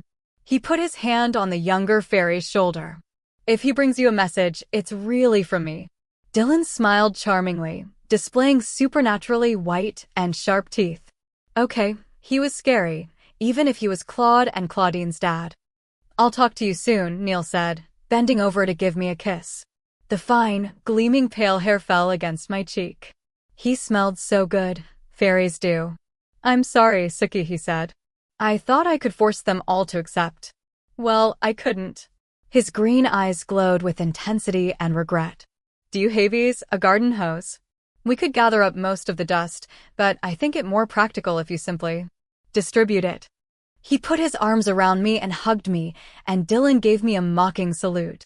The two took a few steps to the trees, and then they simply vanished into the undergrowth as deer do when you encounter them in the woods. So that was that. I was left in my sunny yard, all by myself, with a sizable pile of glittering powdery dust in a body-shaped heap on the gravel. I added to my mental list of the odd things I'd done that day. I'd entertained the police, sunbathed, visited at a mall with some fairies, weeded, and killed someone. Now it was powdered corpse removal time. And the day wasn't over yet. I turned on the faucet, unwound the hose enough so the flow would reach the right area, and compressed the spray head to aim the water at the fairy dust. I had a weird, out-of-body feeling. You'd think I'd be getting used to it, I said out loud, startling myself even more. I didn't want to add up the people I'd killed, though technically most of them weren't people. Before the past 2 years, maybe even less if I counted down the months, I'd never laid a finger on another person in anger, aside from hitting Jason in the stomach with my plastic baseball bat when he tore my Barbie's hair out. I pulled myself up sharply. The deed was done now. No going back. I released the spray head and turned the hose off at the faucet. In the fading sunlight, it was a little hard to tell, but I thought I'd dispersed the dust pretty thoroughly. But not from my memory, I said seriously. Then I had to laugh, and it sounded a little crazy. I was standing out in my backyard hosing down fairy blood and making melodramatic statements all to myself. Next I'd be doing the Hamlet soliloquy that I'd had to memorize in high school. This afternoon had brought me down hard, to a real bad place. I bit down on my bottom lip. Now that I was definitely over the intoxication of having a living relative, I had to face the fact that Neil's behavior was charming, mostly, but unpredictable. By his own admission, he'd inadvertently put me at great risk. Maybe I should have wondered before this what my grandfather Finn had been like. Neil had told me he'd watched over me without ever making himself known, an image that seemed creepy but touching. Neil was creepy and touching, too. Great Uncle Dylan just seemed creepy. The temperature was dropping with the creeping darkness, and I was shivering by the time I went in the house. The hose might freeze tonight, but I couldn't bring myself to care. There were clothes in the dryer, and I had to eat since I'd missed eating lunch at the mall. It was getting closer to supper time. I had to concentrate on small things. Amelia phoned while I was folding the laundry. She told me she was about to leave work and was going to meet Trey for dinner and a movie. She asked me if I wanted to come along, but I said I was busy. Amelia and Trey didn't need a third wheel, and I didn't need to feel like one. It would have been nice to have some company. But what would I have done for social chit-chat? Wow, that trowel slid into his stomach like it was Jell-O. I shuddered and tried to think of what to do next. An uncritical companion, that was who I needed. I missed the cat we'd called Bob, though he hadn't been born a cat and wasn't one now. Maybe I could get another cat, a real one. It wasn't the first time I'd considered going to the animal shelter. I'd better wait until this very crisis was over before I did that. There wasn't any point in picking out a pet if I was liable to be abducted or killed at any moment, right? Wouldn't be fair to the animal. I caught myself giggling, and I knew that couldn't be good. Time to stop brooding. Time to get something done. First, I'd clean off the trowel and put it away. I carried it to the kitchen sink, and I scrubbed it and rinsed it. The dull iron seemed to have a new gloss on it, like a bush that had gotten watered after a drought. I held it to the light and stared at the old tool. I shook myself. Okay, that had really been an unpleasant simile. I banished the idea and scrubbed. When I thought the trowel looked spotless, I washed it and dried it all over again. Then I walked quickly out the back door and through the dark to hang the damn thing back in the tool shed on its designated hook.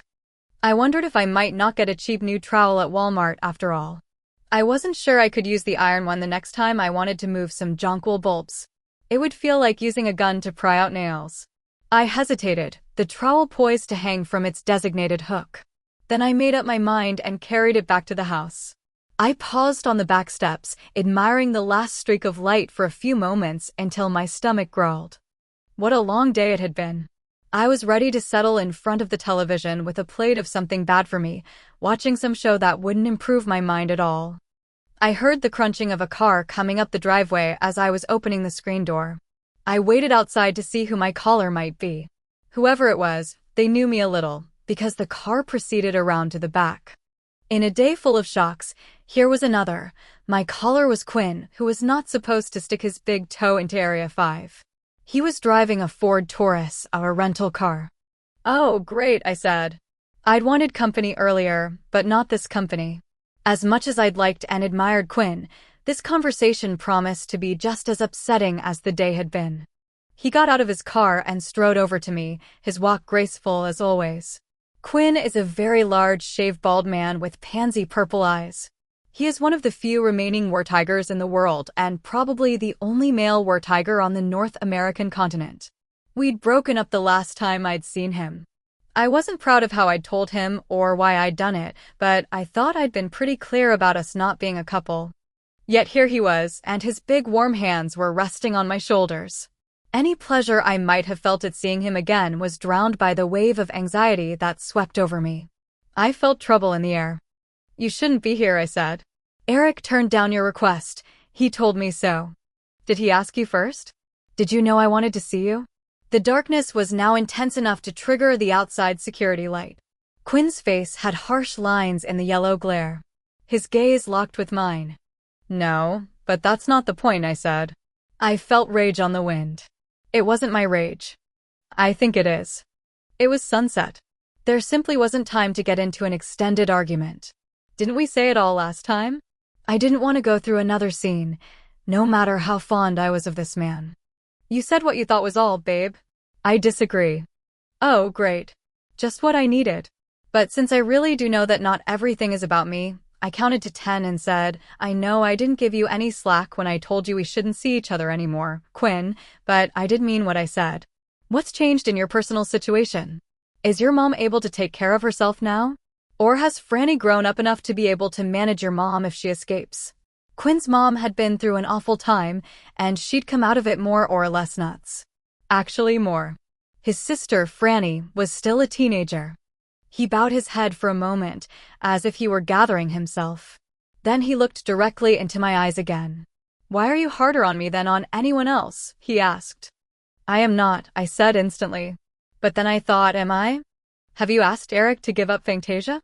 Have you asked Bill to give up his computer enterprise? Have you asked Sam to turn his back on his family? What? I began, trying to work out the connection. You're asking me to give up other people I love, me mother, and my sister if I want to have you, he said. I'm not asking you to do anything, I said, feeling the tension inside me ratchet up to an almost intolerable level. I told you that I wanted to be first with the guy in my life. And I still figured that your family has got to come first with you because your mom and your sister are not exactly stand on their own 2 feet kind of women. I haven't asked Eric to give up Fantasia. Why would I do that? And where does Sam come into it? I couldn't even think of a reason to mention Bill. I was so over him. Bill loves his status in the human and vampire worlds, and Eric loves his little piece of Louisiana more than he'll ever love you, Quinn said, and he sounded almost sorry for me. That was ridiculous. Where did all the hating come from? I asked, holding my hands spread in front of me. I didn't quit dating you because of any feelings I had for someone else. I quit dating you because I thought your plate was full already. He's trying to wall you off from everyone else who cares for you, Quinn said, focusing on me with unnerving intensity. And look at all the dependents she has. You're talking about Eric? All Eric's dependents were vampires who could damn well take care of themselves. He'll never dump his little area for you. He'd never let his little pack of sworn vamps serve someone else. He'll never. I couldn't stand this anymore. I gave a scream of sheer frustration. I actually stomped my foot like a 3-year-old. I haven't asked him to. I yelled. What are you talking about? Did you show up to tell me no one else will ever love me? What's wrong with you? Yes, Quinn, said a familiar, cold voice. What's wrong with you? I swear I jumped at least 6 inches. I'd let my quarrel with Quinn absorb my attention, and I hadn't felt Bill's arrival. You're frightening, Sookie, Bill said from a yard behind me, and my spine shivered at the menace in his voice. That won't happen, Tiger. Quinn snarled. His teeth began growing longer, sharper, before my eyes. Bill stood at my side in the next second. His eyes were glowing an eerie silvery brown. Not only was I afraid they'd kill each other, I realized that I was really tired of people popping on and off of my property like it was a train station on the supernatural railroad. Quinn's hands became clawed. A growl rumbled deep in his chest. No, I said, willing them to listen to me. This was the day from hell. You're not even on the list, vampire, Quinn said, and his voice wasn't really his any longer. You're the past. I will make you a rug on my floor, Bill said, and his voice was colder and smoother than ever, like ice on glass. The 2 idiots launched themselves at each other. I started to jump in to stop them, but the functioning part of my brain told me that would be suicidal. I thought, my grass is going to get sprinkled by a little more blood this evening. What I should have been thinking was, I need to get the hell out of the way. In fact, I should have run inside and locked the door and left them to it. But that was hindsight. Actually, what I did was stand there for a moment, hands fluttering uselessly, trying to figure out how to separate them. And then the 2 grappling figures lurched and staggered. Quinn threw Bill away from him with all his strength. Bill cannonied into me with such force that I actually went up in the air an inch or 2 and then, very decisively, down I came. Chapter 10. Cold water trickled over my face and neck. I spluttered and choked as some trickled into my mouth. Too much? Asked a hard voice, and I pried open my eyes to see Eric. We were in my room, and only the bathroom light was on. Enough, I said. The mattress shifted as Eric got up to carry the wash rag into my bathroom. In a second, he was back with a hand towel, dabbing at my face and neck. My pillow was damp, but I decided not to worry about it. The house was cooling off now that the sun was gone, and I was lying there in my underwear. Cold, I said. Where are my clothes? Stained, Eric said. There was a blanket at the end of the bed, and he pulled it up over me. He turned his back to me for a moment, and I heard his shoes hit the floor. Then he got under the blanket with me and propped himself up on an elbow. He was looking down at me. His back was to the light coming from the bathroom, so I couldn't discern his expression. Do you love him? He said. Are they alive? No point in deciding if I loved Quinn or not if he was dead, right? Or maybe Eric meant Bill. I couldn't decide. I realized I felt a little odd. Quinn drove away with a few broken ribs and a broken jaw, Eric told me, his voice quite neutral. Bill will heal tonight if he hasn't already. I considered that. I guess you had something to do with Bill being here? I knew when Quinn disobeyed our ruling. He was sighted within half an hour of crossing into my area. And Bill was the closest vampire to send to your house. His task was to make sure you weren't being harassed while I made my way here. He took his role a little too seriously. I'm sorry you were hurt, Eric said, his voice stiff. He wasn't used to making apologies, and I smiled in the darkness. It was almost impossible for me to feel anxious, I noticed, in a distant kind of way. And yet surely I ought to be upset and angry? So they stopped fighting when I hit the ground, I hope. Yes, the collision ended the scuffle. And Quinn left on his own? I ran my tongue around my mouth, which tasted funny, kind of sharp and metallic. Yes, he did.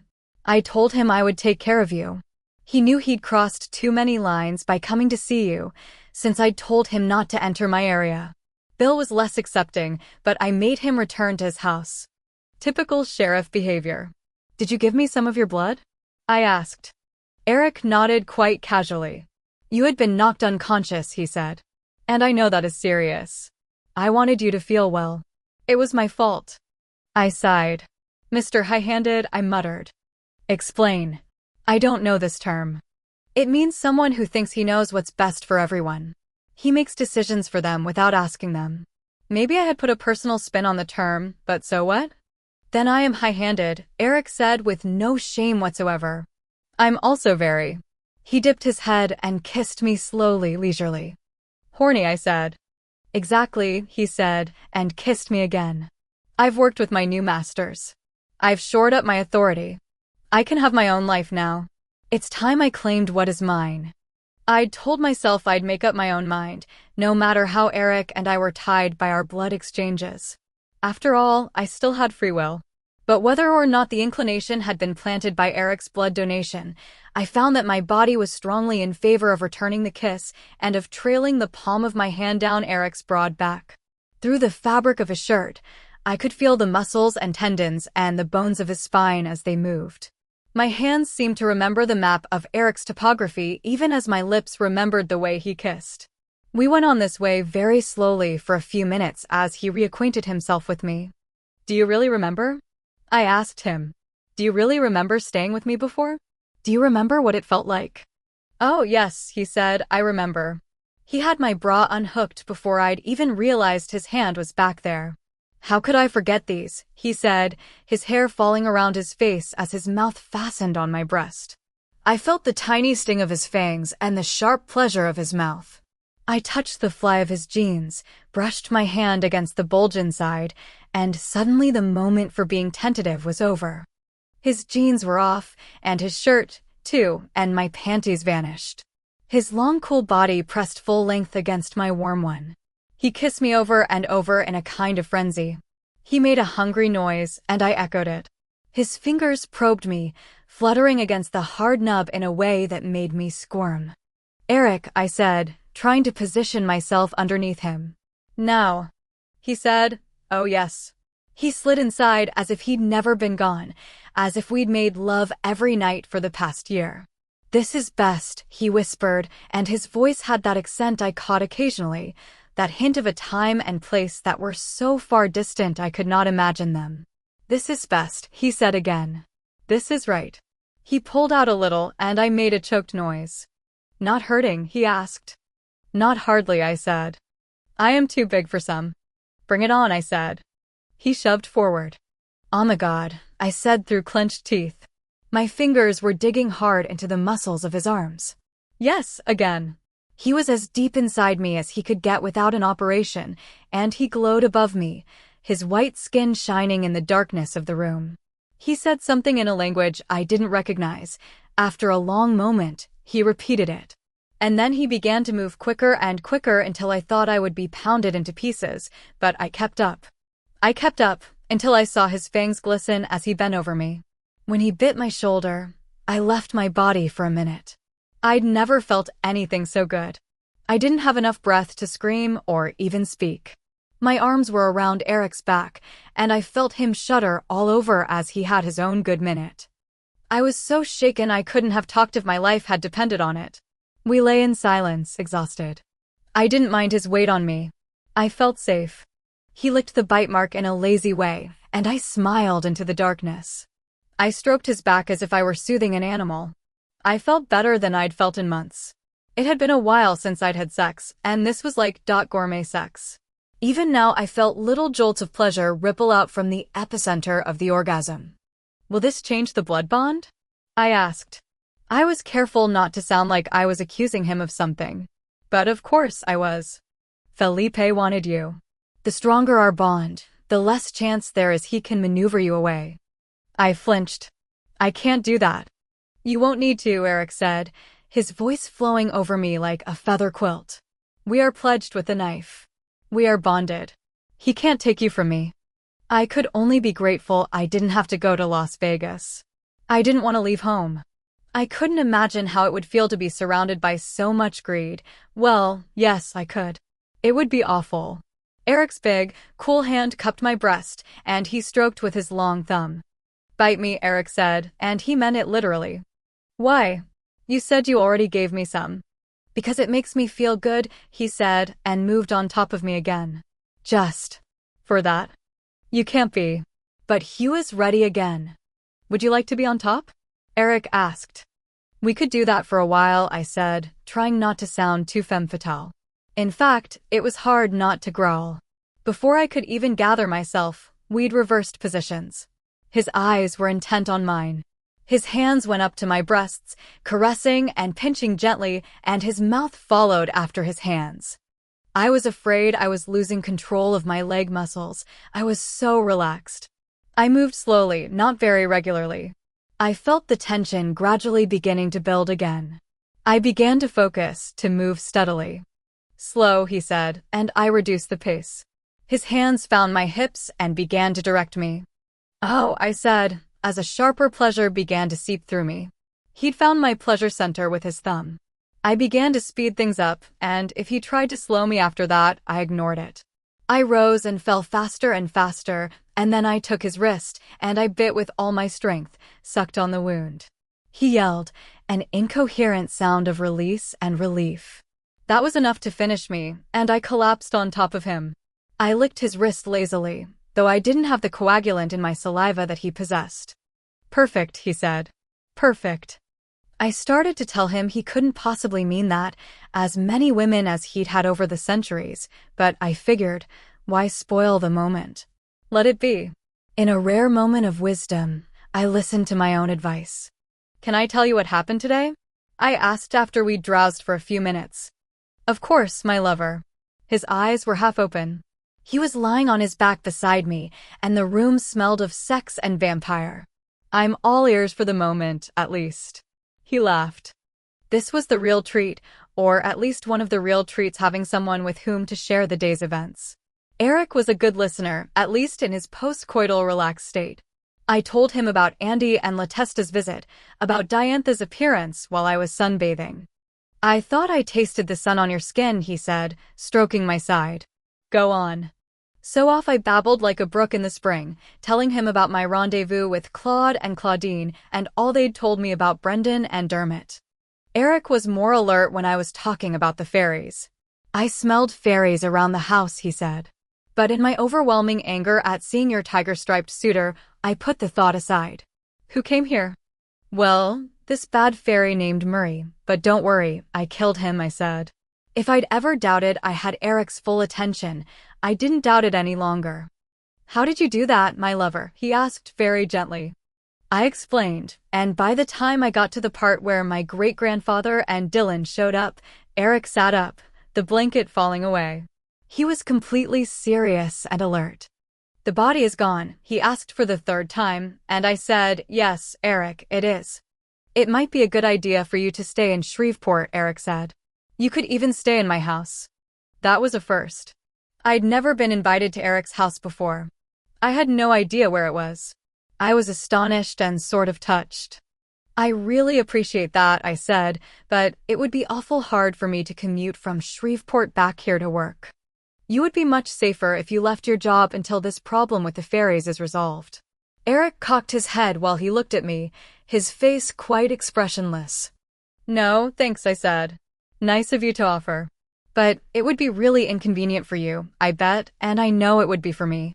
Pam is the only other person I've invited to my home. I said brightly, only blondes permitted, huh? I honor you with the invitation. Still not a clue on his face.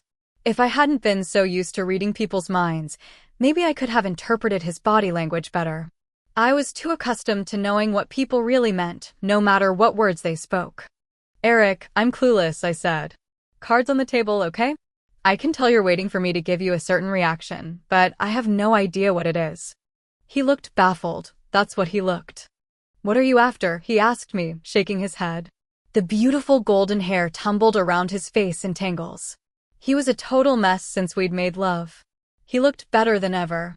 Grossly unfair. What am I after? He lay back down, and I turned on my side to face him. I don't think I'm after anything, I said carefully. I was after an orgasm, and I got plenty of those. I smiled at him, hoping that was the right answer. You don't want to quit your job? Why would I quit my job? How would I live? I asked blankly. Then, finally, I got it. Did you think that since we made whoopee and you said I was yours, I'd want to quit work and keep house for you? Eat candy all day, let you eat me all night. Yep, that was it. His face confirmed it. I didn't know how to feel. Hurt? Angry? No, I'd had enough of all that today. I couldn't pump another strong emotion to the surface if I had all night. Eric, I like to work, I said mildly. I need to get out of the house every day and mingle with people. If I stay away, it's like a deafening clamor when I get back. It's much better for me to deal with people, to stay used to keeping all those voices in the background. I wasn't explaining very well. Plus, I like being at the bar. I like seeing everyone I work with. I guess giving people alcohol isn't exactly noble or a public service. Maybe the opposite. But I'm good at what I do, and it suits me. Are you saying? What are you saying? Eric looked uncertain, an expression that sat oddly on his normally self-assured face. This is what other women have wanted from me, he said. I was trying to offer it before you asked for it. I'm not anyone else, I said. It was hard to shrug in my position on the bed, but I tried. You're mine, he said. Then he noticed my frown and amended his words hastily. You're only my lover. Not Quinn's, not Sam's, not Bill's. There was a long pause. Aren't you, he said. A relationship discussion initiated by the guy. This was different, if I went by the stories I'd heard from the other barmaids. I don't know if the comfort I feel with you is the blood exchange or a feeling I would have had naturally, I said, picking each word carefully. I don't think I would have been so ready to have sex with you tonight if we didn't have a blood bond, because today has been one hell of a day. I can't say, oh, Eric, I love you, carry me away, because I don't know what's real and what's not. Until I'm sure, I have no intention of changing my life drastically. Eric's brows began to draw together, a sure sign of displeasure. Am I happy when I'm with you? I put my hand against his cheek. Yes, I am. Do I think making love with you is the greatest thing ever? Yes, I do. Do I want to do it again? You bet, though not right now since I'm sleepy. But soon. And often. Am I having sex with anyone else? No. And I won't unless I decide the bond is all we have. He looked as if he were thinking of several different responses. Finally, he said, Do you regret Quinn? Yes, I said, because I had to be honest. Because we had the beginning of something good going, and I may have made a huge mistake sending him away. But I've never been seriously involved with two men at the same time, and I'm not starting now. Right now, that man is you. You love me, he said, and he nodded. I appreciate you, I said cautiously. I have big lust for you. I enjoy your company. There's a difference, Eric said. Yes, there is. But you don't see me bugging you to spell out how you feel about me, right? Because I'm pretty damn sure I wouldn't like the answer. So maybe you better rein it in a little yourself. You don't want to know how I feel about you? Eric looked incredulous. I can't believe you're a human woman. Women always want to know how you feel about them. And I'll bet they're sorry when you tell them, huh? He lifted one eyebrow. If I tell them the truth. That's supposed to put me in a confiding mood? I always tell you the truth, he said. And there wasn't a trace of that smile left on his face. I may not tell you everything I know, but what I tell you, it's true. Why? The blood exchange has worked both ways, he said. I've had the blood of many women. I've had almost utter control over them. But they never drank mine. It's been decades, maybe centuries since I gave any woman my blood. Maybe not since I turned Pam. Is this the general policy among vampires you know? I wasn't quite sure how to ask what I wanted to know. He hesitated, nodded. For the most part. There are some vampires who like to take total control over a human. Make that human their Renfield. He used the term with distaste. That's from Dracula, right? Yes, Dracula's human servant. A degraded creature. Why someone of Dracula's eminence would want so debased a man as that? Eric shook his head disgustedly. But it does happen. The best of us look askance at a vampire who makes servant after servant. The human is lost when the vampire assumes too much control. When the human goes completely under, he isn't worth turning. He isn't worth anything at all. Sooner or later, he has to be killed. Killed? Why? If the vampire who's assumed so much control abandons the Renfield, or if the vampire himself is killed, the Renfield's life is not worth living after that. They have to be put down, I said. Like a dog with rabies. Yes. Eric looked away. But that's not going to happen to me. And you won't ever turn me. I was absolutely serious. No. I won't ever force you into subservience. And I will never turn you, since you don't want it. Even if I'm going to die, don't turn me. I would hate that more than anything. I agree to that. No matter how much I may want to keep you. Right after we'd met, Bill had not changed me when I had been close to death. I'd never realized he might have been tempted to do so. He'd saved my human life instead. I put that away to consider later. Tacky to think about one man when you're in bed with another. You saved me from being bonded to Andre, I said. But it cost me. If he'd lived, it would have cost me too. No matter how mild his reaction, Andre would have paid me back for my intervention. He seemed so calm about it that night, I said. Eric had persuaded Andre to let him be his proxy. I'd been very grateful at the time, since Andre gave me the creeps and he didn't give a damn about me either. I remembered my talk with Tara. If I'd let Andre share blood that night, I'd be free now since he's dead. I still couldn't decide how I felt about that, probably 3 different ways.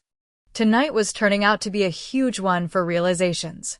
They could just stop coming any old time now. Andre never forgot a challenge to his will, Eric said. Do you know how he died, Sookie?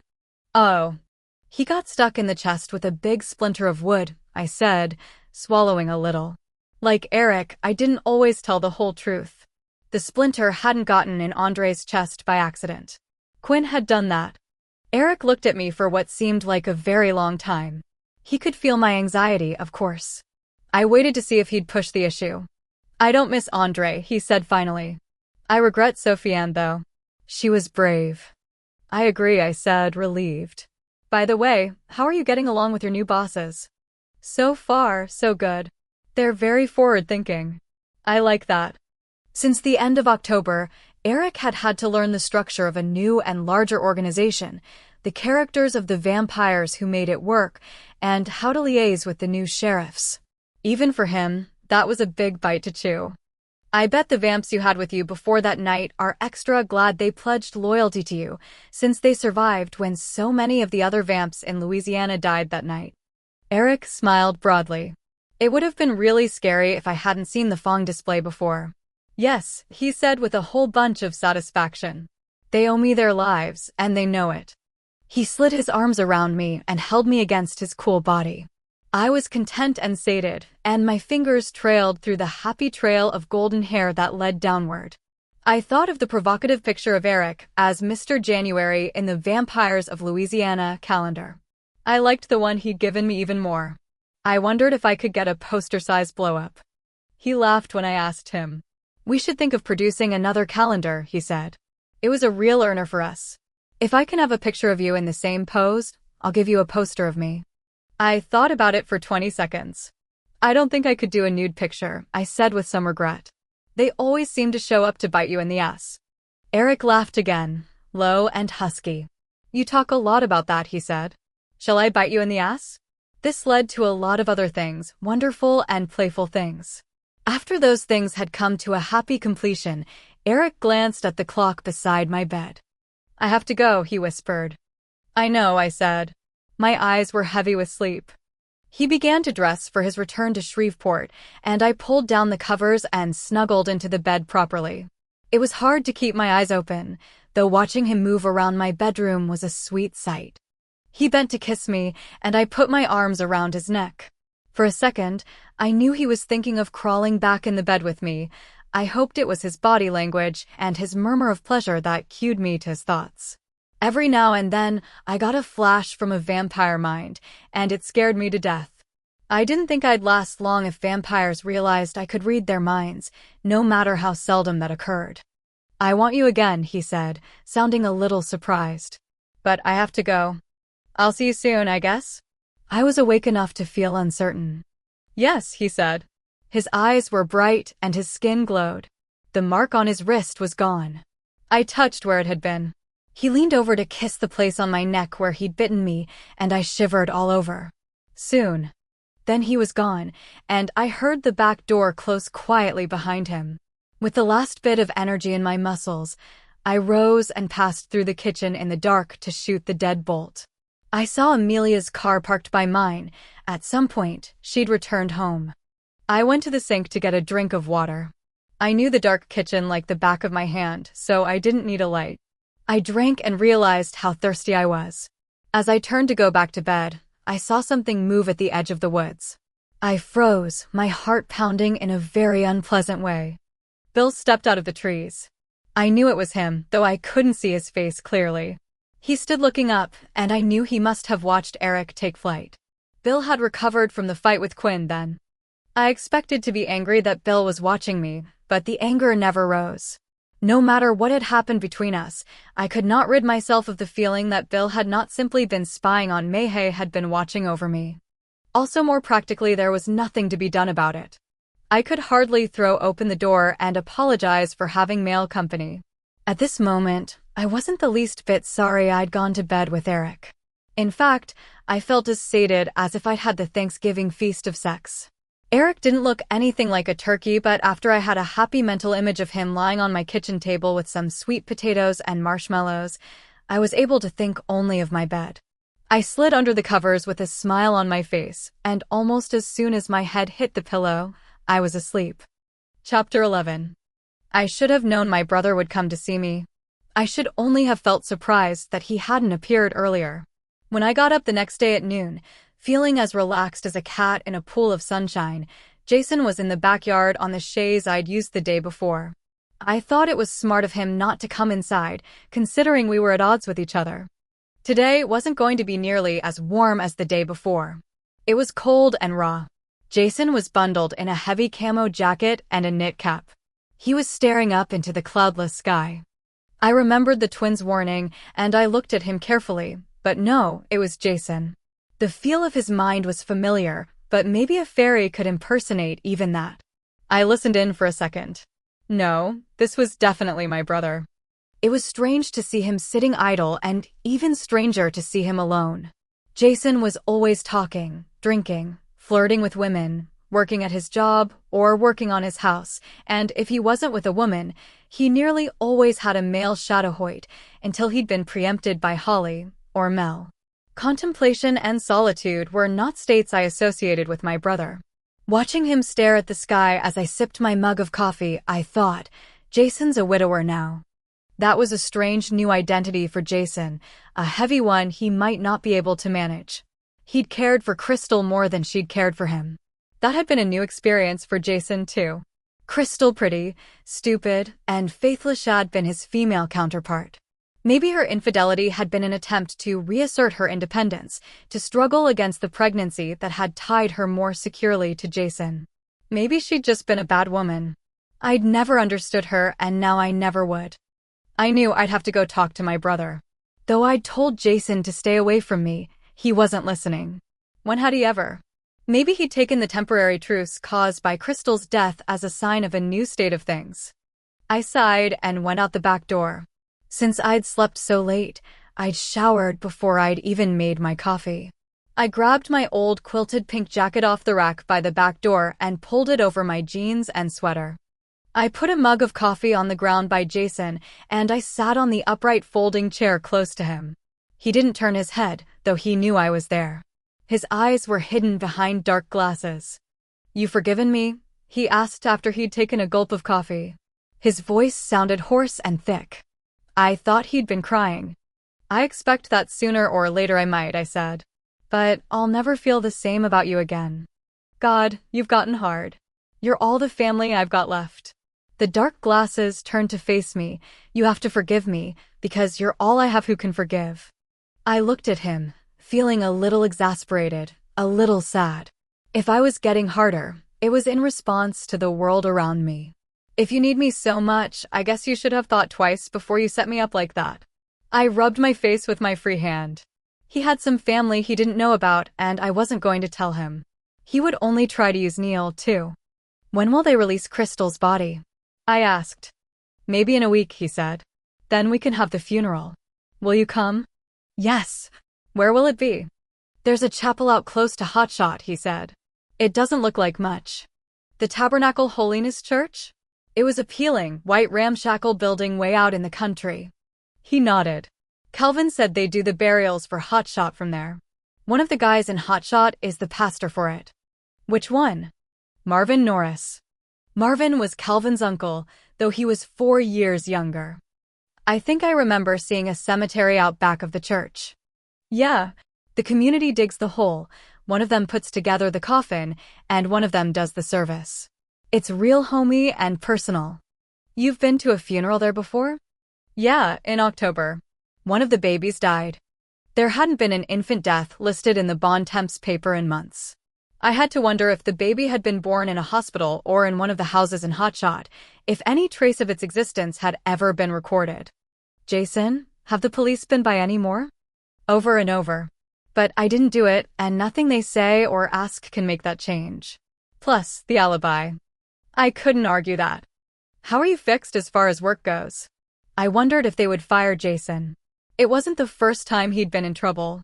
And though Jason was never guilty of the worst crimes attributed to him, sooner or later his reputation as being a generally okay guy would simply crumple for good. Catfish said to take time off until the funeral. "They're going to send a wreath to the funeral home when we get her body back." "What about Hoyt?" "He hasn't been around," Jason said, sounding puzzled and hurt. Holly, his fiancée, wouldn't want him hanging around with Jason. I could understand that. "Mel?" I asked. "Yeah," Jason said, brightening. "Mel comes by. We worked on his truck yesterday, and this weekend we're going to paint my kitchen." Jason smiled at me, but it faded fast. "I like Mel," he said, "but I miss Hoyt." That was one of the most honest things I'd ever heard Jason say. "Haven't you heard anything about this, Sookie?" Jason asked me. "You know the way you hear things?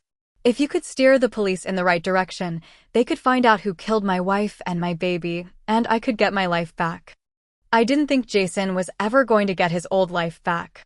I was sure he wouldn't understand, even if I spelled it out. But then I saw what was in his head in a moment of true clarity. Though Jason couldn't verbalize these ideas, Head'd understand, and he was pretending hard, that everything would be the same. If only he could get out from under the weight of Crystal's death. "Or if you tell us," he said, "we'll take care of it, Calvin and me." "I'll do my best," I said. What else could I say? I climbed out of Jason's head and swore to myself I wouldn't get inside again. After a long silence, he got up. Maybe he'd been waiting to see if I'd offer to make lunch for him. "I guess I'll go back home then," he said. "Goodbye." I heard his truck start up a moment later. I went back in, hanging the jacket back where I'd gotten it. Amelia had left me a note stuck to the milk carton in the refrigerator. "Hey, Rumi," it said by way of opening. "Sounded like you had company last night. Did I smell a vampire? Heard someone shut the back door about 3:30. Listen, be sure and check the answering machine. You got messages." Which Amelia had already listened to, because the light wasn't blinking anymore. I pressed the play button. "Sookie, this is Arlene. I'm sorry about everything. I wish you'd come by to talk. Give me a call." I stared at the machine, not sure how I felt about this message. It had been a few days, and Arlene had had time to reconsider stomping out of the bar. Could she possibly mean she wanted to recant her fellowship beliefs? There was another message, this one from Sam. "Sookie, can you come in to work a little early today or give me a call? I need to talk to you." I glanced at the clock. It was just 1 p.m., and I wasn't due at work until 5. I called the bar. Sam picked up. "Hey, it's Sookie," I said. "What's up?" "I just got your message." "Arlene wants to come back to work," he said. "I don't know what to tell her." "You got an opinion?" "She left a message on my answering machine." "She wants to talk to me," I said. "I don't know what to think." "She's always on some new thing, isn't she? Do you think she could have dropped the fellowship?" "If Whit dropped her," he said, and I laughed. I wasn't so sure I wanted to rebuild our friendship, and the longer I thought about it, the more doubtful I became. Arlene had said some hurtful and awful things to me. If she'd meant them, why would she want to mend fences with a terrible person like me? And if she hadn't meant them, why on earth had they passed her lips? But I felt a twinge when I thought of her children, Kobe and Lisa. I'd kept them so many evenings, and I'd been so fond of them. I hadn't seen them in weeks. I found I wasn't too upset about the passing of my relationship with their mother. Arlene had been killing that friendship for some time now. But the kids, I did miss them. I said as much to Sam. "You're too good, Cher," he said. "I don't think I want her back here." He'd made up his mind. "I hope she can find another job, and I'll give her a reference for the sake of those kids. But she was causing trouble before this last blow-up, and there's no point putting all of us through the ringer." After I'd hung up, I realized that Sam's decision had influenced me in favor of seeing my ex-friend. Since Arlene and I weren't going to get the opportunity to gradually make peace at the bar, I'd try to at least fix things so we could nod at each other if we passed in Walmart. She picked up on the first ring. "Arlene, it's Sookie," I said. "Hey, hon, I'm glad you called back," she said. There was a moment of silence. "I thought I'd come over to see you, just for a minute," I said awkwardly. "I'd like to see the kids and talk to you. If that's okay." "Sure, come over. Give me a few minutes, so I can pick up the mess." "You don't need to do that for me." I'd cleaned Arlene's trailer many a time in return for some favor she'd done me, or because I didn't have anything else to do while she was out and I was there to babysit. "I don't want to slide back into my old ways," she said cheerfully, sounding so affectionate that my heart lifted. For just a second. But I didn't wait a few minutes. I left immediately. I couldn't explain to myself why I wasn't doing what she'd asked me to do. Maybe I'd caught something in Arlene's voice, even over the phone. Maybe I was recalling all the times Arlene had let me down, all the occasions she'd made me feel bad. I don't think I'd let myself dwell on these incidents before, because they revealed such a colossal pitifulness on my part. I'd needed a friend so badly I'd clung to the meager scraps from Arlene's table, though she'd taken advantage of me time after time. When her dating wind had blown the other way, she hadn't thought twice about discarding me to win favor with her current flame.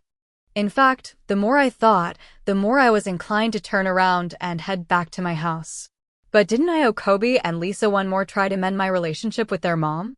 I remembered all the board games we'd played, all the times I'd put them to bed and spent the night in the trailer because Arlene had called to ask if she could spend the night away. What the hell was I doing? Why was I trusting Arlene now? I wasn't, not completely. That's why I was going to scope out the situation. Arlene didn't live in a trailer park, but on an acre of land a little west of town that her dad had given her before he passed away. Only a quarter acre had been cleared, just enough for the trailer and a small yard. There was an old swing set in the back that one of Arlene's former admirers had assembled for the kids, and there were 2 bikes pushed up against the back of the trailer. I was looking at the trailer from the rear because I'd pulled off the road into the overgrown yard of a little house that had stood next door until its bad wiring had caused a fire a couple of months before. Since then, the frame house had stood half-charred and forlorn, and the former renters had found somewhere else to live. I was able to pull behind the house because the cold weather had kept the weeds from taking over. I picked a path through the fringe of high weeds and trees that separated this house from Arlene's. Working through the thickest growth, I made my way to a vantage point where I could see part of the parking area in front of the trailer and all of the backyard. Only Arlene's car was visible from the road, since it had been left in the front yard. From my vantage point, I could see that behind the trailer was parked a black Ford Ranger pickup, maybe 10 years old, and a red Buick Skylark of approximately the same vintage. The pickup was loaded down with pieces of wood, one long enough to protrude beyond the truck bed. They measured about 4 by 4, I estimated.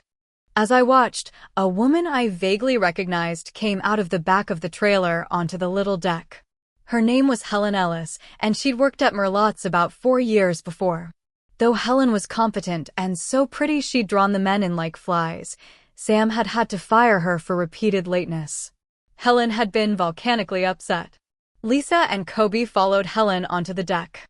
Arlene was framed in the doorway. She was wearing a leopard print top over brown stretch pants. The kids looked so much older than the last time I'd seen them. They looked reluctant and a little unhappy, especially Kobe. Helen smiled at them encouragingly and turned back to Arlene to say, "Just let me know when it's over." There was a pause while Helen seemed to struggle with how to phrase something she didn't want the kids to understand. She's only getting what she deserves. I could see Helen only in profile, but her cheerful smile made my stomach heave. I swallowed hard. "Okay, Helen. I'll call you when you can bring him back," Arlene said. There was a man standing behind her. He was too far back in the interior for me to identify with certainty, but I thought he was the man I'd hit on the head with a tray a couple of months back, the man who'd been so ugly to Pam and Amelia. He was one of Arlene's new buddies. Helen and the kids drove off in the Skylark. Arlene had closed the back door against the chill of the day. I shut my eyes and located her inside the trailer. I found there were 2 men in there with her. What were they thinking about? I was a little far, but I stretched out with my extra sense. They were thinking about doing awful things to me. I crouched under a bare mimosa, feeling as bleak and miserable as I've ever felt. Granted, I'd known for some time that Arlene wasn't truly a good person or even a faithful person. Granted, I'd heard her rant and rave about the eradication of the supernaturals of the world. Granted, I'd come to realize that she'd slipped into regarding me as one of them. But I'd never let myself believe that whatever affection she'd ever felt for me had slipped away entirely, transmuted by the Fellowship's policy of hate. I pulled my cell phone out of my pocket. I called Andy Belfleur. "Belfleur," he said briskly. We were hardly buddies, but I sure was glad to hear his voice. "Andy, it's Sookie," I said, taking care to keep my voice quiet. "Listen, there are 2 guys in Arlene's trailer with her, and there are some long pieces of wood in the back of their pickup. They don't realize I know they're in the trailer with Arlene. They're planning on doing the same thing to me that was done to Crystal." "You got anything I could take to court?" he asked cautiously. Andy had always been a closet believer in my telepathy, though that didn't mean he was necessarily a fan of mine. "No," I said, "they're waiting for me to show up." I crept closer, hoping like hell they weren't looking out the back windows. There was a box of extra-long nails in the pickup bed, too. I had to close my eyes for a second as the horror crawled all over me. "I've got Weiss and Latesta with me," Andy said. "Would you be willing to go in if we were there to back you up?" "Sure," I said, feeling anything but.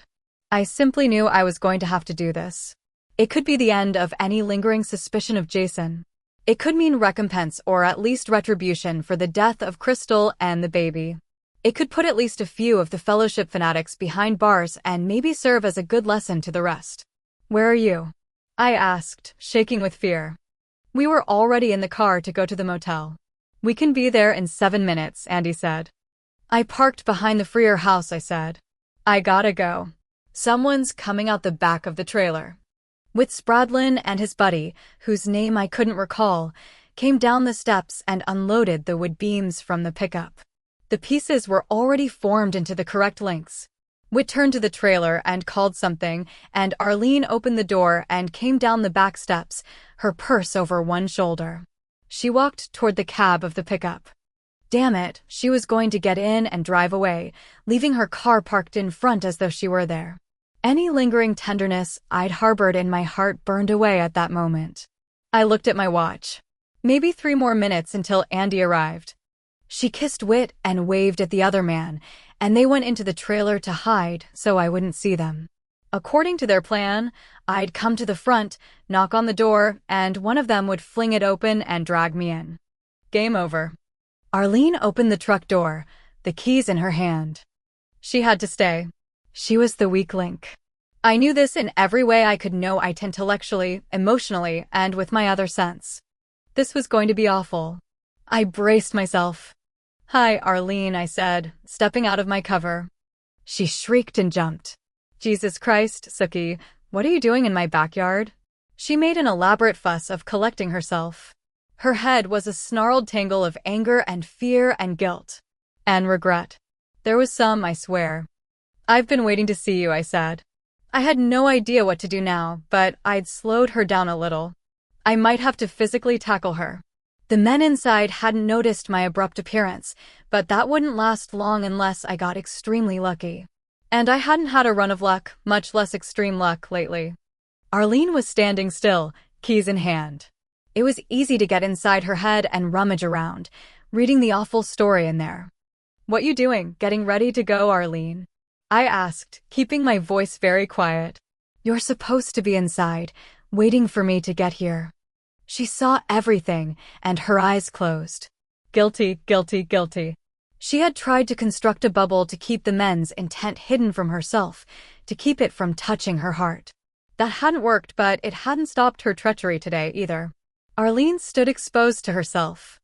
I said, you got in too deep. My own voice sounded detached and level. No one will understand that or forgive it. Her eyes went wide with the knowledge that what I was saying was true. But I was in for my own kind of shock. I knew, suddenly and surely, that she had not killed Crystal, and neither had these men. They'd planned to crucify me in emulation of Crystal's death because it seemed like such a great idea, such an open statement of their opinion of the shapeshifter's announcement. I'd been selected as the sacrificial lamb, despite the fact that they knew for sure I wasn't a shapeshifter. In fact, they thought I wouldn't put up as much of a fight since I was only a shapeshifter sympathizer, not one of the two-natured. I wouldn't be as strong, in their opinion. I found this incredible. You're a poor excuse for a woman, I said to Arlene. I couldn't seem to stop, and I couldn't seem to sound anything but matter-of-fact. You've never told the truth to yourself in your whole life, have you? You still see yourself as a pretty, young thing of 25, and you still think some man will come along and recognize that in you. Someone will take care of you, let you quit working, send your kids to private schools where they'll never have to talk to anyone different from them. That's not gonna happen, Arlene. This is your life. And I swept an open hand at the trailer in its weedy yard, the old truck. It was the meanest thing I'd ever said, and every word of it was true. And she screamed. She couldn't seem to stop screaming. I looked into her eyes. She kept trying to look away, but she couldn't seem to do that. You witch, she sobbed. You're a witch. There are such things, and you're one of them. If she'd been right, I could have prevented what happened next. At that moment, Andy pulled into the freer yard, just as I had. For all he knew, there was still time to creep up on the trailer. I heard his car more or less at my back. My whole attention was concentrated on Arlene and the rear door of the trailer. Weiss, Latesta, and Andy came up behind me just as Whit and his friend burst from the back door of the trailer, rifles in hands. Arlene and I were standing between two armed camps. I felt the sun on my arms. I felt a cold breeze pick up my hair and toss a lock playfully across my face. Over Arlene's shoulder, I saw the face of Whit's friend, and I finally remembered his name was Donnie Bowling. He'd had a recent haircut. I could tell from the white half-inch at the base of his neck. He was wearing an Orville's stump-grinding t-shirt. His eyes were a muddy brown. He was aiming at Agent Weiss. She has children, I called. Don't do it. His eyes widened with fright. Donnie swung the rifle toward me. He thought, shoot her. I flung myself to the ground as the rifle went off. Lay down your arms. Latesta screamed. FBI. But they didn't. I don't think his words even registered. So Latesta fired. But you couldn't say he hadn't warned them. Chapter 12. In the moments following Special Agent Latesta's demand that the two men lay down their arms, bullets flew through the air like pine pollen in the spring.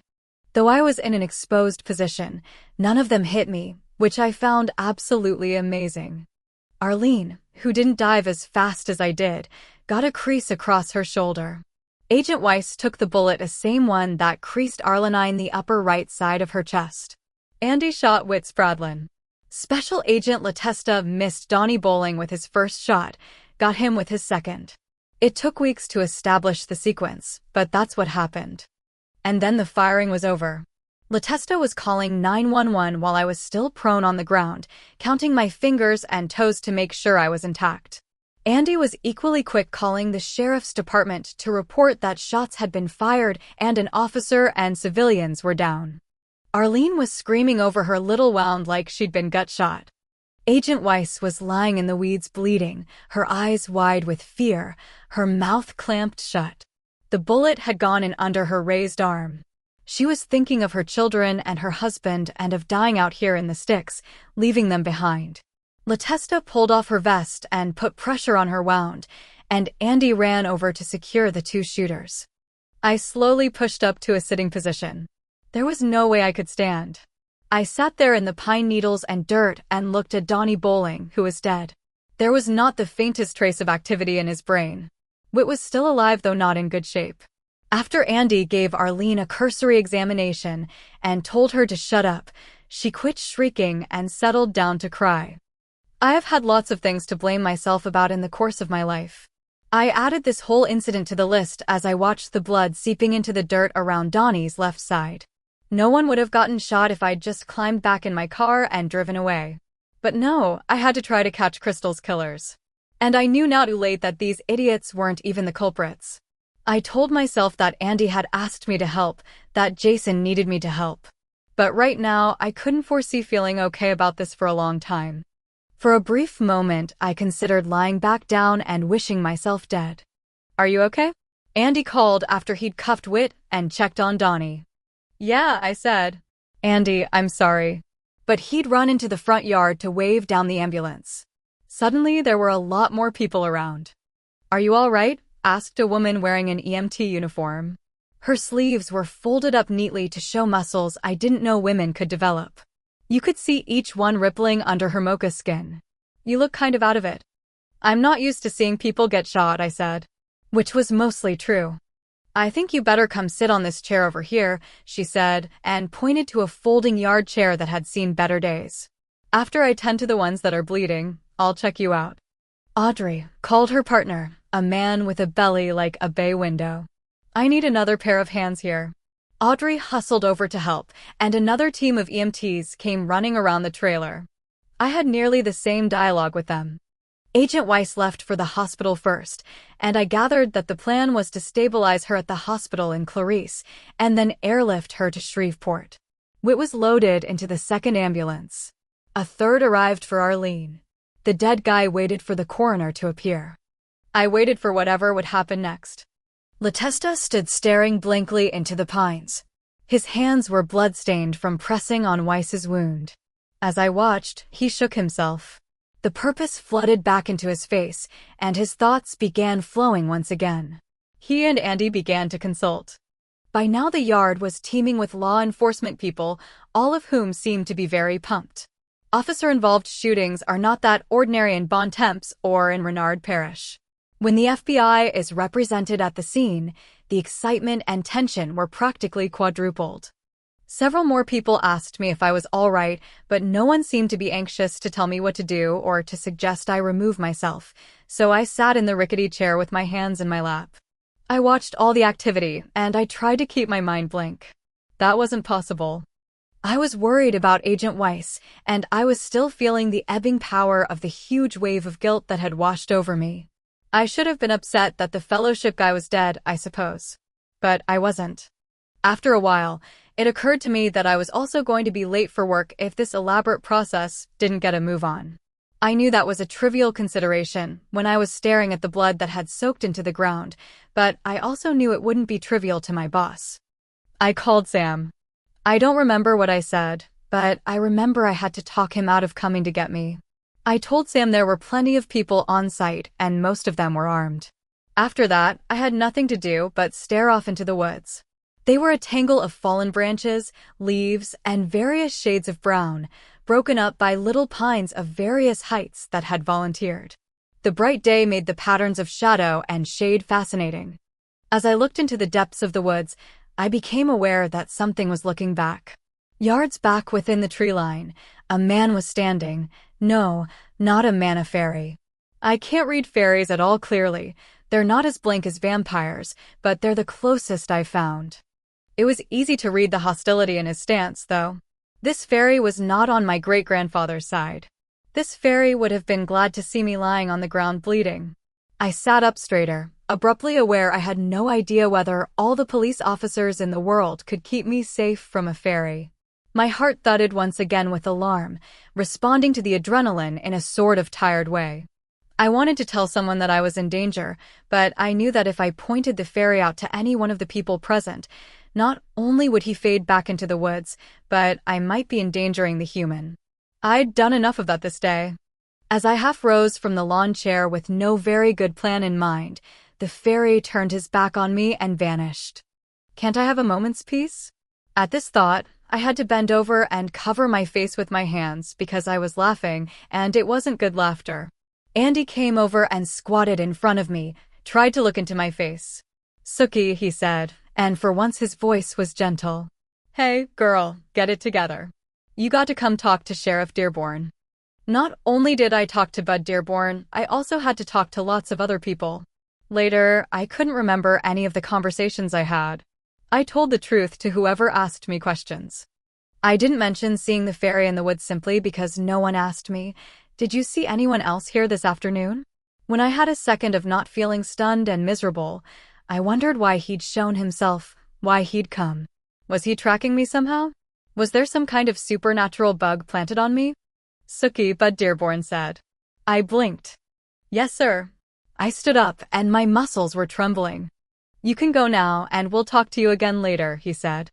"Thanks," I told him, hardly aware of what I was saying. I climbed into my car, feeling absolutely numb. I told myself to drive home and put on my waitress outfit and get to work. Hustling drinks would be better than sitting at home recycling the events of the day, if I could manage to stand up that long. Amelia was at work, so I had the house to myself as I pulled on my working pants and my long-sleeved Merlot's t-shirt. I felt cold to the bone and wished for the first time that Sam had thought about stocking a Merlot's sweatshirt. My reflection in the bathroom mirror was awful. I was white as a vampire. I had big circles under my eyes, and I guessed I looked exactly like someone who'd seen a lot of people bleeding that day. The evening felt cold and still as I walked out to my car. Night would fall soon. Since Eric and I had bonded, I'd found myself thinking of him every day as the sky grew dark. Now that we'd slept together, my thoughts had turned into cravings. I tried to stuff him in the back of my mind on the drive to the bar, but he persisted in popping to the fore. Maybe because the day had been such a nightmare, I discovered I would give my entire savings account to see Eric right now. I trudged toward the employee door, gripping the trowel stuffed in my shoulder bag. I thought I was ready for an attack, but I was so preoccupied I didn't send out my extra sense to detect another presence, and I didn't see Antoine in the shadow of the dumpster until he stepped out to greet me. He was smoking a cigarette. "Geez Louise, Antoine, you scared me to death." "Sorry, Sookie. You planning on doing some planting?" He eyed the trowel I'd whipped out of my bag. "We ain't too busy this evening." It took me a minute to have a smoke. "Everybody calm tonight?" I stuffed the trowel down into my purse without trying to explain. Maybe he would chalk it up to my general strangeness. "Yeah, no one preaching to us, no one getting killed." He smiled. "Derek has full of talk about some guy showing up earlier that Derek thought was a fairy. Derek has on the simple side, but he can see stuff no one else can." "But fairies?" "Not fairy like gay, but fairy like Tinkerbell?" I'd thought I didn't have enough remaining energy to be alarmed. I'd thought wrong. I glanced around the parking lot with considerable alarm. "Sookie? It's true." Antoine was staring at me. I shrugged weakly. "Busted." "Shit," Antoine said. "Well, shit. This ain't the same world I was born into, is it?" "No, Antoine. It isn't. If Derek says anything else, please tell me. It's important. Could have been my great-grandfather watching over me, or his son Dylan. Or it could have been Mr. Hostile who'd been lurking in the woods. What had set the Fey world off? For years, I'd never seen one. Now you couldn't throw a trowel without hitting a fairy. Antoine eyed me doubtfully. "Sure, Sookie. You in any trouble I should know about?" "Hip deep in alligators." No. I'm just trying to avoid a problem," I said, because I didn't want Antoine to worry, and I especially didn't want him to share that worry with Sam. Sam was sure to be worried enough. Of course, Sam had heard several versions of the events at Arlene's trailer, and I had to give him a quick summary as I got ready to work. He was deeply upset about the intentions of Donnie and Whit, and when I told him Donnie was dead, he said, Whit should have got killed, too. I wasn't sure I was hearing him right. But when I looked into Sam's face, I could see he was really angry, really vengeful. Sam, I think enough people have died, I said. I haven't exactly forgiven them, and maybe that's not even something I can do, but I don't think they were the ones who killed Crystal. Sam turned away with a snort and put a bottle of rum away with such force that I thought it might shatter. Despite a measure of alarm, as it turned out, I treasured that evening. Because nothing happened. No one suddenly announced that he was a gargoyle and wanted a place at the American table. No one stomped out in a hissy. No one tried to kill me or warn me or lie to me. No one paid me any special attention at all. I was back to being part of the ambience at Merlotte's, a situation that used to make me bored. I remembered the evenings before I'd met Bill Compton, when I'd known there were vampires, but hadn't actually met one or seen one in the flesh. I remembered how I'd longed to meet an actual vampire. I'd believed their press, which alleged that they were victims of a virus that left them allergic to various things: sunlight, garlic, food, and only able to survive by ingesting blood. That part, at least, had been quite true. As I worked, I thought about the fairies. They were different from the vampires and the wers. Fairies could escape and go to their very own world, however that happened. It was a world I had no desire to visit or see. Fairies had never been human. At least vampires might remember what being human was like, and wers were human most of the time, even if they had a different culture. Being a wer was like having dual citizenship, I figured. This was an important difference between the fairies and other supernaturals, and it made the fairies more frightening. As the evening wore on and I plodded from table to table, making an effort to get the orders right and to serve with a smile, I had times of wondering whether it would have been better if I'd never met my great-grandfather at all. There was a lot of attraction in that idea. I served Jane Bowhouse her fourth drink and signaled to Sam that we needed to cut her off. Jane would drink whether we served her or not. Her decision to quit drinking hadn't lasted a week, but I'd never imagined it would. She'd made such resolutions before, with the same result. At least if Jane drank here, we would make sure she got home okay. I killed a man yesterday. Maybe her son would come get her. He was a nice guy who never took a sip with alcohol in it. I saw a man get shot dead today. I had to stand still for a minute because the room seemed to be a little lopsided. After a second or two, I felt steadier. I wondered if I could make it through the evening.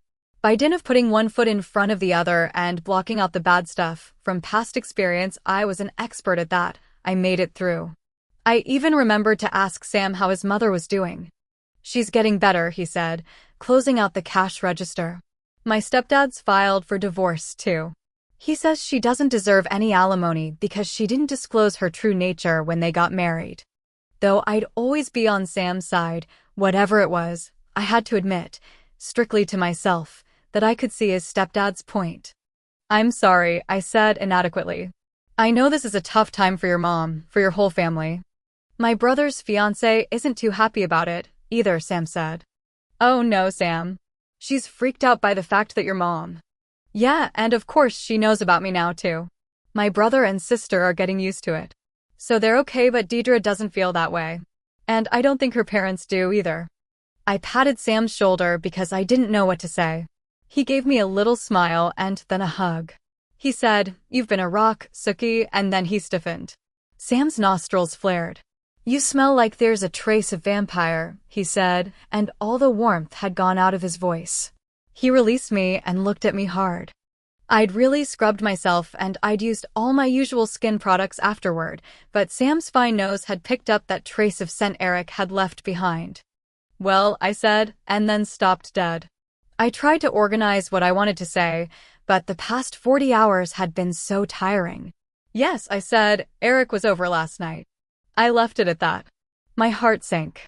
I'd thought of trying to explain to Sam about my great-grandfather and the trouble we were in, but Sam had enough troubles of his own. Plus, the whole staff was feeling pretty miserable about Arlene and her arrest. There was too much happening.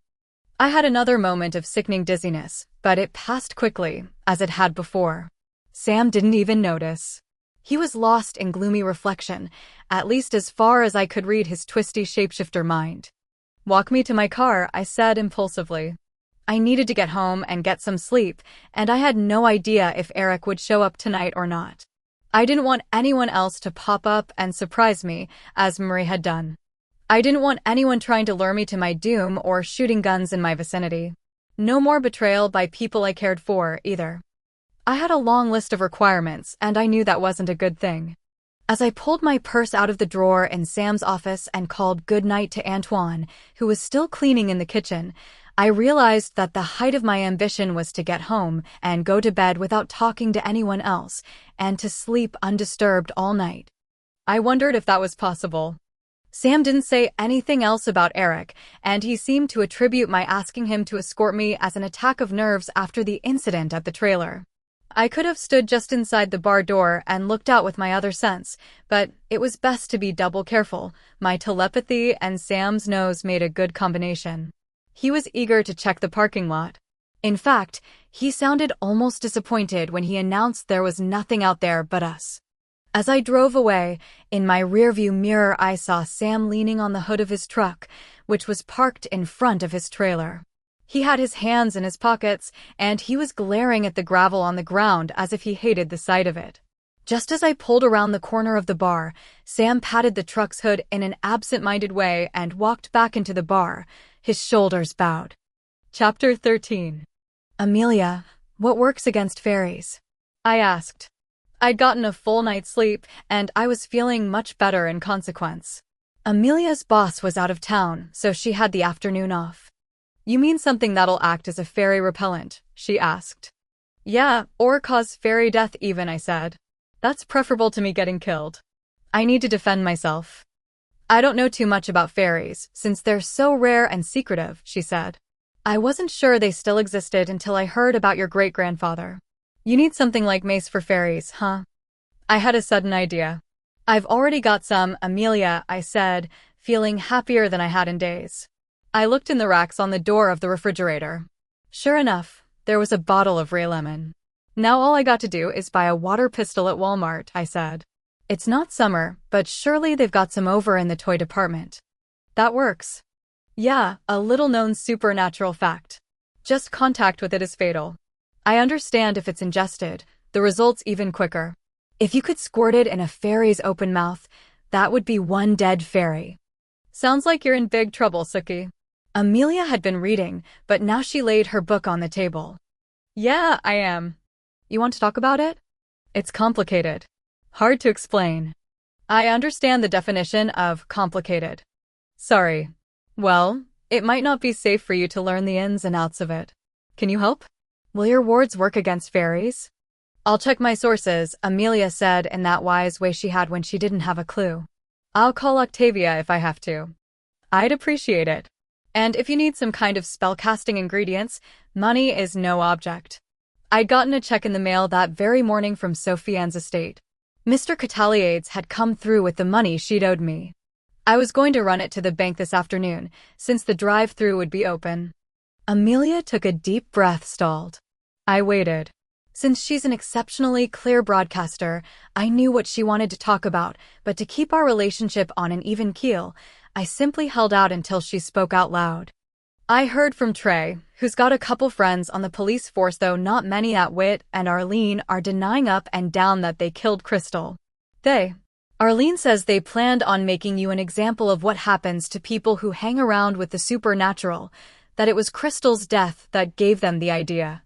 My good mood evaporated. I felt a profound depression settle on my shoulders. Hearing this spoken out loud made it seem even more horrible. I could think of no comment to offer. "What does Trey hear about what might happen to them?" I said finally. "Depends on whose bullet hit Agent Weiss. If it was Donnie Swell, he's dead. Wick can say he was being shot at, so he shot back. He can say he didn't know anything about a plan to harm you. He was visiting his girlfriend and happened to have some pieces of wood in the back of his pickup." "What about Helen Ellis?" "She told Andy Belfleur she just came to the trailer to pick up the kids because they'd done really well on their report cards, and she'd promised to take them to the Sonic for an ice cream treat.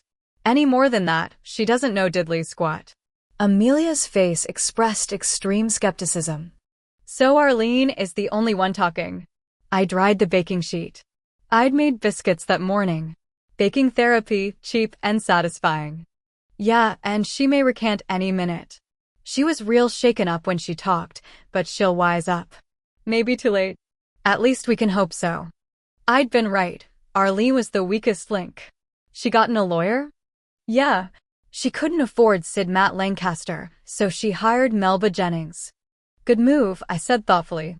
Melba Jennings was only a couple of years older than me. She was the only African-American woman in Bon Temps who'd been to law school. She had a hard-as-nails facade and was confrontational in the extreme. Other lawyers had been known to take incredible detours to dodge Melba if they saw her coming. Makes her look less of a bigot. I don't think it's going to fool anyone, but Melba's like a pit bull. Melba had been in Amelia's insurance agency on behalf of a couple of clients. I better go make my bed, Amelia said, standing and stretching. Hey, Trey and I are going to the movies in Clarice tonight. Wanna come? You've really been trying to include me on your dates. You're not getting bored with Trey already, I hope. Not a bit, Amelia said, sounding faintly surprised. In fact, I think he's great. Trey's buddy Drake has been pestering him, though. Drake's seen you in the bar, and he wants to get to know you. He a were. Just a guy. Thinks you're pretty. I don't do regular guys, I said, smiling. It just doesn't work out very well. It worked out disastrously, as a matter of fact. Imagine knowing what your date thinks of you every single minute. Plus, there was the issue of Eric and our undefined but intimate relationship. Keep the possibility on the back burner. He's really cute, and by cute, I mean hotter than a steam iron. After Amelia had tromped up the stairs, I poured myself a glass of tea. I tried to read, but I found I couldn't concentrate on the book. Finally, I slid my paper bookmark in and stared into space, thinking about a lot of things. I wondered where Arlene's children were now. With Arlene's old aunt, who lived over in Clarice. Or still with Helen Ellis. Did Helen like Arlene enough to keep Kobe and Lisa? I couldn't rid myself of a nagging feeling of responsibility for the kids' sad situation, but it was going to have to be one of those things I simply suffered. The person really responsible was Arlene. There was nothing I could do for them. As if thinking of children had triggered a nerve in the universe, the phone rang. I got up and went to the wall-mounted unit in the kitchen. Hello, I said without enthusiasm. Miss Stackhouse? Sookie? Yes, this is she, I said properly. This is Remy Savoy.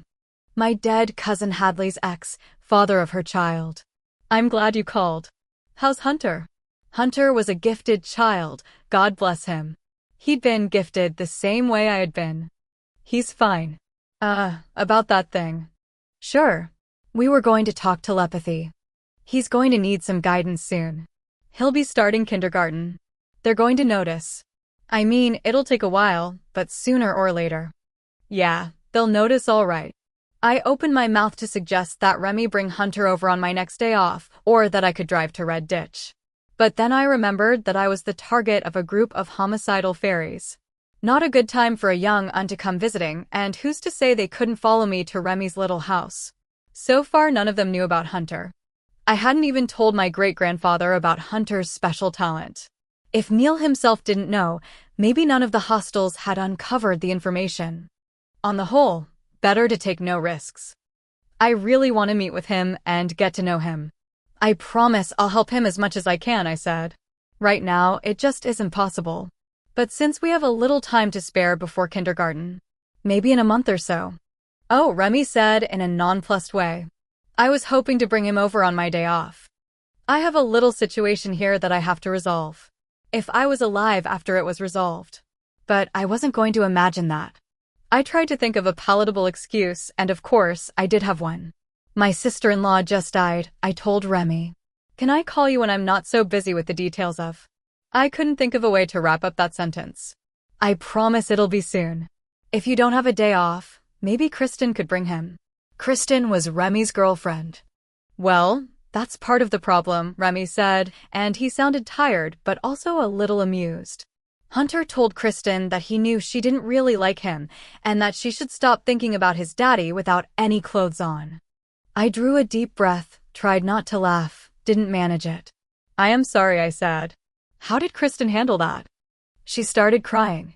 Then she told me she loved me, but my kid was a freak, and she left. Worst possible scenario, I said. Do you think she'll tell other people? Don't see why she wouldn't.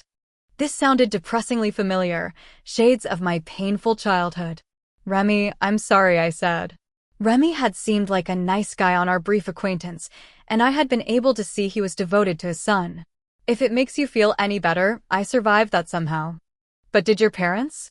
There was a trace of a smile in his voice to his credit. No, I said. However, it didn't have anything to do with me.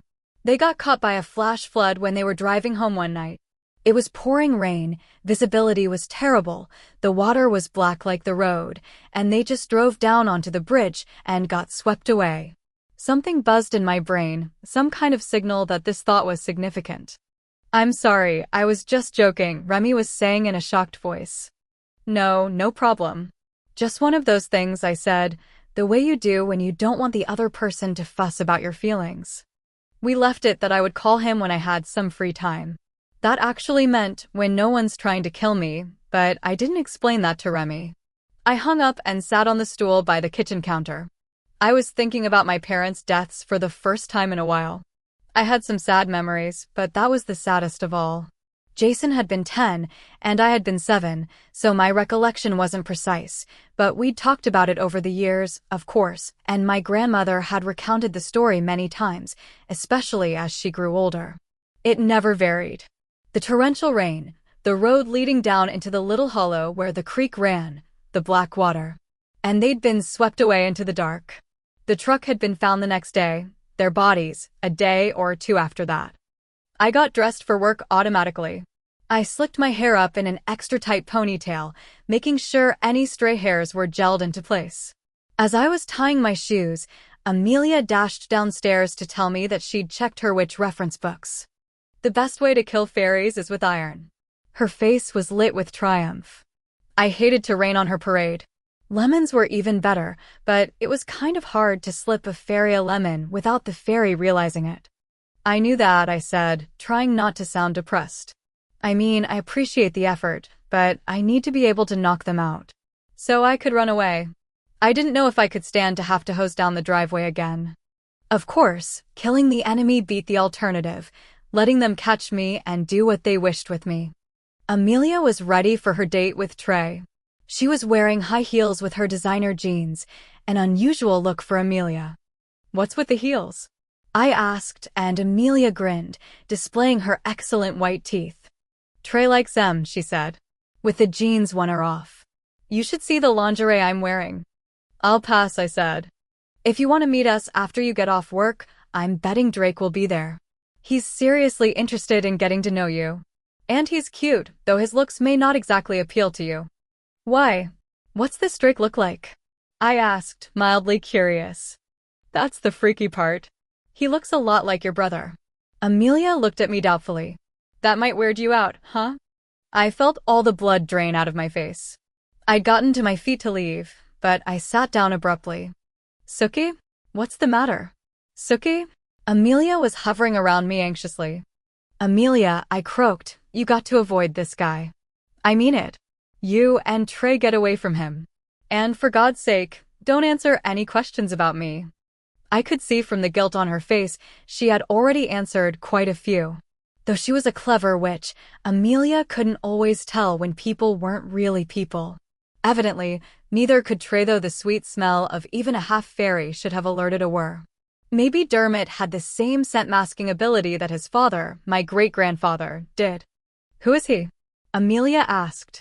She was scared, which was good. I tried to formulate the best explanation. He wants to kill me. Does this have something to do with Crystal's death? I don't think so, I said. I tried to give the possibility some rational consideration, found my brain simply couldn't deal with the idea. I don't get it, Amelia said. We have months, well, weeks off, nothing but plain old life, and then, all of a sudden, here we are. She threw up her hands. You can move back to New Orleans if you want to, I said, my voice faltering. Of course, Amelia knew she could leave anytime she wanted, but I wanted to make it clear I wasn't sucking her into my problems unless she chose to be sucked. so to speak. No, she said firmly. I like it here, and my house in New Orleans isn't ready anyway. She kept saying that. Not that I wanted her to leave, but I couldn't see what the delay was. After all, her dad was a builder. You don't miss New Orleans? Of course I do, Amelia said. But I like it here, and I like my little suite upstairs, and I like Trey, and I like my little jobs that keep me going. And I also like a hell of a lot being out of my dad's line of sight. She patted me on the shoulder. You go off to work and don't worry. If I haven't thought of anything by morning, I'll call Octavia. Now that I know the deal about this Drake, I'll stonewall him. And Trey will too. No one can stonewall like Trey. He's very dangerous, Amelia, I said. I couldn't impress that on my roommate emphatically enough. Yeah, I get that, she said. But I'm not any little honey myself, and Dawson can fight with the best of them. We gave each other a hug, and I allowed myself to immerse in Amelia's mind. It was warm, busy, curious, and forward-looking. No brooding on the past for Amelia Broadway. She gave me a pat on the back to signal she was letting go, and we stepped back from each other. I ran by the bank, then I stopped at Walmart. After a bit of searching, I found one little rack of water guns. I got a 2-pack of the clear plastic version, one blue and one yellow. When I thought of the ferocity and strength of the fairy race, and the fact that it took all I had to open the damn blister pack and extricate the water pistols, my chosen method of defense seemed ludicrous. I'd be armed with a plastic water pistol and a trowel. I tried to clear my mind of all the worries that were plaguing me. There was so much to think about. Actually, there was so much to fear. It might be time to take a leaf from Amelia's book and look forward. What did I need to do tonight? Which one of my ongoing worries could I actually do something to solve? I could listen in the bar tonight for clues about Crystal's death, as Jason had asked me to do. I would have done it anyway, but it seemed even more important to track down her killers now that danger seemed to be piling up from all directions. I could arm myself against fairy attack. I could be alert for any more fellowship gangs. And I could try to arrange some more defense. After all, I was supposed to be under the protection of the Shreveport War Pack because I'd helped them out. I was also under the protection of the new vampire regime because I'd saved their leader's ass. Felipe de Castro would have been a pile of ash if not for me. For that matter, so would Eric. Wasn't this the best time in the world to call in those markers? I got out of my car behind Merlotte's. I looked up at the sky, but it was cloudy. I thought it was only a week after the new moon. And it was definitely full dark. I pulled my cell phone out of my purse. I'd discovered Eric's cell number scrawled on the back of one of his business cards, tucked halfway under my bedside phone. He answered on the second ring. Yes, he said, and I was able to tell by that one word that he was with others. A little shiver went down my spine at the sound of his voice. Eric, I said, and then wished I'd spent a little time framing my request. The king said he owed me, I continued, realizing this was a little bald and bold. I'm in real danger. I wonder what he could do about that. The threat involving your older kin? Yes, he was definitely with other people. Yes. The enemy has been trying to get Amelia and Trey to introduce him to me. He doesn't seem to realize I would recognize him, or maybe he's very good at pretending. He's supposed to be on the anti-human side, but he's half human. I don't understand his behavior. I see, Eric said after an appreciable pause. So protection is necessary. Yes. And you ask this as? If he'd been with his own underlings, he'd have told them to leave so he could talk to me frankly. Since he hadn't done that, he was probably with one of the Nevada vamps, Sandy Secrest, Victor Madden, or Felipe de Castro himself, though that was unlikely. Castro's far more lucrative business ventures in Nevada required his presence most of the time. I finally realized Eric was trying to find out if I was asking as his bed buddy and wife, or as someone he owed big time. I ask this as someone who saved Felipe de Castro's life, I said. I'll present this petition to Victor, since he's here at the bar, Eric said smoothly. I'll get back to you this night. Great. Mindful of Vamp's extreme hearing, I added, I appreciate that, Eric, as if we were friendly acquaintances. Mentally dodging the question of what we actually were to each other, I tucked away the cell phone and went into work, hustling because I was a couple of minutes late. Now that I'd talked to Eric, I felt much more optimistic about my chances of survival. Chapter 14. I kept my mental ears open that night, so it was a hard evening for me. After years of practice and some help from Bill, I'd learned to block out most of the thoughts of the humans around me. But tonight was just like the bad old days, when I'd smiled all the time to cover the confusion in my head caused by the constant bombardment of mental mutterings. When I walked past the table where Bud Dearborn and his ancient crony Sid Matt Lancaster were having chicken baskets and beers, I heard, "Crystal's no great loss, but no one gets crucified in Renard Parish. We gotta solve that case, and got me some genuine werewolves for clients." I wish Elva Dean had lived to see this. She would have loved it. But mostly Sid Matt was thinking about his hemorrhoids and his spreading cancer. Oh gosh, I hadn't known. My next pass by his table, I patted the venerable lawyer on the shoulder. "Let me know if you need anything," I said, and met his turtle-like stare with a blank face. He could take it any way he chose, as long as he knew I was willing to help. When you throw out your net that wide, you come up with a lot of trash. I found out over the course of the evening that Tanya thought she might be settling down permanently with Calvin, that Jane House thought she had chlamydia and wondered who was responsible, and that Kevin and Kenya, police officers who always requested the same shift, were actually living together now. Since Kenya was black and Kevin couldn't be whiter, this was causing Kevin's folks some problems, but he was standing firm. Kenya's brother wasn't too happy about her living situation, either, but he wasn't going to beat up Kevin or anything like that. I gave them a big smile when I brought them bourbon and cokes, and they smiled back. It was so rare to see Kenya crack a grin that I almost laughed. She looked about 5 years younger when she smiled. Andy Belfleur came in with his new wife, Hallie. I liked Hallie, and we hugged each other. Hallie was thinking she might be pregnant, and it would be mighty early in the marriage for them to start a family, but Andy was quite a bit older than her. This maybe pregnancy hadn't been planned, so she was pretty worried about how Andy would take the news. Since I was laying myself out there tonight, I tried something new. I sent my extra sense down into Halea's belly. If she really was pregnant, it was too soon for the little brain to be registering. Andy was thinking Hallie had been quiet the past couple of days, and he was worried something was wrong with her. He was also worried about the investigation of Crystal's death, and when he felt Bud Dearborn's eyes on him, he wished he'd picked any other place in Bon Temps for his evening out. The gunfight at Arlene's trailer was haunting his dreams. Other people in the bar were thinking about typical stuff. What are the all-time most popular thoughts? Well, they're really, really boring. Most people think about their money problems, what they need from the store, what housework they have to do, how their jobs are going. They worry about their kids. A lot. They brood over issues with their bosses and their spouses and their coworkers and other members of their churches. On the whole, 95% of what I hear is nothing anybody'd want to write down in her diary. Every now and then the guys, less often the women, think about sex with someone they see in the bar, but honestly, that's so common I can brush it aside, unless they're thinking about me. That's pretty disgusting. The sex ideas multiply with the drinks consumed. No surprise there. The people thinking about Crystal and her death were the law enforcement people charged with finding out who'd killed her. If one of the culprits was in the bar, he was simply not thinking about what he'd done. And there had to be more than a single person involved. Setting up a cross was not something a man on his own could handle, at least not without a lot of preparation and some elaborate arrangement of pulleys. You'd have to be some kind of supernatural to pull it off by yourself. This was Andy Belfleur's train of thought while he waited for his crispy chicken salad.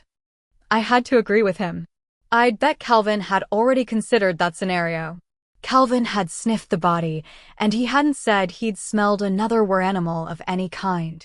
But then I recalled that one of the two men who'd been wheeling the body out had been a soup. As far as learning anything new, I was drawing a blank until Mel came in. Mel, who lived in one of Sam's rental duplexes, looked like a reject from the cast of Robin Hood, the musical tonight. His longish light brown hair, neat mustache and beard, and tight pants gave him a theatrical air. Mel surprised me by giving me a half hug before he sat down, as if I were a good buddy of his. If this behavior was because he and my brother were both Panthers. But that still didn't make a lot of sense. None of the other War Panthers got cozy with me because of Jay, so far from it. The hotshot community had been a lot warmer toward me when Calvin Norris had been thinking of asking me to be his mate. Did Mel have a secret yearning to go out with me? That would be unpleasant and unwelcome. I took a little trip into Mel's head, where I saw no lusty thoughts about me. If he'd been attracted, he'd have been thinking them, since I was right in front of him. Mel was thinking about the things Catfish Hennessy, Jason's boss, had been saying about Jason in Bon Temp's auto parts that day. Catfish's tolerance balloon had burst, and he'd told Mel he was thinking about firing Jason. Mel was plenty worried about my brother. Bless his heart. I'd wondered my whole life how someone as selfish as my brother could attract such faithful friends. My great-grandfather had told me that people with a trace of fairy blood were more attractive to other humans, so maybe that explained it. I went behind the bar to pour some more tea for Jane Bohouse, who was trying to be sober today because she was trying to compile a list of the guys who might have given her chlamydia. A bar is a bad place to start a sobriety program, but Jane had hardly any chance of succeeding anyway. I put a slice of lemon in the tea and carried it to Jane, watched her hands shake as she picked up the glass and drank from it. "You want something to eat?" I asked, keeping my voice low and quiet. Just because I'd never seen a drunk reform in a bar, that didn't mean it couldn't happen. Jane shook her head silently. Her dyed brown hair was already escaping the clip that held it back, and her heavy black sweater was covered with bits of this and that. Her makeup had been applied with a shaky hand. I could see the lipstick caked in the creases in her lips. Most of the area alcoholics might stop in Merlotte's every now and then, but they based themselves at the Bayou. Jane was our only resident alkie since old Wallai Chenier had died. When Jane was in the bar, she always sat on the same stool. Hoyt had made a label for it when he'd had too much to drink one night, but Sam had made him take it off. I looked in Jane's head for an awful minute or two, and I watched the slow shifting of thoughts behind her eyes, noticed the broken veins in her cheeks. The thought of becoming like Jane was enough to scare almost anyone sober. I turned away to find Mel standing beside me. He was on his way to the men's room, because that's what was in his head when I looked. "You know what they do in Hotshot with people like that?" he asked quietly, nodding his head toward Jane as if she couldn't see or hear him. Actually, I thought he was right about that. Jane was turned so inward that she didn't seem to be acknowledging the world much today. "No," I said, startled. "They let them die," he said. "They don't offer them food or water or shelter if the person can't seek it for himself or herself."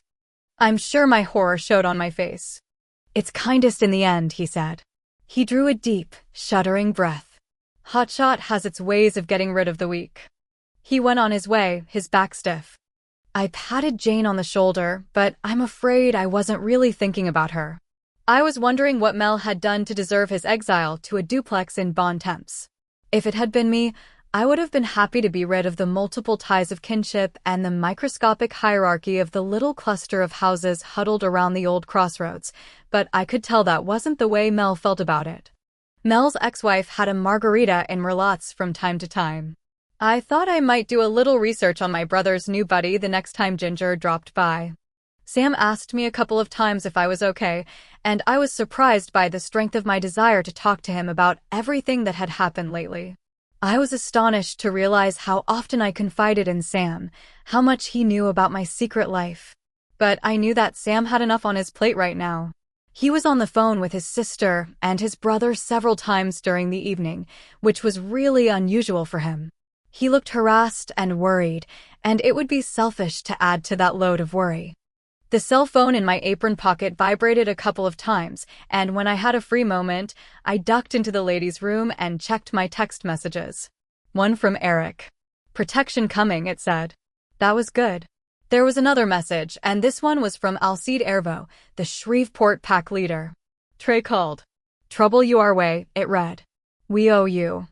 My chances of survival had risen considerably, and I felt much more cheerful as I finished out my shift.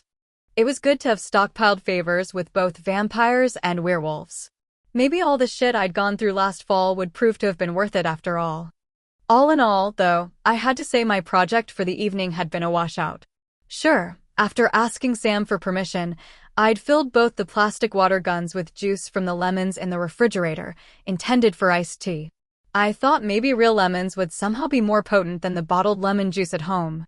So I felt a little safer, but the sum total of my knowledge about the death of Crystal had not increased by one fact. Either the murderers hadn't come in the bar, weren't fretting over the evil thing they'd done, or weren't thinking about it at the moment I was looking inside their heads. Or, I thought, all of the above. Chapter 15. I had vampire protection of a sort, waiting for me after work. Bubba was standing by my car when I left Merlotte's. He grinned when he saw me, and I was glad to give him a hug. Most people wouldn't have been pleased to see a mentally defective vampire with a penchant for cat blood, but I'd become fond of Bubba. "When did you get back in town?" I asked. Bubba had gotten caught in New Orleans during Katrina, and he'd required a long recovery. The vampires were willing to accommodate him because he had been one of the most famous people in the world until he'd been brought over in a morgue in Memphis. "About a week ago." "Good to see you, Miss Sookie." Bubba's fangs slid out to show me how glad. Just as quickly, they snicked back into concealment. Bubba still had talent. "I've been traveling. I've been staying with friends. But I was in Fantasia tonight visiting Mr. Eric, and he asked if I'd like the job of keeping watch over you." I told him, "Miss Sookie and me, we're real good friends, and that would suit me just fine." "Have you gotten another cat?" "No, Bubba, I haven't. Thank God." "Well, I got me some blood in a cooler in the back of my car." He nodded toward a huge old white Cadillac that had been restored with time and trouble and lots of cash. "Oh, the car's beautiful," I said. I almost added, "Did you own it while you were alive?" But Bubba didn't like references to his former state of existence. They made him upset and confused. If you put it very carefully, from time to time he'd sing for you. I'd heard him do Blue Christmas. Unforgettable. "Russell, give that to me," he said. "Oh, Russell Edgington? The king of Mississippi." "Yeah, wasn't that nice?" He said since he was king of my home state, he felt like giving me something special. "How's he doing?" Russell and his new husband, Bart, had both survived the Rhodes Hotel bombing. "He's feeling real good now. He and Mr. Bart are both healed up." "I'm so glad to hear it. So, are you supposed to follow me home?" "Yes'm, that's the plan. If you'll leave your back door unlocked, close to morning I'll get into that hidey hole in your guest bedroom." That's what Mr. Eric said. Then it was doubly good that Octavia had moved out. I didn't know how she would have reacted if I'd told her that the man from Memphis needed to sleep in her closet all day long.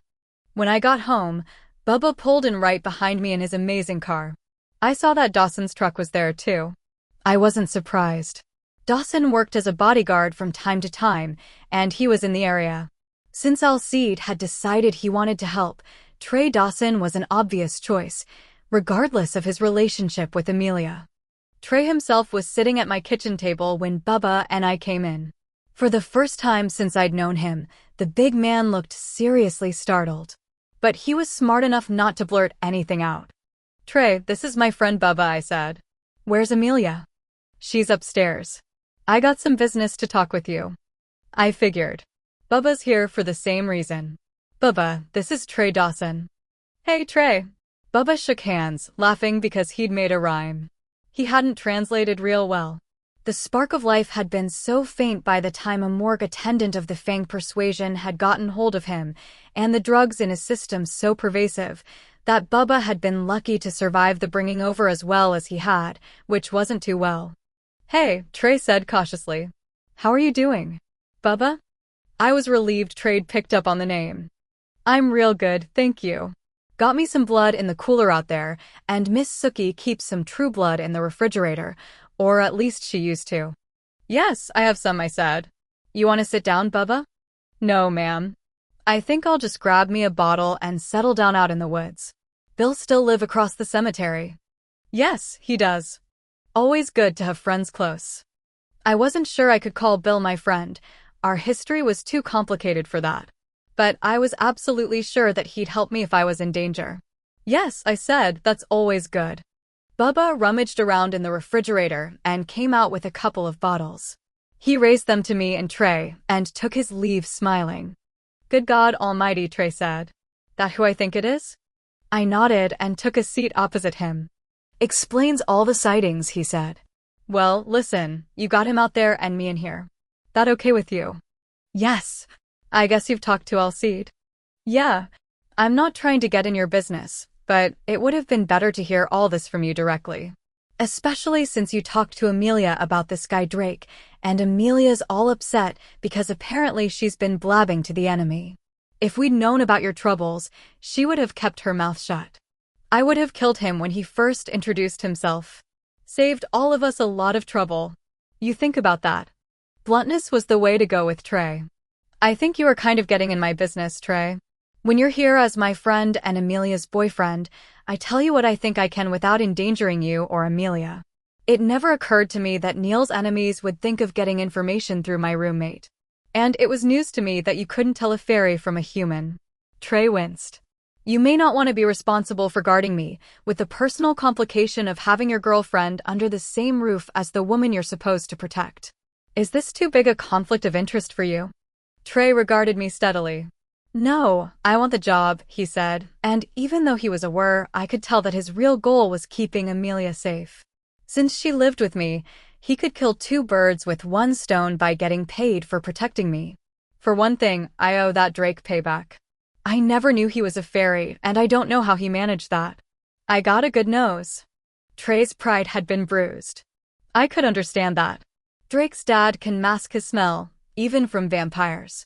Maybe Drake can too. Also, he's not completely fey. He's half human, and his real name is Dermot. Trey absorbed this, nodded. I could tell he felt a little better. I was trying to figure out if I did. I had misgivings about the arrangement. I thought of calling Alcide and explaining why Trey might be a less than perfect bodyguard, but I decided against it. Trey Dawson was a great fighter and would do his best for me. Up to the point where he had to make a choice between Amelia and me. So, he said, and I realized I'd been quiet for too long. The vampire can take the nights, and you can take the days, I said. I should be okay while I'm at the bar. I pushed back my chair and left the kitchen without saying anything else. I had to admit that instead of feeling relieved, I was even more worried. I'd thought I'd been so clever asking for an extra layer of protection. Instead, now I was going to worry about the safety of the men providing that layer. I got ready for bed slowly, finally admitting to myself that I was hoping Eric would put in an appearance. I'd love to have his brand of relaxation therapy to help me sleep. I expected to lie awake anticipating the next attack. As it turned out, I was so tired from the night before that I drifted off to sleep very quickly. Instead of my usual boring dreams, customers calling me constantly while I hurried to catch up, mold growing in my bathroom, that night I dreamed of Eric. In my dream, he was human and we walked together under the sun. Oddly enough, he sold real estate. When I looked at the clock the next morning, it was very early, at least for me, not quite 8 o'clock. I woke up with a feeling of alarm. I wondered if I'd had another dream, one I didn't remember. I wondered if my telepathic sense had caught something even while I slept, something wrong, something askew. I took a moment to scan my own house, not my favorite way to start the day. Amelia was gone, but Trey was here and in trouble. I put on a bathrobe and slippers and stepped out into the hall. The moment I opened my door, I could hear him being sick in the hall bathroom. There are some moments that should be completely private, and the moments when you're throwing up are at the top of that list. But werewolves are normally completely healthy, and this was the guy who'd been sent to guard me, and he was obviously, excuse me, sick as a dog. I waited until a lull in the sound. I called, Trey, is there anything I can do for you? I've been poisoned, he said, choking and gagging. Should I call the doctor? A human one? Or Dr. Ludwig? No, that sounded definite enough. I'm trying to get rid of it, he gasped, after another bout of retching. But it's too late. You know who gave it to you? Yeah, that new girlfriend. He faded out for a few seconds. Out in the woods. Vampire Bill's new fuck. I had an instinctive reaction. He wasn't with her, right? I called. No, she more awful noises. She came from the direction of his house, said she was his. I knew, without a doubt, that Bill didn't have a new girlfriend. Though it embarrassed me to admit it to myself, I was so sure because I knew he wanted me back. I knew he wouldn't jeopardize that by taking someone else to his bed or by permitting such a woman to roam in the woods where I might encounter her. What was she? I said, resting my forehead against the cool wood of the door. I was getting tired of yelling. She was some fangbanger. I felt Trey's brain shift around through the fog of sickness. At least, she felt like a human. The same way Dermot felt human. And you drank something she handed you. It was kind of mean of me to sound incredulous, but honestly, I couldn't help it, he said very slowly. I was so thirsty. I had to drink it. He'd been under some kind of compulsion spell. And what was it?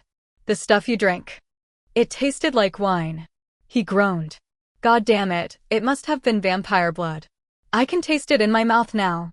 Vampire blood was still the hot drug on the underground marketplace, and human reactions to it varied so widely that drinking the blood was very much like playing Russian roulette, in more ways than one. Vampires hated the drainers who collected the blood because the drainers often left the vampire exposed to the day. So vampires also loathed the users of the blood, since they created the market. Some users became addicted to the ecstatic sensation that the blood could offer, and those users sometimes tried to take the blood right from the source in a kind of suicide attack. But every now and then, the user went berserk and killed other humans. Either way, it was all bad press for the vamps who were trying to mainstream. Why would you do that? I asked, unable to keep the anger out of my voice. I couldn't help it, he said, and the bathroom door finally opened. I took a couple of steps back. Trey looked bad and smelled worse. He was wearing pajama pants and nothing else, and a vast expanse of chest hair was right at my eye level. It was covered in goose pimples. How come? I couldn't not drink it. He shook his head. And then I came back here and got in bed with Amelia, and I tossed and turned all night. I was up when the Quen Bubba came in and went to bed in your closet. He said something about a woman talking to him, but I was feeling really bad by then, and I don't remember what he said. Did Bill send her over here? Does he hate you that bad? I looked up then and met his eyes. Bill Compton loves me, I said. He would never hurt me. Even now that you're screwing the big blonde?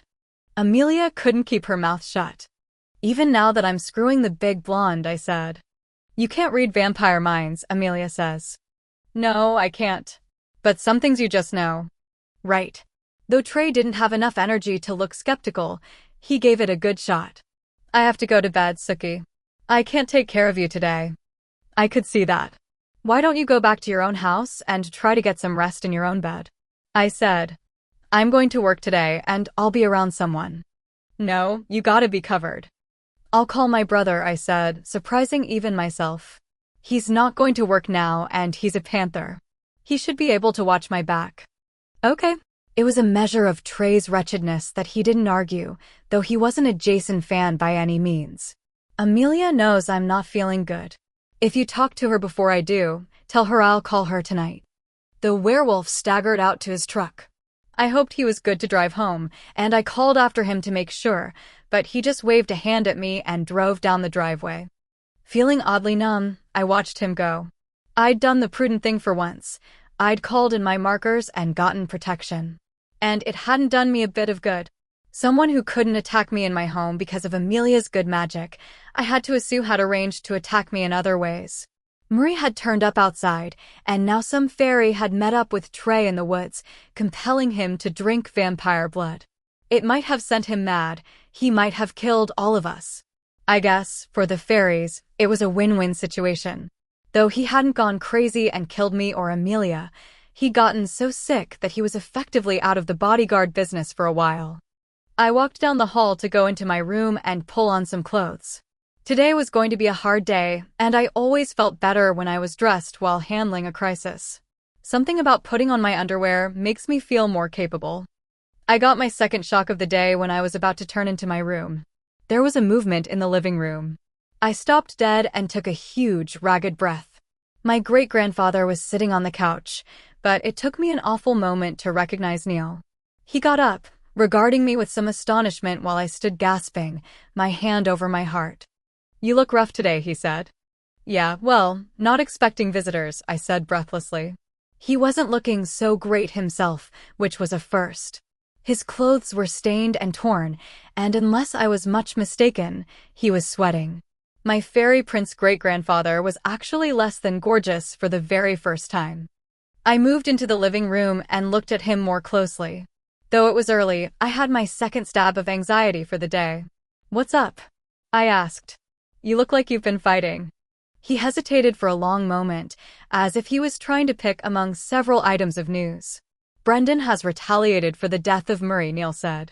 "What has he done?" I scrubbed my dry hands across my face.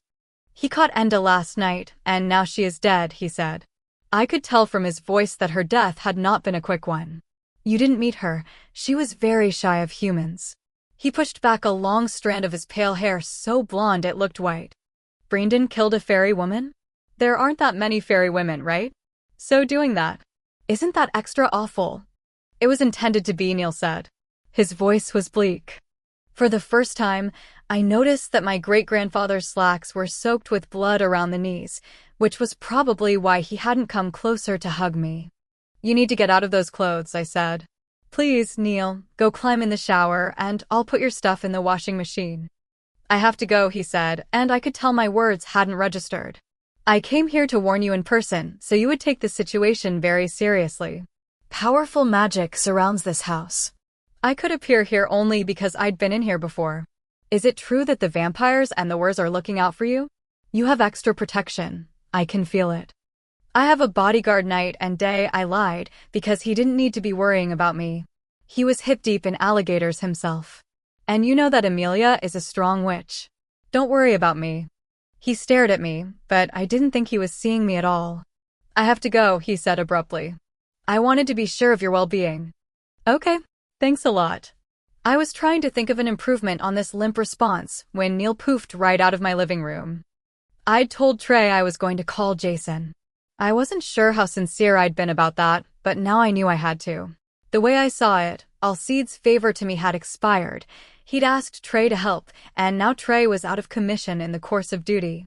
I sure wasn't going to request that Alcide himself come guard me, and I wasn't close to any of his pack members. I took a deep breath and called my brother. "Jason," I said when he answered the phone. "Sis, what's up?" He sounded oddly jazzed, as if he'd just experienced something exciting. "Trey had to leave, and I think I need some protection today," I said. There was a long silence.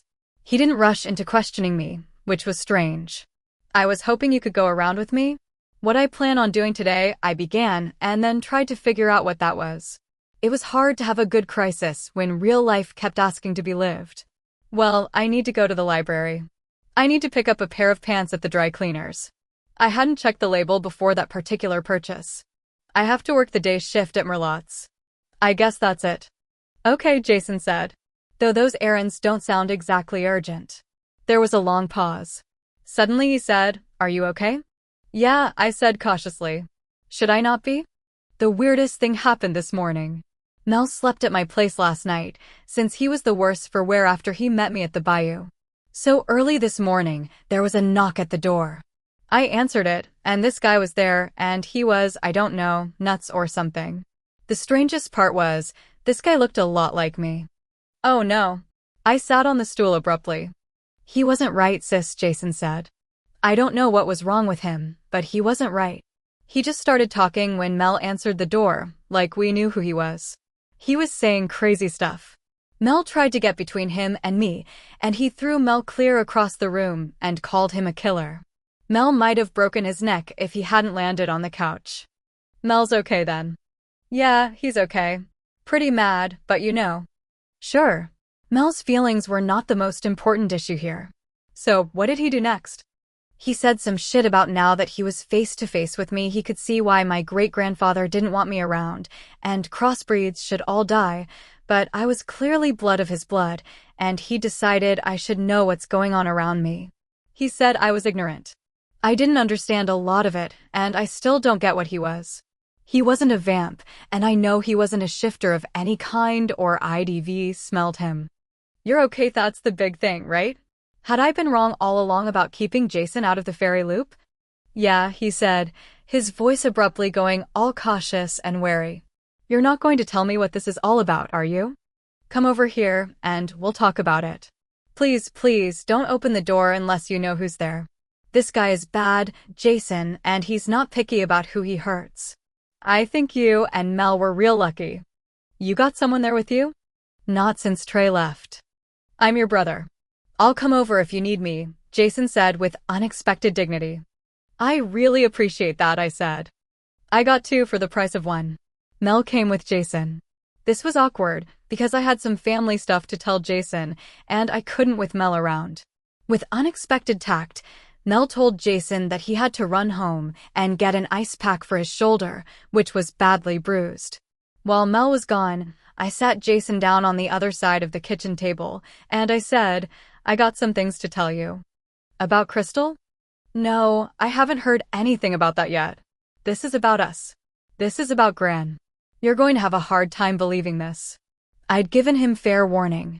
I remembered how upset I'd been when my great-grandfather had told me about how my half-fairy grandfather, Finn Dan, had met my grandmother, and how she'd ended up having 2 children with him, our dad and our Aunt Linda. Now Finn Dan was dead, murdered, and our grandmother was dead, and our father and his sister were dead. But we were living, and just a small part fairy, and that made us a target for our great-grandfather's enemies. And one of those enemies, I said after I'd told him our family history, is our half-human great-uncle, Finton's brother, Dermot. He told Trey and Amelia that his name was Drake, I guess, because it sounded more modern. Dermot looks like you, and he's the one who showed up at your house. I don't know what his deal is. He joined up with Brendan, Neil's big enemy, even though he's half-human himself and, therefore, exactly what Brendan hates. So when you said he was crazy, I guess there's your explanation. He seems to want to connect with you, but he hates you too. Jason sat staring at me. His face was completely vacant. His thoughts had gotten caught in a traffic jam. Finally, he said, You tell me he was trying to get Trey and Amelia to introduce you? And neither of them knew what he was. I nodded. There was some more silence. So, why did he want to meet you? Did he want to kill you? Why'd he need to meet you first? Good question. I don't know, I said. Maybe he just wanted to see what I was like. Maybe he doesn't know what he really wants. I couldn't figure this out, and I wondered if Neil would come back to explain it to me. Probably not. He had a war on his hands, even if it was a war being fought mostly away from human view. I don't get it, I said out loud. Murray came right here to attack me, and he was all fairy. Why is Dermot, who's on the same side, being all indirect? Murray? Jason asked, and I closed my eyes. Shit. He was a fairy, I said. He tried to kill me. He's not a problem now. Jason gave me an approving nod. You go, Sookie, he said. Okay, let me see if I'm getting this straight. My great-grandfather didn't want to meet me because I look a lot like Dermot, who's my great-uncle, right? Right. But Dermot apparently likes me a little better because he actually came to my house and tried to talk to me. Trust Jason to interpret the situation in those terms. Right, I said. Jason hopped to his feet and took a turn around the kitchen. This is all the vampire's fault, he said. He glared at me. Why do you think so? This was unexpected. If they hadn't come out, none of this would be happening. Look at what's happened since they went on TV. Look at how the world has changed. Now we're out. Next, the fucking fairies. And the fae are bad news, Sookie. Calvin warned me about them. You think they're all pretty and sweetness and light, but they're not. He's told me stories about them that would make your hair curl. Calvin's dad knew a fairy or 2. From what he said, it would be a good thing if they died out. I couldn't decide if I was surprised or angry. Why are you being so mean, Jason? I don't need you arguing with me or saying bad things about Neil. You don't know him. You don't. Hey, you're part fairy, remember. I had an awful feeling that some of what he'd said was absolutely true, but it sure wasn't the time to have this discussion. Jason looked grim, every plane of his face tense. I'm not claiming kin to any fairy, he said. He don't want me, I don't want him. And if I see that crazy half and half again, I'll kill the son of a bitch. I don't know what I would have said, but at that moment Mel came in without knocking, and we both turned to look at him. I'm sorry, he said, obviously flustered and disturbed by Jason's anger. He seemed, for a second, to think Jason had been talking about him. When neither of us gave him a guilty reaction, he relaxed. Excuse me, Sookie. I forgot my manners. He was carrying an ice bag in his hand, and he was moving a little slowly and painfully. I'm sorry you got hurt by Jason's surprise visitor, I said. You're always supposed to put your company at ease. I hadn't put a whole lot of thought into Mel, but right at that second I realized I would have been happier if Jason's former BFF, Hoyt, had been here instead of the Werpanther. It wasn't that I disliked Mel, I thought. It was just that I didn't know him very well, and I didn't feel an automatic trust in him the way you feel about people from time to time. Mel was different. Even for a Werpanther, he was hard to read, but that didn't mean he was impossible.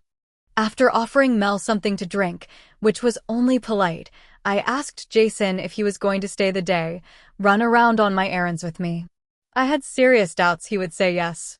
Jason was feeling rejected by a fairy great-grandfather he'd never met and didn't want to acknowledge, and that was a state of affairs Jason didn't handle well. I'll go around with you, he said, unsmiling and stiff. First, let me run over to the house and check out my rifle. I'll need it, and it hasn't been sighted in a coon's age. Mel? You coming with me? Jason simply wanted to be out of my presence to calm down. I could read it as easily as if he'd written it on the grocery list pad by the telephone. Mel rose to go with Jason. Mel, what did you make of Jason's visitor this morning? I asked. Aside from the fact that he could throw me across the room and looked enough like Jason to make me turn to make sure your brother was coming out of his bedroom? Not much, Mel said.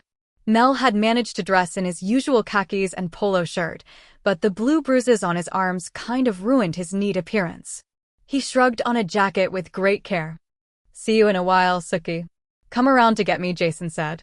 Of course, he'd want to ride in my car and burn up my gas since we were running my errands. In the meantime, you got my cell number. Sure. I'll see you in an hour or so. Since being alone hadn't been a normal state of affairs for me lately, I would have actually enjoyed the feeling of having the house to myself if I hadn't been worried that a supernatural killer was after me. Nothing happened. I ate a bowl of cereal. Finally, I decided to risk taking a shower despite my psycho memories. I made sure all the outside doors were locked, and I locked the bathroom door, too. I took the quickest shower on record. Nobody had tried to kill me yet.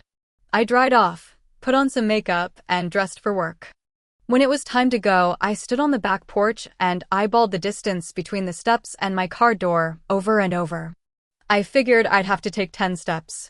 I unlocked the car with the keypad. I took a few deep breaths and unlocked the screen door. I pushed it open and fairly leaped off the porch, bypassing the steps entirely. In an undignified scramble, I yanked open the car door, slid inside, and slammed and locked the door. I looked around me. Nothing moved. I laughed a little breathlessly. Silly me. Being so tense was making all the scary movies I'd ever seen pop into my head. I was thinking of Jurassic Park and dinosaurs. Maybe my thought link was that fairies were the dinosaurs of the supernatural world and I half expected a piece of goat to fall on my windshield. That didn't happen either. Okay. I inserted the key and turned it, and the motor turned over. I didn't blow up. There was no Tyrannosaurus in my rearview mirror. So far, so good. I felt better once I'd begun going slowly down the driveway through the woods, but I was sure keeping my eyes busy. I felt a compulsion to get in touch with someone, to let someone know where I was and what I was doing. I whipped my cell phone out of my purse and called Amelia. When she answered, I said, I'm driving over to Jason's. Since Trey is so sick, Jason's going around with me today. Listen, you know Trey was spelled by a fairy into drinking rotten vampire blood. I'm at work here, Amelia said, caution in her voice. Yes, he called 10 minutes ago, but he had to go throw up. Poor Trey. At least the house was okay. Amelia's point was that her wards had held. Well, she had a right to be proud of that. You're great, I said. Thanks. Listen, I'm really worried about Trey.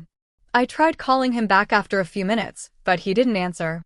I hope he's just sleeping it off, but I'm going over there after I leave work. Why don't you meet me there? We can figure out what to do about getting you some more security. Okay, I said. I'll come over right after I get off work, probably around 5. Phone in my hand, I jumped out and grabbed the mail from my mailbox, which sat up on Hummingbird Road. Then I got back in my car quick as I could. That had been stupid. I could have gone without checking the mail for one day. Habits are very hard to break, even when they're unimportant habits. I really am lucky you live with me, Amelia, I said. That might have been spreading it on a little thick, but it was the absolute truth. But Amelia had gone off on another mental path. You're speaking to Jason again? You told him? About things. Yeah, I had to. Great-grandfather can't have everything his own way. Stuff has happened. It always does around you, Amelia said. She didn't sound angry, and she wasn't condemning me. Not always, I said after a sharp moment of doubt. In fact, I thought, as I turned left at the end of Hummingbird Road to go to my brother's, that point Jason made about everything changing when the vamps came out. That just might have been something I really agree with. Prosaically, I realized my car was almost out of gas. I had to pull in to grab it quick. While I was pumping the liquid gold into my car, I fell back to puzzling over what Jason had told me. What would be urgent enough to bring a reclusive and human-hating half-fairy to Jason's door? Why would he tell Jason? I shouldn't be thinking about this. This was stupid, and I should be watching out for myself instead of trying to solve Jason's problems. But after a few more seconds of turning the conversation over in my head, I began to have a sneaking suspicion that I understood it a little better. I called Kelvin. At first, he didn't get what I was saying, but then he agreed to meet me at Jason's house. I caught a glimpse of Jason in the backyard when I pulled into the circular driveway of the neat, small house my dad had built when he and my mother were first married. It was out in the country, out farther west than Arlene's trailer, and though it was visible from the road, it had a pond and several acres lying behind it. My dad had loved to hunt and fish, and my brother did, too. Jason had recently put in a makeshift range, and I could hear the rifle. I decided to come through the house, and I took care to yell when I was at the back door. Hey, Jason called back. He had a .30-30 in his hands. It had been our father's. Mel was standing behind him, holding a box of ammo. We decided we better get in some practice. Good idea. I wanted to be sure you didn't think I was your crazy caller, come back to yell some more. Jason laughed. I still don't understand what good Dermot thought he'd do, coming up to the front door like that. I think I do, I said. Jason held out his hand without looking, and Mel gave him some bullets. Jason opened the rifle and began loading. I looked over at the sawhorse he'd set up, noted all the empty milk jugs lying on the ground.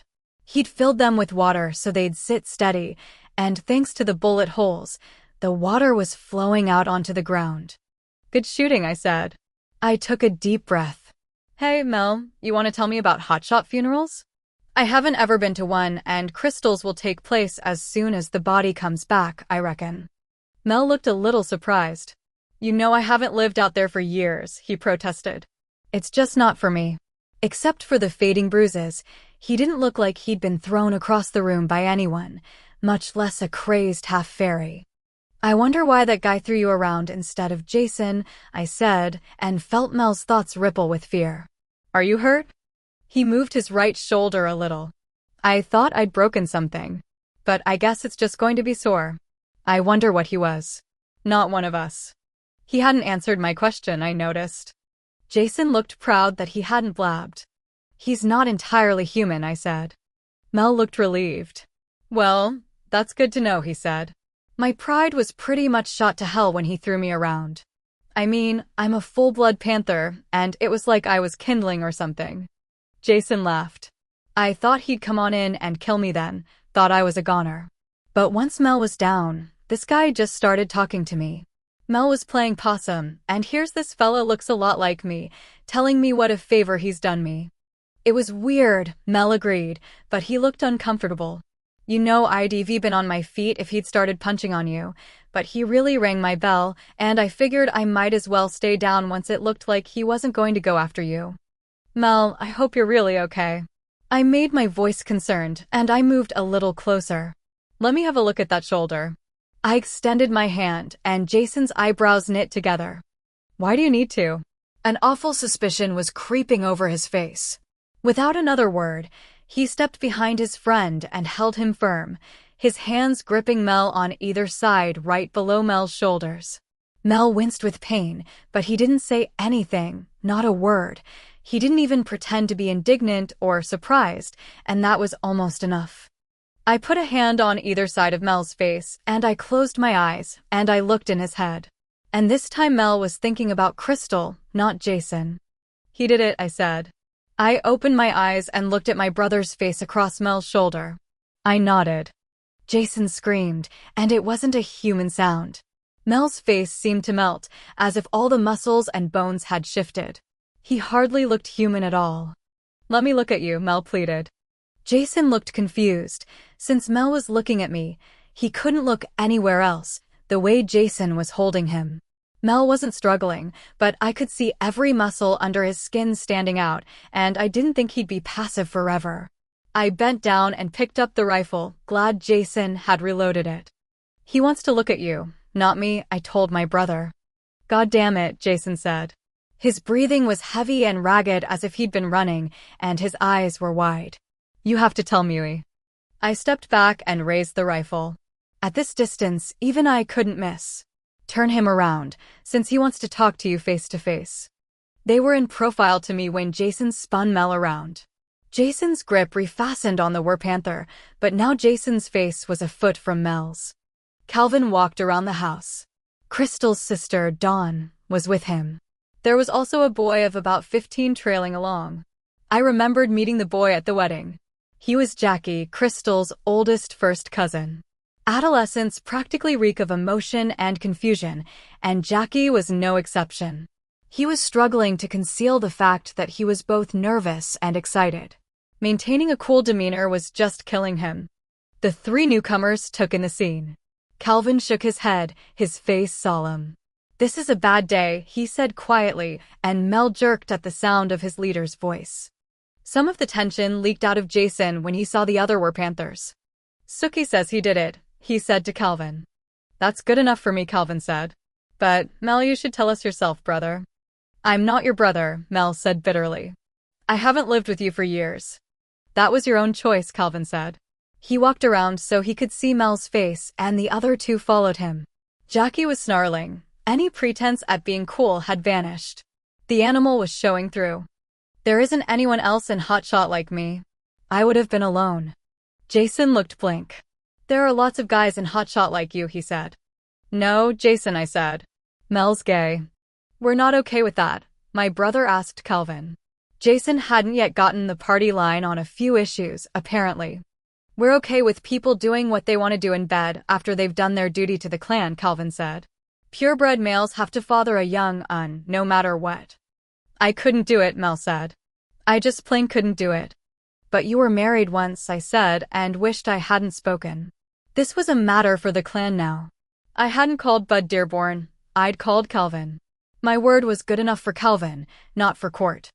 Our marriage didn't work in that department, Mel said. His voice sounded almost normal, which was okay with her. She had her own fish to fry. We never had conventional sex. If I found this distressing, I could only imagine how hard it had been for Mel. But when I remembered what Crystal had looked like up on that cross, all my sympathy drained away in a hurry. Why did you do that to Crystal? I asked. I could tell from the rage building in the brains around me that the time for talking was almost over.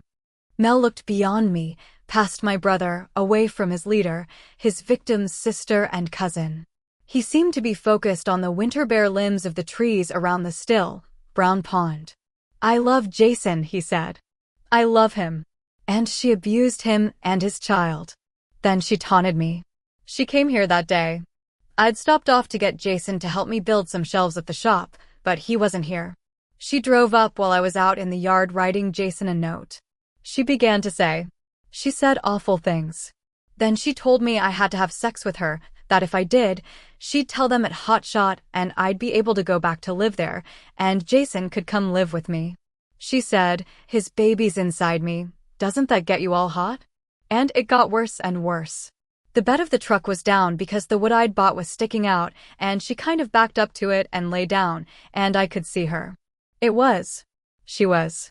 She kept telling me what a pussy I was and that Jason would never care about me. And I slapped her as hard as I could.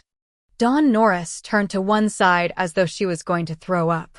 But she pressed her lips together in a hard line and straightened up. Jackie wasn't that tough. She wasn't dead, though. My brother forced the words between his clenched teeth. She bled all down the cross. She lost the baby after she'd been hung up. I'm sorry about that, Mel said. His gaze returned from the pond and the trees and focused on my brother. I thought the blow had killed her, I really did. I would never have left her to go in the house if I'd thought she was still alive.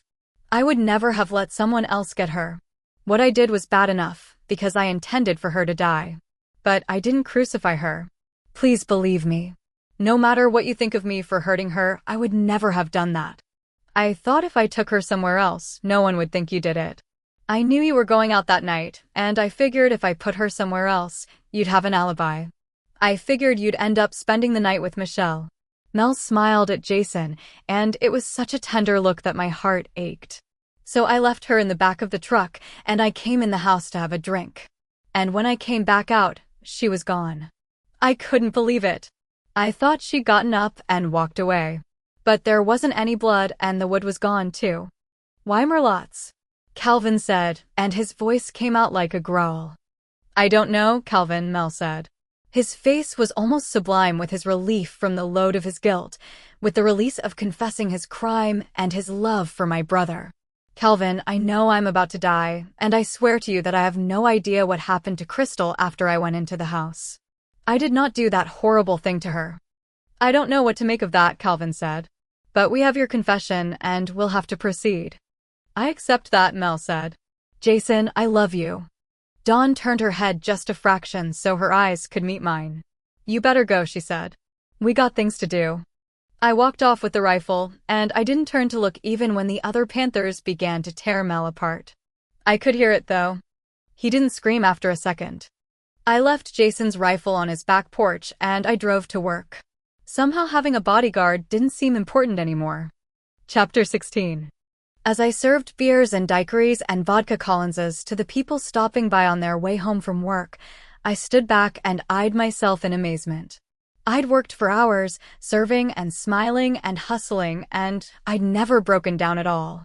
Sure, I'd had to ask 4 people to repeat their orders. And I'd walked past Sam twice, and he'd said something to me to which I hadn't responded. I knew this, because he'd stopped me to tell me so. But I'd gotten the right plates and drinks to the right tables, and my tips were running about average, which meant I'd been agreeable and hadn't forgotten anything crucial. You're doing so good, I told myself. I'm so proud of you. You just have to get through this. You can go home in 15 minutes. I wondered how many women had given themselves the same lecture. The girl who'd held her head up at a dance where her date was paying attention to another classmate. The woman who'd been passed by for promotion at her job. The woman who had listened to a dire diagnosis and yet kept her face together. I knew men must have days like this too. Well, maybe not too many people had days exactly like this. Naturally, I'd been turning over in my head Mel's strange insistence that he was not responsible for Crystal's crucifixion, during which she'd actually died. His thoughts had had the ring of truth. And really, there was no reason why he would have balked at confessing everything when he'd already confessed so much, found peace doing so. Why would someone steal the half-dead Crystal and the wood and do a deed so disgusting? It would have had to have been someone who'd hated Crystal an awful lot, or maybe someone who had hated Mel or Jason. It was an inhuman act, yet I found myself believing in Mel's dying assertion that he had not done it. I was so glad to leave work that I began driving home on automatic pilot. When I'd gotten almost to the turnoff into my driveway, I remembered that I'd told Amelia hours before that I'd meet her at Trey's house. I'd completely forgotten. I could forgive myself, considering the day I'd had if Amelia was okay. But when I remembered Trey's mean state and his ingestion of vampire blood, I felt a jolt of panic. I looked at my watch and saw I was more than 45 minutes late. Turning around in the next driveway, I drove back to town like a bat out of hell. I was trying to pretend to myself I wasn't scared. I wasn't doing a very good job. There weren't any cars in front of the small house. Its windows were dark. I could see the bumper of Trey's truck peering out from the carport behind the house. I drove right by and turned around on a county road about half a mile farther out. Confused and worried, I returned to park outside Trey's. His house and the adjacent workshop were outside the Bontemps city limits, but not isolated. Trey had maybe a half-acre lot. His little home and the large metal building housing his repair business were right next to a similar setup owned by Brock and Chessie Johnson, who had an upholstery shop. Obviously, Brock and Chessie had retreated to their house for the night. The living room lights were on. As I watched, Chessie pulled the curtains shut, which most people out here didn't bother to do. The night was dark and quiet. The Johnsons' dog was barking, but that was the only sound. It was too cold for the chorus of bugs that often made the night come alive. I thought of several scenarios that could explain the dead look of the house. 1. The vampire blood still had hold over Trey, and he'd killed Amelia.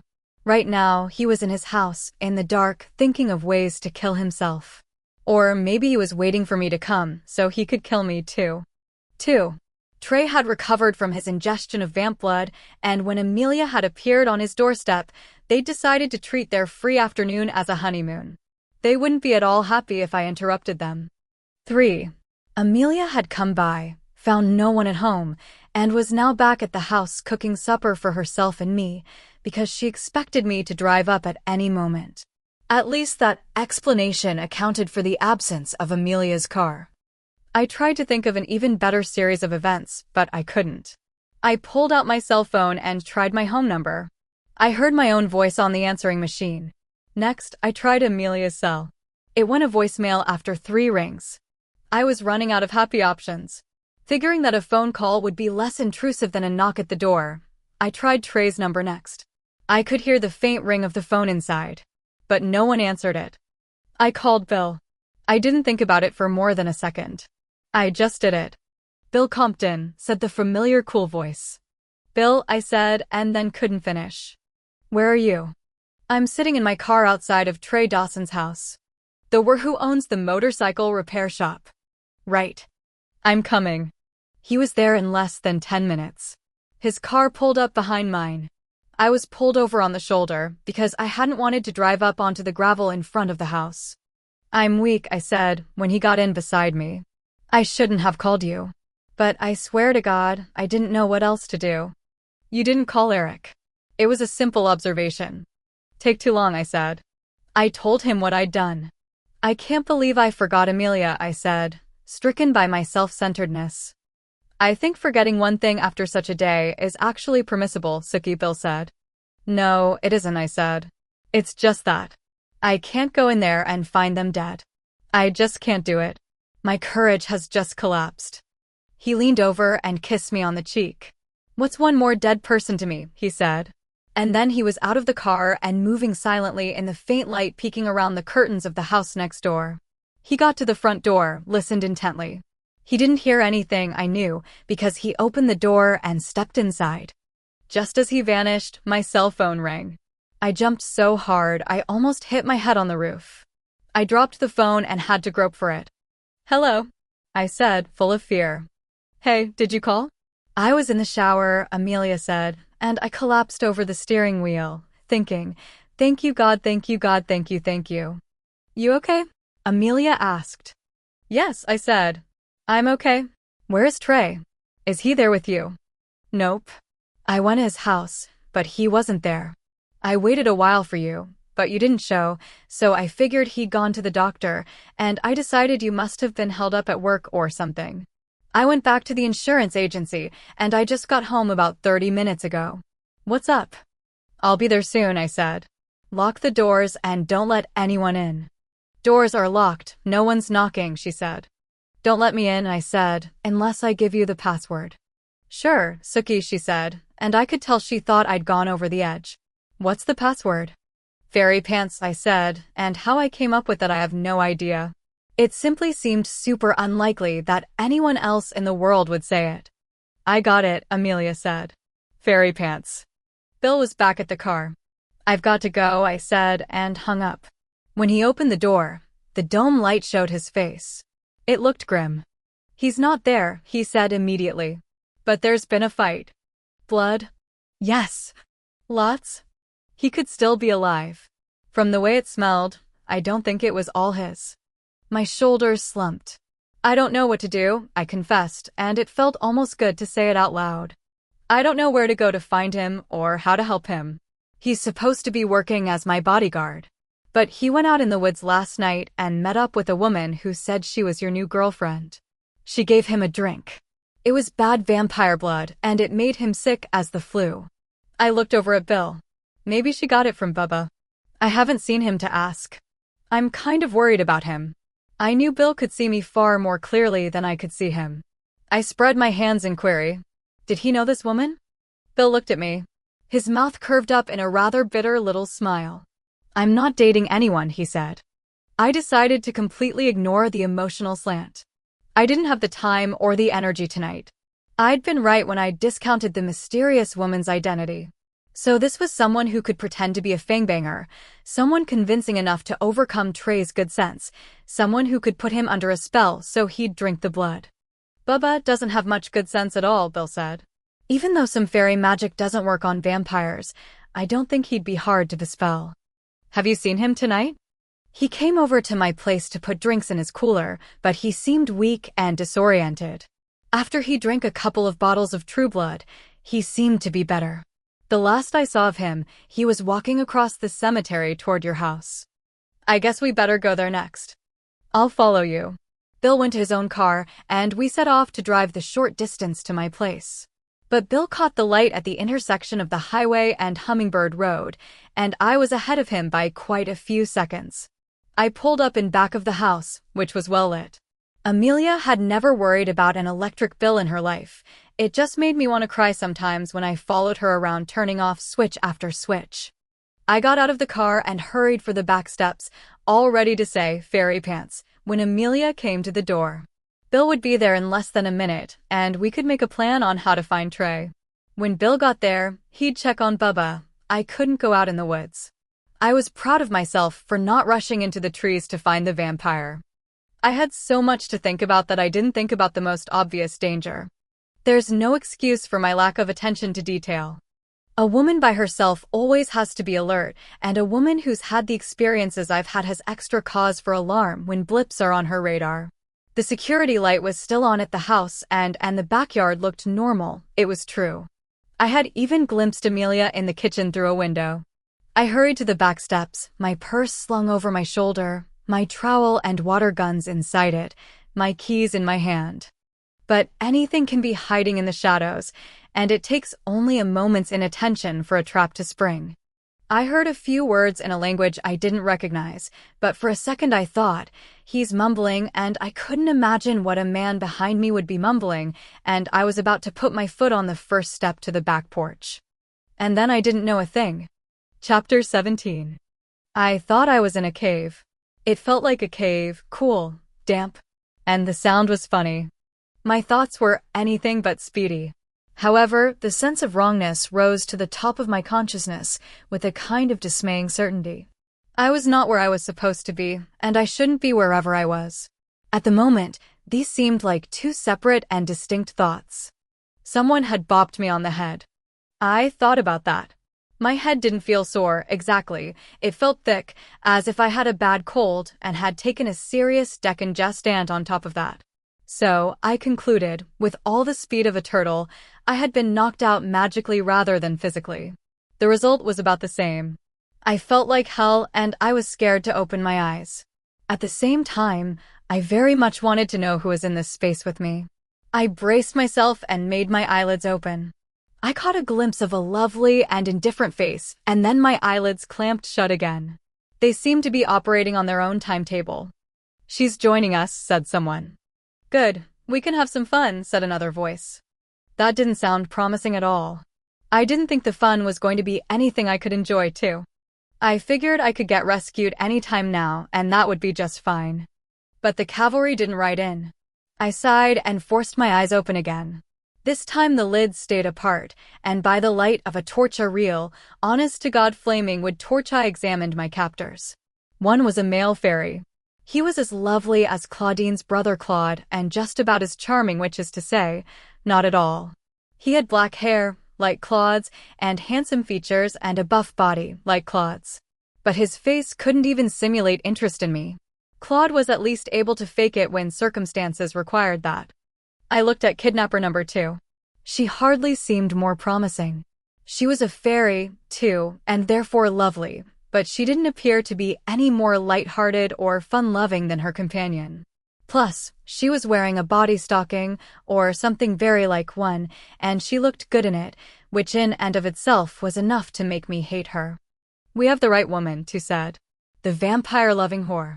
I think the one with short hair was a bit more attractive." "As if any human can truly be lovely," said one. It wasn't enough to be kidnapped. I had to be insulted, too.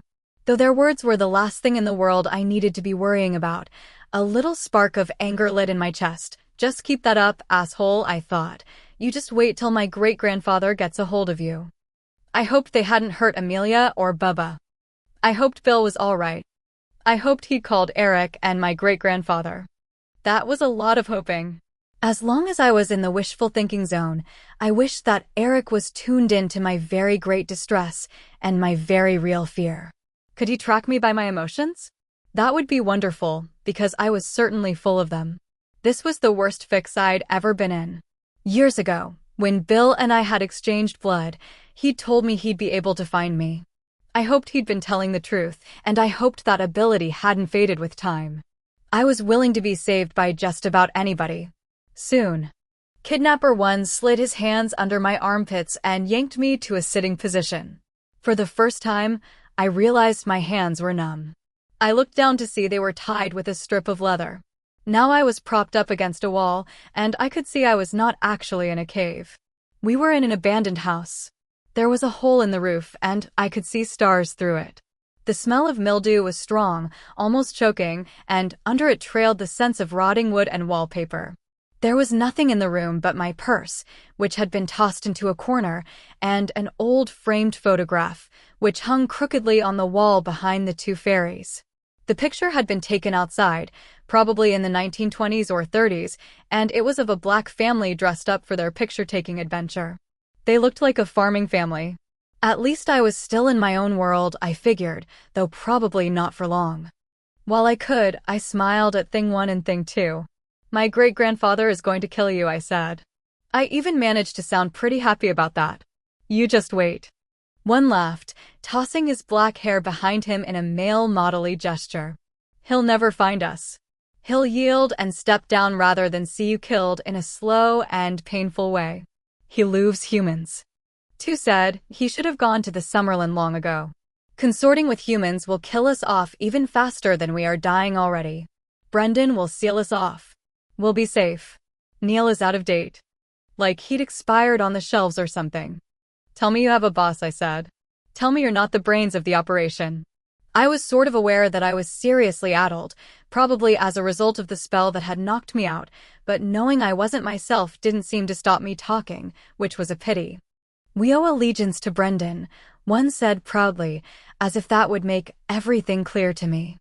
Instead of connecting their words with my great-grandfather's archenemy, I pictured the Brandon I'd gone to high school with, who'd been a running back on the football team. He'd gone to Louisiana Tech and then into the Air Force. "He got out of the service?" I said. They stared at me with a total lack of comprehension. I couldn't really fault them for that. "Service of whom?" asked Tu. I was still blaming her for saying I was a skank, and I decided I wasn't speaking to her. "So, what's the program?" I asked one. "We wait to hear from Neil, who will respond to Brendan's demands," he said. "Brendan will seal us all in fairy, and we will never have to deal with your like again." At the moment, that seemed like an excellent plan, and I was temporarily on Brendan's side. "So Neil doesn't want that to happen?" I said, trying to keep my voice steady. "No, he wants to visit the likes of you. While Finnan hid the knowledge of you and your brother, Neil behaved himself, but when we removed Finnan..." "Bit by bit," said Tu and laughed. "He was able to find enough information to track you down. And so did we. We found your brother's house one day, and there was a gift outside in a truck. We decided to have some fun with it. We followed your scent to where you work, and we left your brother's wife and the abomination outside for all to see. Now we're going to have some fun with you. Brendan has said we can do with you what we will, short of death." Maybe my slow wits were speeding up a little. I understood that they were enforcers for my great-grandfather's enemy, and that they had killed my grandfather Finnan and crucified poor Crystal. I wouldn't, if I were you, I said, quite desperately. Hurt me, that is. Because after all, what if this Brendan doesn't get what he wants? What if Neil wins? In the first place, that's not likely, thing to said. She smiled. We plan to win, and we plan to have a lot of fun. Especially if Neil wants to see you, surely he'll demand proof you're alive before he surrenders. We have to leave you breathing. But the more terrible your plight, the faster the war will be over. She had a mouthful of the longest, sharpest teeth I'd ever seen. Some of them were capped with gleaming silver points. It was a ghastly touch. At the sight of those teeth, those awful shining teeth, I threw off the remnants of the magic they'd laid on me, which was a great pity. I was completely and utterly lucid for the next hour, which was the longest of my life. I found it bewildering and utterly shocking that I could feel such pain and not die of it. I would have been glad to die. I know a lot about humans, since I see into their minds every day, but I didn't know a lot about fairy culture. I had to believe Thing 1 and Thing 2 were in a league of their own. I couldn't imagine that my great-grandfather would have laughed when I began to bleed. And I had to hope that he wouldn't enjoy cutting a human with a knife, either, as 1 and 2 did. I'd read books where a person being tortured went somewhere else during the ordeal. I did my best to find somewhere else to go mentally, but I remained right there in the room. I focused on the strong faces of the farming family in the photograph, and I wished it wasn't so dusty so I could see them clearly. I wished the picture was straight. I just knew that good family would have been horrified at what they were witnessing now. At moments when the fairy duo wasn't hurting me, it was very hard to believe I was awake and that this was really happening. I kept hoping I was suffering through a particularly horrible dream, and I would wake from it. Sooner rather than later. I'd known from a very early age that there was cruelty in the world, believe me. I'd learned that, but I was still shocked that the things were enjoying themselves. I had no personhood to them, no identity. They were completely indifferent to the plans I'd had for my life, the pleasures I'd hoped to enjoy. I might have been a stray puppy or a frog they'd caught by the creek. I myself would have thought doing these things to a puppy or a frog was horrible. Isn't this the daughter of the ones we killed? One asked too while I was screaming. Yes. They tried to drive through water during a flood, Two said in a tone of happy reminiscence. Water. When the man had sky blood. They thought the ironkin would protect them. The water spirits were glad to pull them under, one said. My parents hadn't died in an accident. They'd been murdered. Even through my pain, I registered that, though at the moment it was beyond me to form a feeling about the knowledge. I tried to talk to Eric in my head in the hope he could find me through our bond. I thought of the only other adult telepath I knew, Barry, and I sent him messages. Oh, I knew damn good and well that we were too far away from each other to transmit our thoughts. To my everlasting shame, toward the end of that hour I even considered trying to contact my little cousin Hunter. I knew, though, that not only was Hunter too young to understand, but also, I really couldn't do that to a child. I gave up hope, and I waited for death. While they were having sex, I thought of Sam, and how happy it would make me if I could see him now. I wanted to say the name of someone who loved me, but my throat was too hoarse from screaming. I thought about vengeance. I wanted 1 and 2 to die with a craving that burned through my gut. I hoped someone, any one of my soup friends, Claude and Claudine, Neil, Alcide, Bill, Quinn, Trey, Pam, Eric, Calvin, Jason would tear these two limb from limb. Perhaps the other fairies could take the same length of time with them that they were taking with me. 1 and 2 had said that Brendan wanted them to spare me, but it didn't take a telepath to realize they weren't going to be capable of holding off. They were going to get carried away with their fun, as they had with Finn and Crystal, and there would be no repairing me. I became sure I was going to die. I began to hallucinate. I thought I saw Bill, which made no sense at all. He was in my backyard probably, wondering where I was. He was back in the world that made sense. But I could swear I saw him creeping up behind the creatures, who were enjoying working with a pair of razor blades. He had his finger over his mouth as if he were telling me to keep silent. Since he wasn't there, and my throat was too raw to speak anyway, I couldn't even produce a decent scream anymore. That was easy. There was a black shadow following him, a shadow topped with a pale flame. Two jabbed me with a sharp knife she'd just pulled from her boot, a knife that shone like her teeth. They both leaned close to me to drink in my reaction. I could only make a raspy noise. My face was crusted with tears and blood. "Little Froggy croaking," one said. "Listen to her. Croak, Froggy. Croak for us." I opened my eyes and looked into hers, meeting them squarely for the first time in many long minutes. I swallowed and summoned up all my remaining strength. "You're going to die," I said with absolute certainty. But I'd said it before, and they didn't pay any more attention now than they had the first time. I made my lips move up in a smile. The male had just enough time to look startled before something gleaming flashed between his head and his shoulders. Then, to my intense pleasure, he was in 2 pieces, and I was covered in a wash of fresh red blood. It ran over me, drenching the blood already dried on my skin. But my eyes were clear, so I could see a white hand gripped Tu's neck, lifting her, spinning her around, and her shock was intensely gratifying as teeth almost as sharp as her own ripped into her long neck. Chapter 18.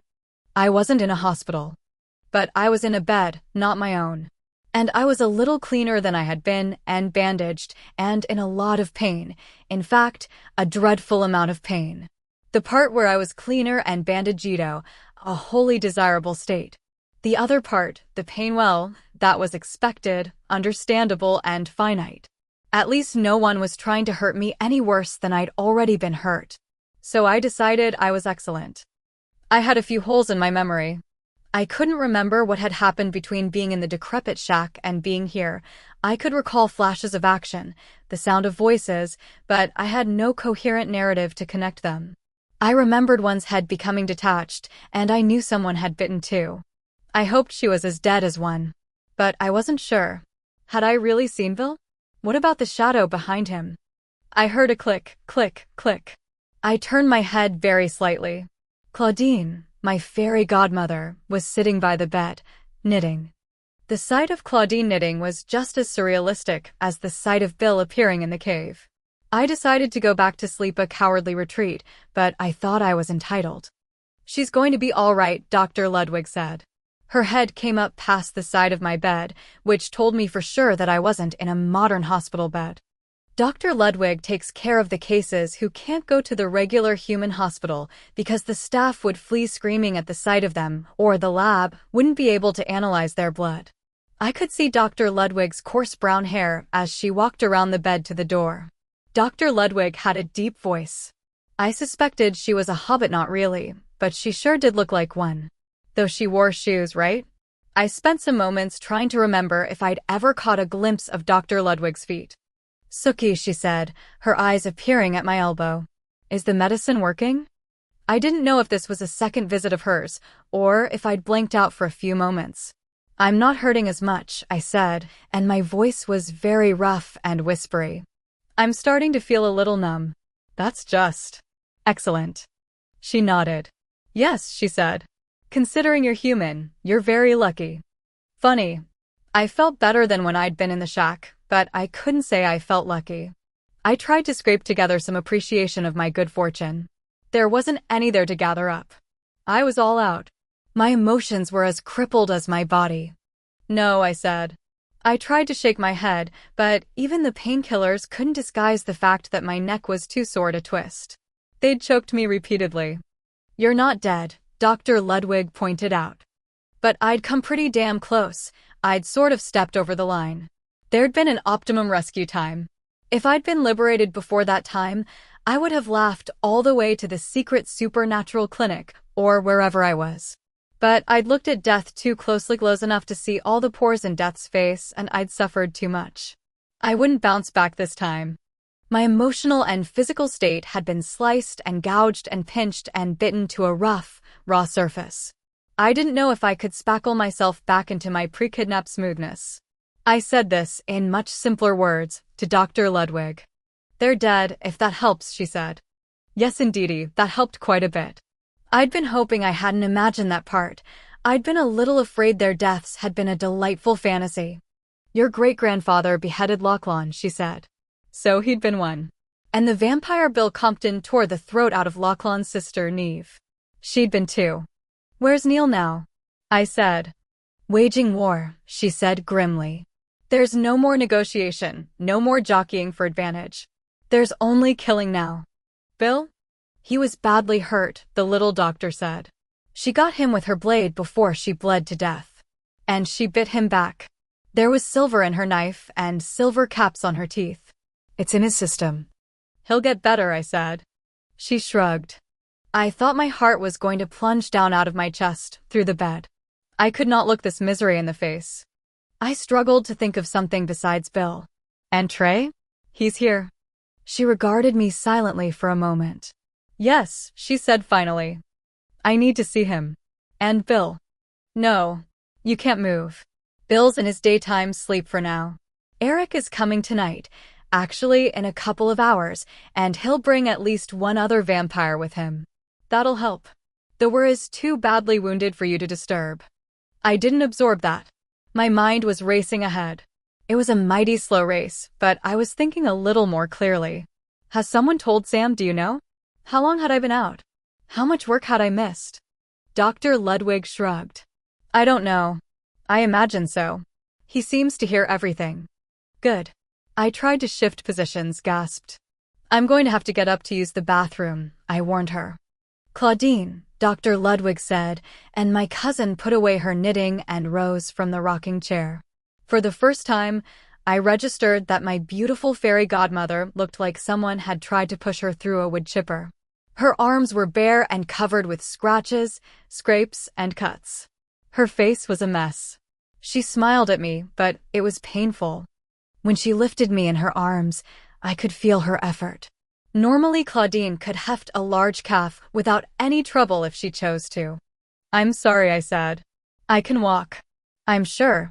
Don't think of it, Claudine said. See, we're already there. When our mission was accomplished, she scooped me up and took me back to bed. What happened to you? I asked her.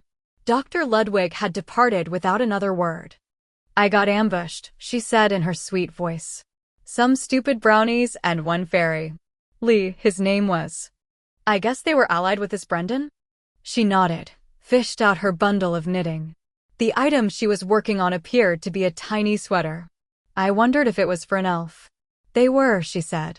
They are bits of bone and flesh now. She sounded quite pleased. Claudine would never become an angel at this rate. I wasn't quite sure how the progression worked, but reducing other beings to their component parts was probably not the route of choice. Good, I said. The more of Brendan's followers who met their match, the better. Have you seen Bill? No, Claudine said, clearly not interested. Where is Claude? I asked. Is he safe? He's with grandfather, she said, and for the first time, she looked worried. They're trying to find Brendan. Grandfather figures that if he takes out the source, Brendan's followers will have no choice but to stop the war and pledge an oath to him. Oh, I said. And you didn't go because... I'm guarding you, she said simply.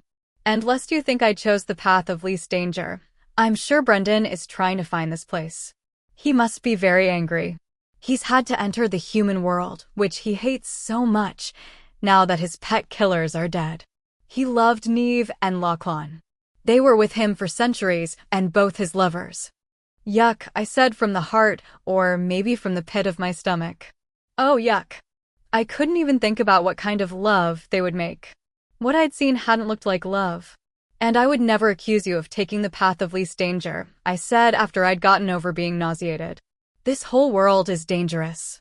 Claudine gave me a sharp look. What kind of name is Brendan? I asked after a moment of watching her knitting needles flash with great speed and panache.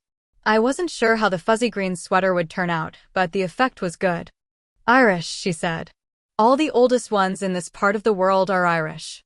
Claude and I used to have Irish names. It seemed stupid to me. Why shouldn't we please ourselves? No one can spell those names or pronounce them correctly. My former name sounds like a cat coughing up a fur ball. We sat in silence for a few minutes. Who's the little sweater for? Are you going to have a bundle of joy? I asked in my wheezy, whispery new voice. I was trying to sound teasing, but instead, I just sounded creepy. Yes, she said, raising her head to look at me. Her eyes were glowing. I'm going to have a baby. A pure fairy child. I was startled, but I tried to cover that with the biggest smile I could paste on my face. Oh, that's great, I said. I wondered if it would be tacky to inquire as to the identity of the father. Probably. Yes, she said seriously. It's wonderful. We're not really a very fertile race, and the huge amount of iron in the world has reduced our birth rate. Our numbers decline every century. I am very lucky. It's one of the reasons I never take humans to bed, though from time to time I would love to. They're so delicious, some of them. But I'd hate to waste a fertile cycle on a human. I'd always assumed it was her desired ascension to angel status that had kept Claudine from bedding any of her numerous admirers. So, the dad's a fairy, I said, kind of pussyfooting around the topic of the paternal identity. Did you date for a while? Claudine laughed. I knew it was my fertile time. I knew he was a fertile male. We were not too closely related. We found each other desirable. Will he help you raise the baby? Oh, yes. He'll be there to guard her during her early years. Can I meet him? I asked. I was really delighted at Claudine's happiness in an oddly remote way. Of course, if we win this war and passage between the worlds is still possible. He stays mostly in fairy, Claudine said. He is not much for human companionship. She said this in much the same way she would say he was allergic to cats. If Brendan has his way, fairy will be sealed off, and all we have built in this world will be gone. The wonderful things that humans have invented that we can use, the money we made to fund those inventions. That'll all be gone. It's so intoxicating being with humans. They give off so much energy, so much delicious emotion. They're simply fun. This new topic was a fine distraction, but my throat hurt, and when I couldn't respond, Claudine lost interest in talking. Though she returned to her knitting, I was alarmed to notice that after a few minutes she became increasingly tense and alert. I heard noises in the hall, as if people were moving around the building in a hurry. Claudine got up and went over to the room's narrow door to look out. After the third time she did this, she shut the door and she locked it. I asked her what she was expecting. Trouble, she said. And Eric. One and the same, I thought. Are there other patients here? Is this like a hospital? Yes, she said. But Ludwig and her aide are evacuating the patients who can walk. I'd assumed I'd had as much fear as I could handle, but my exhausted emotions began to revive as I absorbed some of her tension. About 30 minutes later, she raised her head, and I could tell she was listening. Eric is coming, she said. I'll have to leave you with him. I can't cover my scent like grandfather can. She rose and unlocked the door. She swung it open. Eric came in very quietly. One moment I was looking at the door, and the next minute he filled it. Claudine gathered up her paraphernalia and left the room, keeping as far from Eric as the room permitted. His nostrils flared at the delicious scent of fairy. Then she was gone, and Eric was by the bed, looking down at me. I didn't feel happy or content, so I knew that even the bond was exhausted, at least temporarily. My face hurt so much when I changed expressions that I knew it was covered with bruises and cuts. The vision in my left eye was awfully blurry. I didn't need a mirror to tell me how terrible I looked. At the moment, I simply couldn't care. Eric tried hard to keep the rage from his face, but it didn't work. Fucking fairies, he said, and his lip curled in a snarl. I couldn't remember hearing Eric curse before. Dead now, I whispered, trying to keep my words to a minimum. Yes, a fast death was too good for them. I nodded, as much as I could, in wholehearted agreement.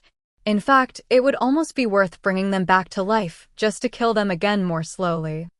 I'm going to look at your wounds, Eric said. He didn't want to startle me. Okay, I whispered, but I knew the sight would be pretty gross. What I'd seen when I pulled up my gown in the bathroom had looked so awful I hadn't had any desire to examine myself further. With a clinical neatness, Eric folded down the sheets and the blanket. I was wearing a classic hospital gown. You'd think a hospital for soups would come up with something more exotic, and of course, it was scooted up above my knees. There were bite marks all over my legs, deep bite marks. Some of the flesh was missing. Looking at my legs made me think of Shark Week on the Discovery Channel. Ludwig had bandaged the worst ones, and I was sure there were stitches under the white gauze. Eric stood absolutely still for a long moment. Pull up the gown, he said, but when he realized that my hands and arms were too weak to cooperate, he did it. They'd enjoyed the soft spots the most, so this was really unpleasant, actually disgusting. I couldn't look after one quick glance. I kept my eyes shut, like a child who's wandered into a horror film. No wonder the pain was so bad. I would never be the same person again, physically or mentally. After a long time, Eric covered me and said, "I'll be back in a minute," and I heard him leave the room. He was back quickly with a couple of bottles of True Blood. He put them on the floor by the bed. "Move over," he said, and I glanced up at him, confused. "Move over," he said again with impatience. Then he realized I couldn't, and he put an arm behind my back and another under my knees and shifted me easily to the other side of the bed. Fortunately, it was much larger than a real hospital bed, and I didn't have to turn on my side to make room for him. Eric said, "I'm going to feed you." "What?" "I'm going to give you blood. You'll take weeks to heal otherwise. We don't have that kind of time." He sounded so briskly matter-of-fact that I felt my shoulders finally relax. I hadn't realized how tightly wounded I'd been. Eric bit into his wrist and put it in front of my mouth. "Here," he said, as if there was no question I'd take it. He slid his free arm under my neck to raise my head. This was not going to be fun or erotic, like a nip during sex. And for a moment I wondered at my own unquestioning acquiescence. But he'd said we didn't have time. On one level I knew what that meant, but on another I was too weak to do more than consider the time factor as a fleeting and nearly irrelevant fact. I opened my mouth and swallowed. I was in so much pain and I was so appalled by the damage done to my body that I didn't think more than once about the wisdom of what I was doing. I knew how quick the effects of ingesting vampire blood would be. His wrist healed once, and he reopened it.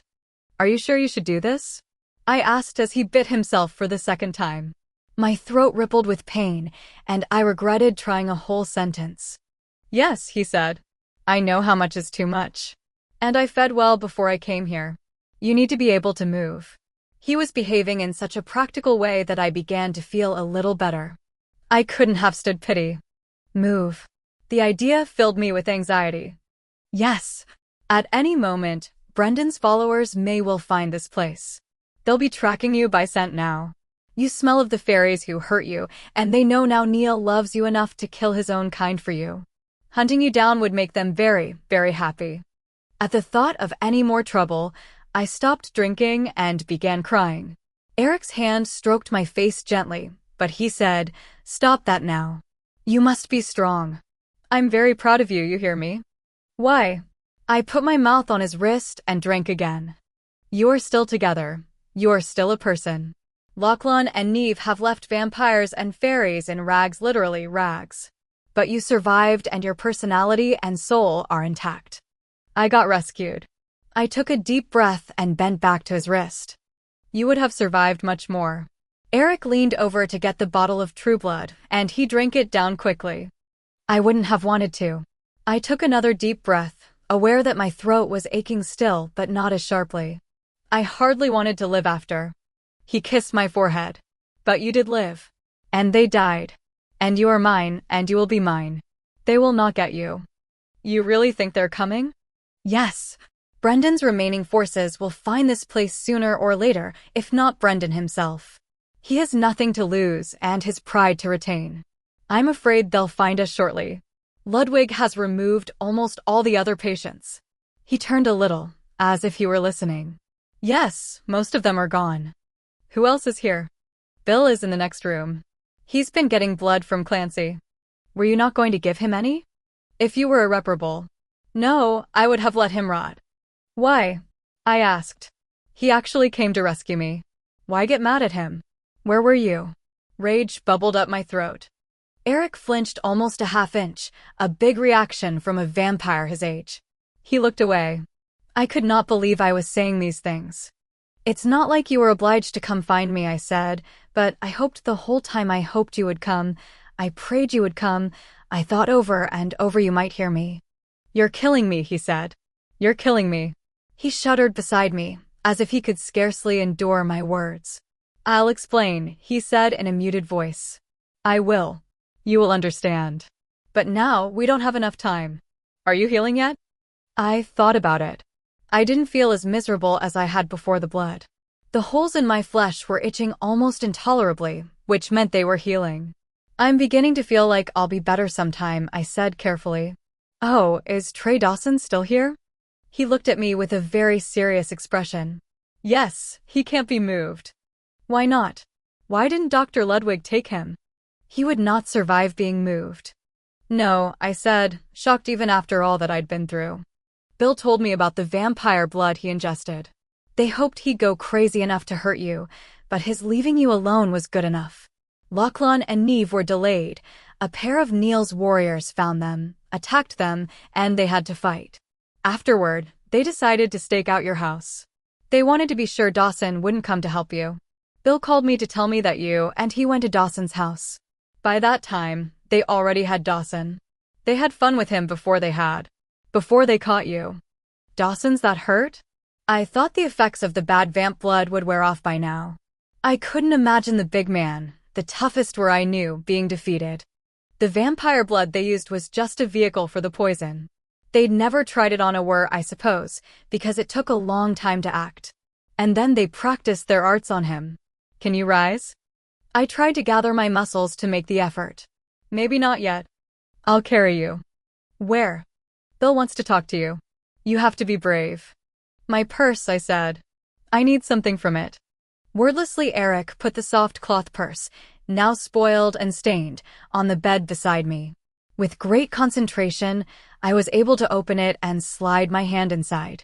Eric raised his eyebrows when he saw what I'd pulled out of the purse, but he heard something outside that made him look alarmed.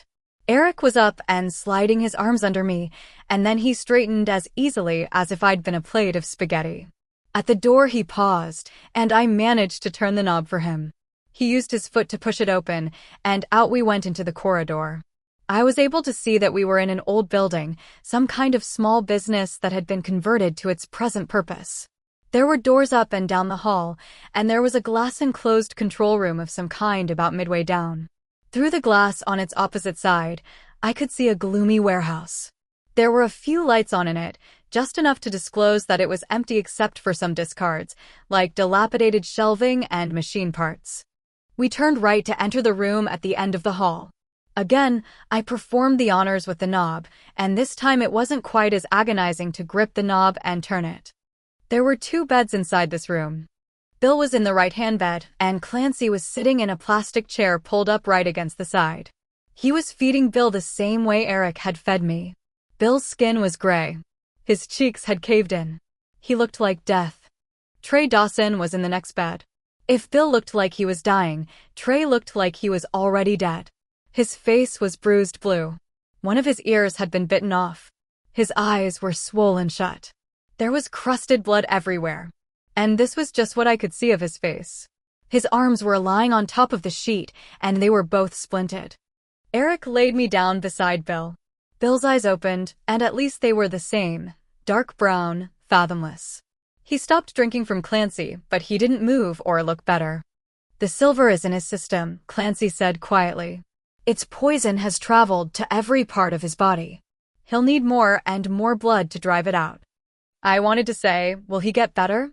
But I couldn't, not with Bill lying there.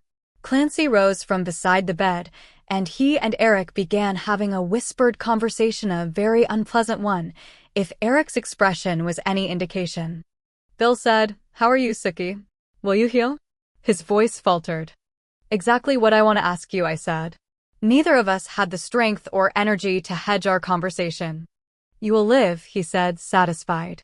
"I can smell that Eric has given you blood. You would have healed anyway, but that will help the scarring. I'm sorry I didn't get there faster. You saved my life." "I saw them take you," he said. "What?" "I saw them take you." "You." I wanted to say, "You didn't stop them?" But that seemed too horrendously cruel. "I knew I couldn't defeat the 2 of them together," he said simply. "If I'd tried to take them on and they'd killed me, you would have been as good as dead. I know very little about fairies, but even I had heard of Neve and her brother." These few sentences seemed to exhaust Bill. He tried to turn his head on the pillow so he could look directly into my face, but he managed to turn only an inch. His dark hair looked lank and lusterless, and his skin no longer had the shine that had seemed so beautiful to me when I'd seen it the first time. So you called Neil? I asked. Yes, he said, his lips barely moving. Or at least I called Eric, told him what I'd seen, told him to call Neil. Where was the old house? I asked. North of here, in Arkansas, he said. It took a while to track you. If they'd gotten in a car. But they moved through the Fae world, and with my sense of smell and Neil's knowledge of Fae magic, we were able to find you. Finally. At least your life was saved. I think it was too late for the war. I hadn't known Trey was in the shack. Not that the knowledge would have made any difference, but maybe I would have felt a little less lonely. Of course, that was probably why the two fairies hadn't let me see him. I was willing to bet there wasn't much about the psychology of torture that Neve and Lachlan hadn't known. Are you sure he's? Sweetheart, look at him. I haven't passed yet, Trey mumbled. I tried to get up, to go over to him. That was still a little out of my reach, but I turned on my side to face him. The beds were so close together that I could hear him easily. I think he could sort of see where I was. Trey, I said, I'm so sorry. He shook his head wordlessly. My fault. I should have known. The woman in the woods. Wasn't right. You did your best. If you had resisted her, you would have been killed. Dying now, he said. He made himself try to open his eyes. He almost managed to look right at me. My own damn fault, he said.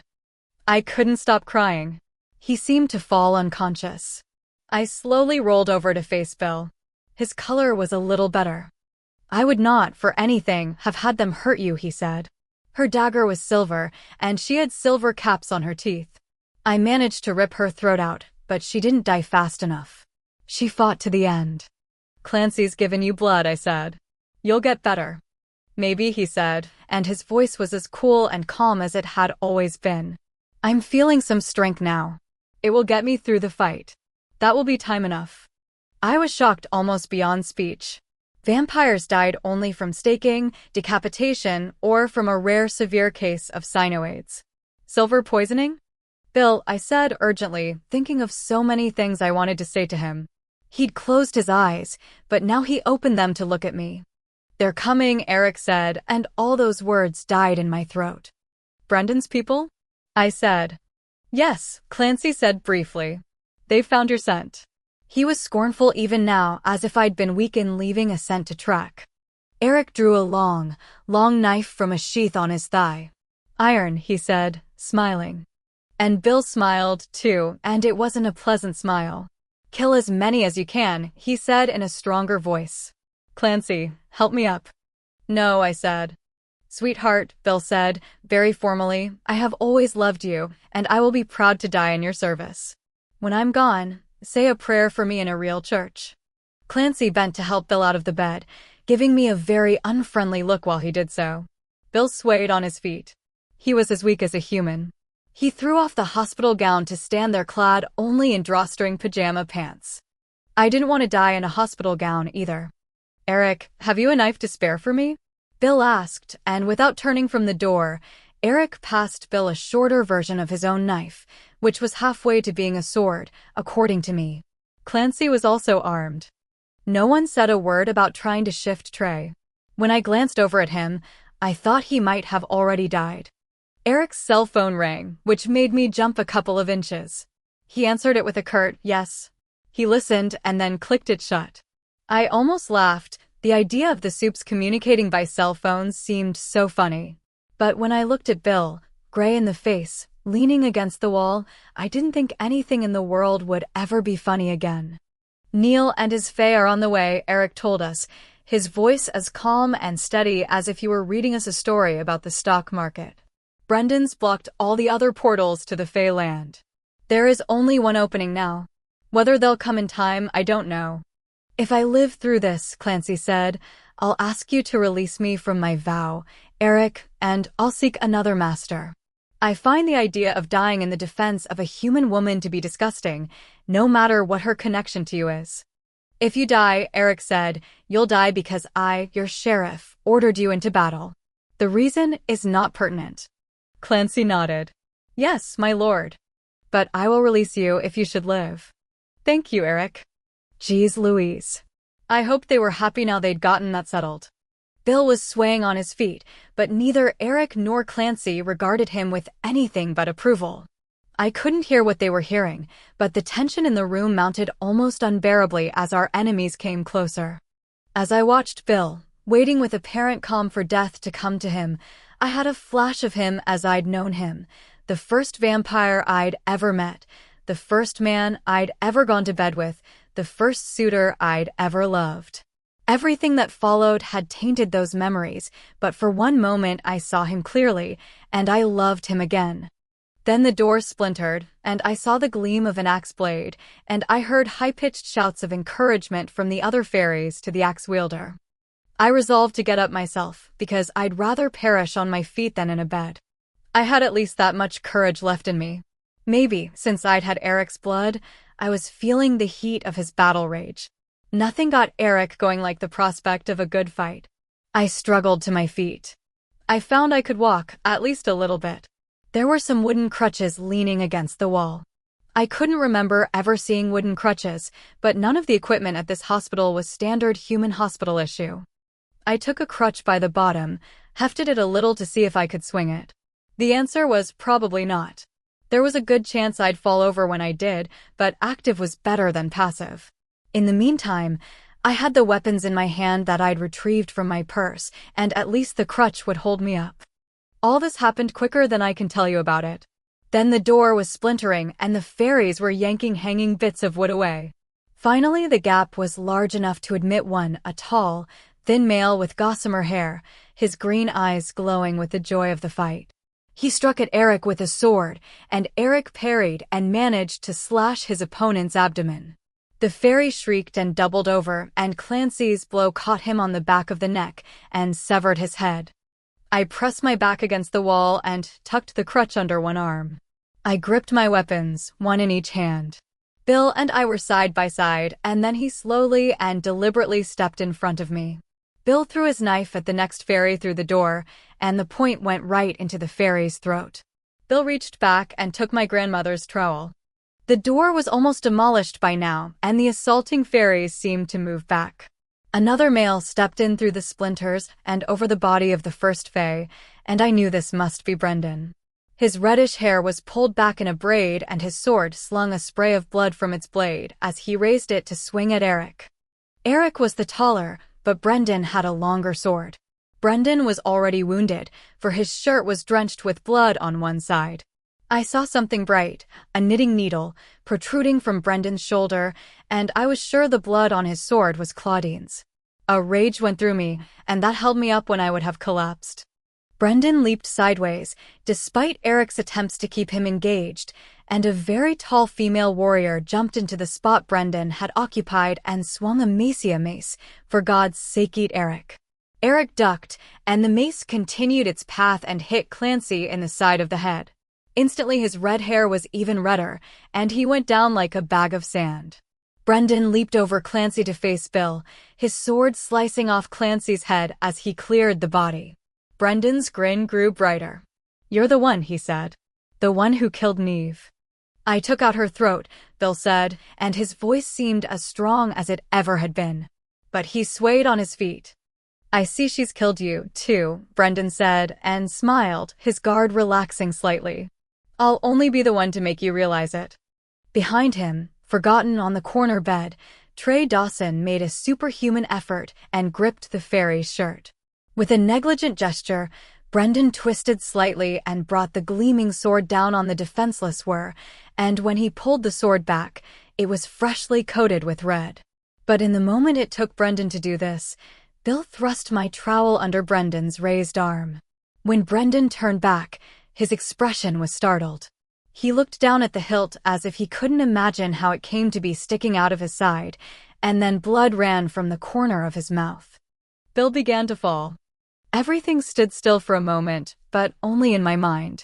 The space in front of me was clear, and the woman abandoned her fight with Eric and leaped on top of the body of her prince. She screamed, long and loud, and since Bill was falling, she aimed the thrust of her sword at me. I squirted her with the lemon juice in my water pistol. She screamed again, but this time in pain. The juice had fallen on her in a spray, across her chest and upper arms, and where the lemon had touched her, smoke began to rise from her skin. A drop had hit her eyelid, I realized, because she used her free hand to rub at the burning eye. And while she did that, Eric swung his long knife and severed her arm, and then he stabbed her. Then Neil filled the doorway of the room, and my eyes hurt to see him. He wasn't wearing the black suit he wore when he met me in the human world, but a sort of long tunic and loose pants tucked into boots. Everything about him was white, and he shone, except where he was splashed with blood. Then there was a long silence. There was no one left to kill. I slid to the floor, my legs as weak as jello. I found myself slumped against the wall by Bill. I couldn't tell if he was alive or dead.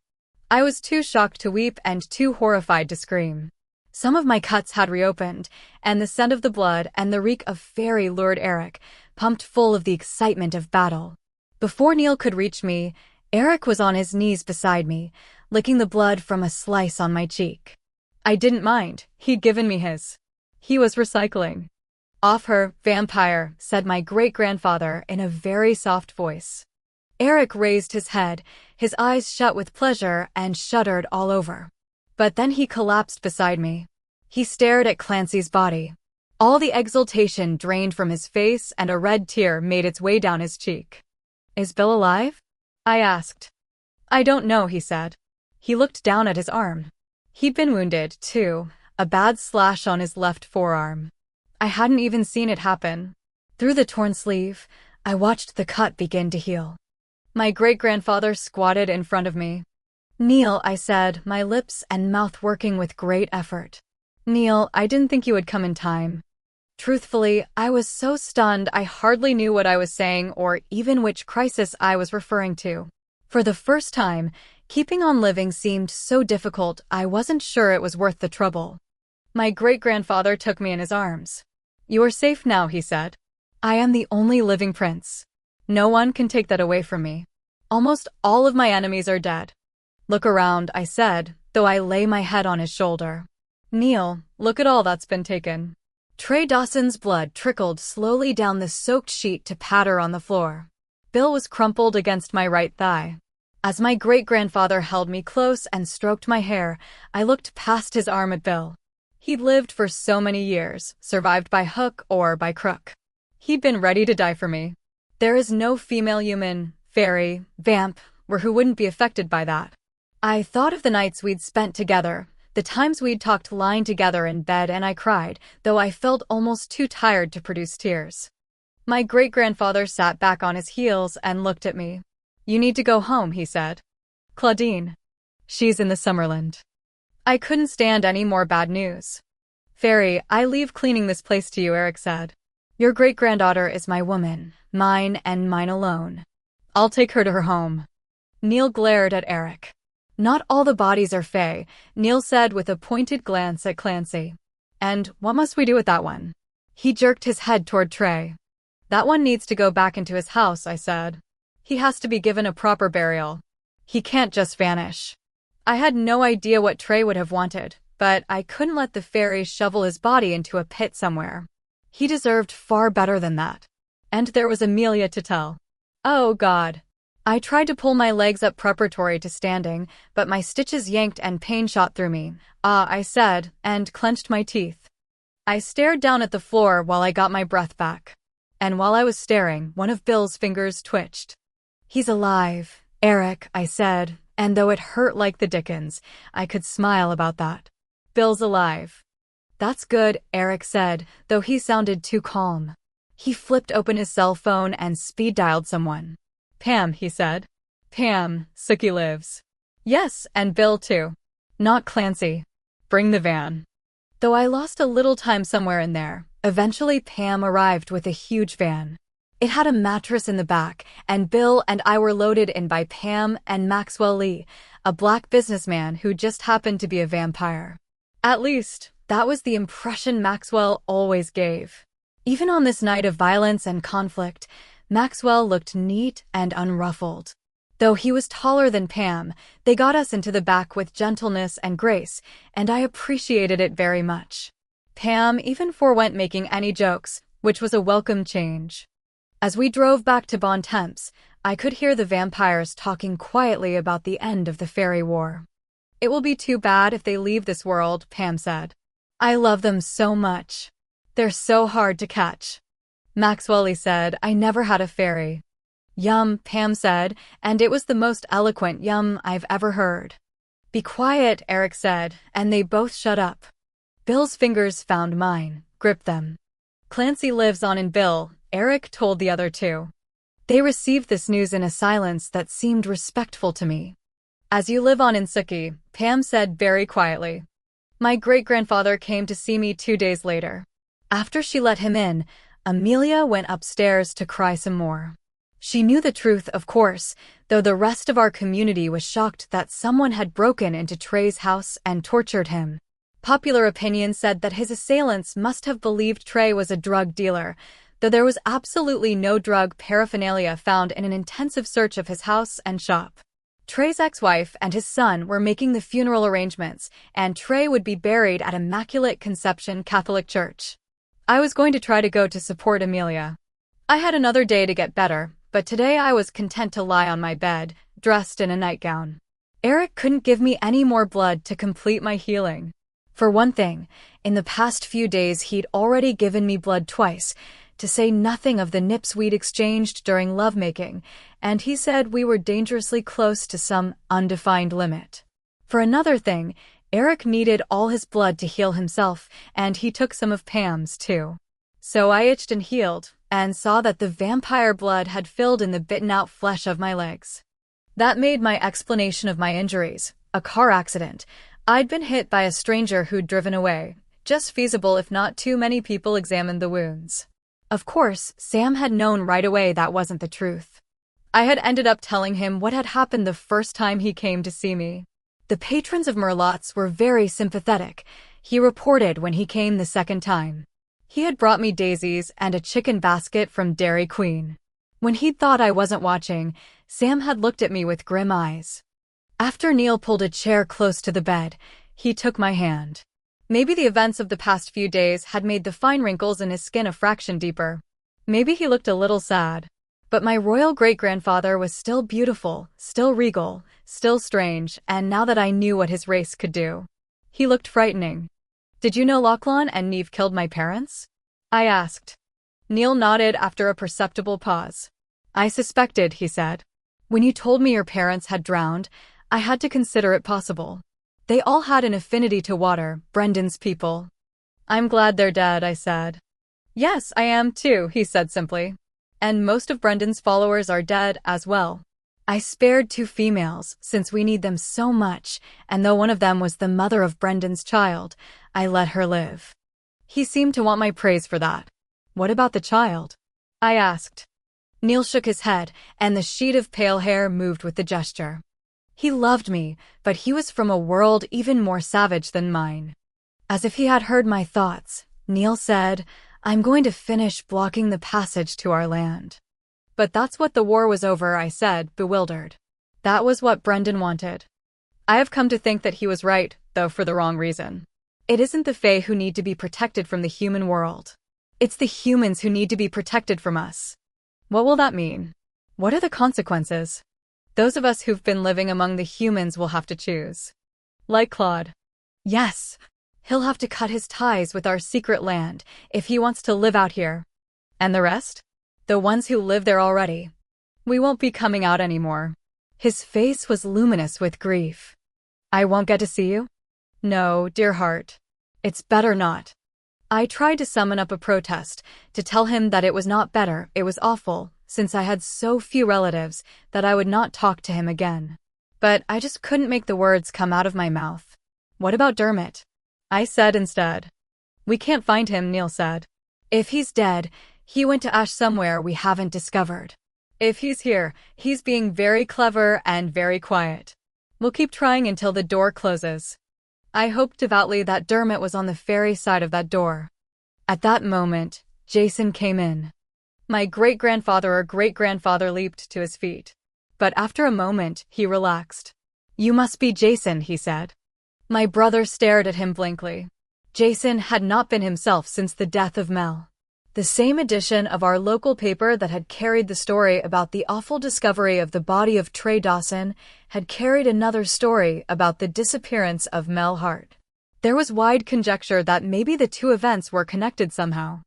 I didn't know how the Werpanthers had covered up the scene in back of Jason's house, and I didn't want to know. I didn't know where Mel's body was either. Maybe it had been eaten. Maybe it was at the bottom of Jason's pond. Maybe it lay in the woods somewhere. The last was what I suspected. Jason and Calvin had told the police that Mel had said he was going hunting by himself, and Mel's truck was found parked at a hunting preserve where he had a share. There were some bloodstains discovered in the back of the truck that made police suspect Mel might know something about Crystal Stackhouse's awful death, and now Andy Belfleur had been heard to say he wouldn't be surprised if old Mel hadn't killed himself out in the woods. "Yeah, I'm Jason," my brother said heavily. "You must be my great-grandfather." Neil inclined his head. "I am. I've come to bid your sister goodbye. But not me, huh? I'm not good enough. You are too much like Dermot." "Well, crap." Jason threw himself down on the foot of the bed. "Dermot didn't seem too bad to me, great-grandfather. Least, he came to warn me about Mel, let me know that Mel had killed my wife." "Yes," Neil said remotely. "Dermot may have been partial to you because of the resemblance. I suppose you know that he helped to kill your parents." We both stared at Neil. Yes, the water fae who followed Brendan had pulled the truck into the stream, as I hear it, but only Dermot was able to touch the door and pull your parents out. Then the water nymphs held them underwater. I shuddered. "Ask me, I'm glad you're saying goodbye," Jason said. "I'm glad you're leaving. I hope you never come back, not a one of you." Pain flitted over Neil's face. "I can't dispute your feeling," he said. "I only wanted to know my great-granddaughter. But I've brought Sookie nothing but grief." I opened my mouth to protest, and then I realized he was telling the truth. Just not all the truth. "You brought me the reassurance that I had family who loved me," I said, and Jason made a choking sound. "You sent Claudine to save my life, and she did, more than once. I'll miss you, Neil." "The vampire is not a bad man, and he loves you," Neil said. He rose. "Goodbye." He bent and kissed my cheek. There was power in his touch, and I suddenly felt better. Before Jason could gather himself to object, Neil kissed his forehead, and Jason's tense muscles relaxed. Then my great-grandfather was gone before I could ask him which vampire he meant. The end.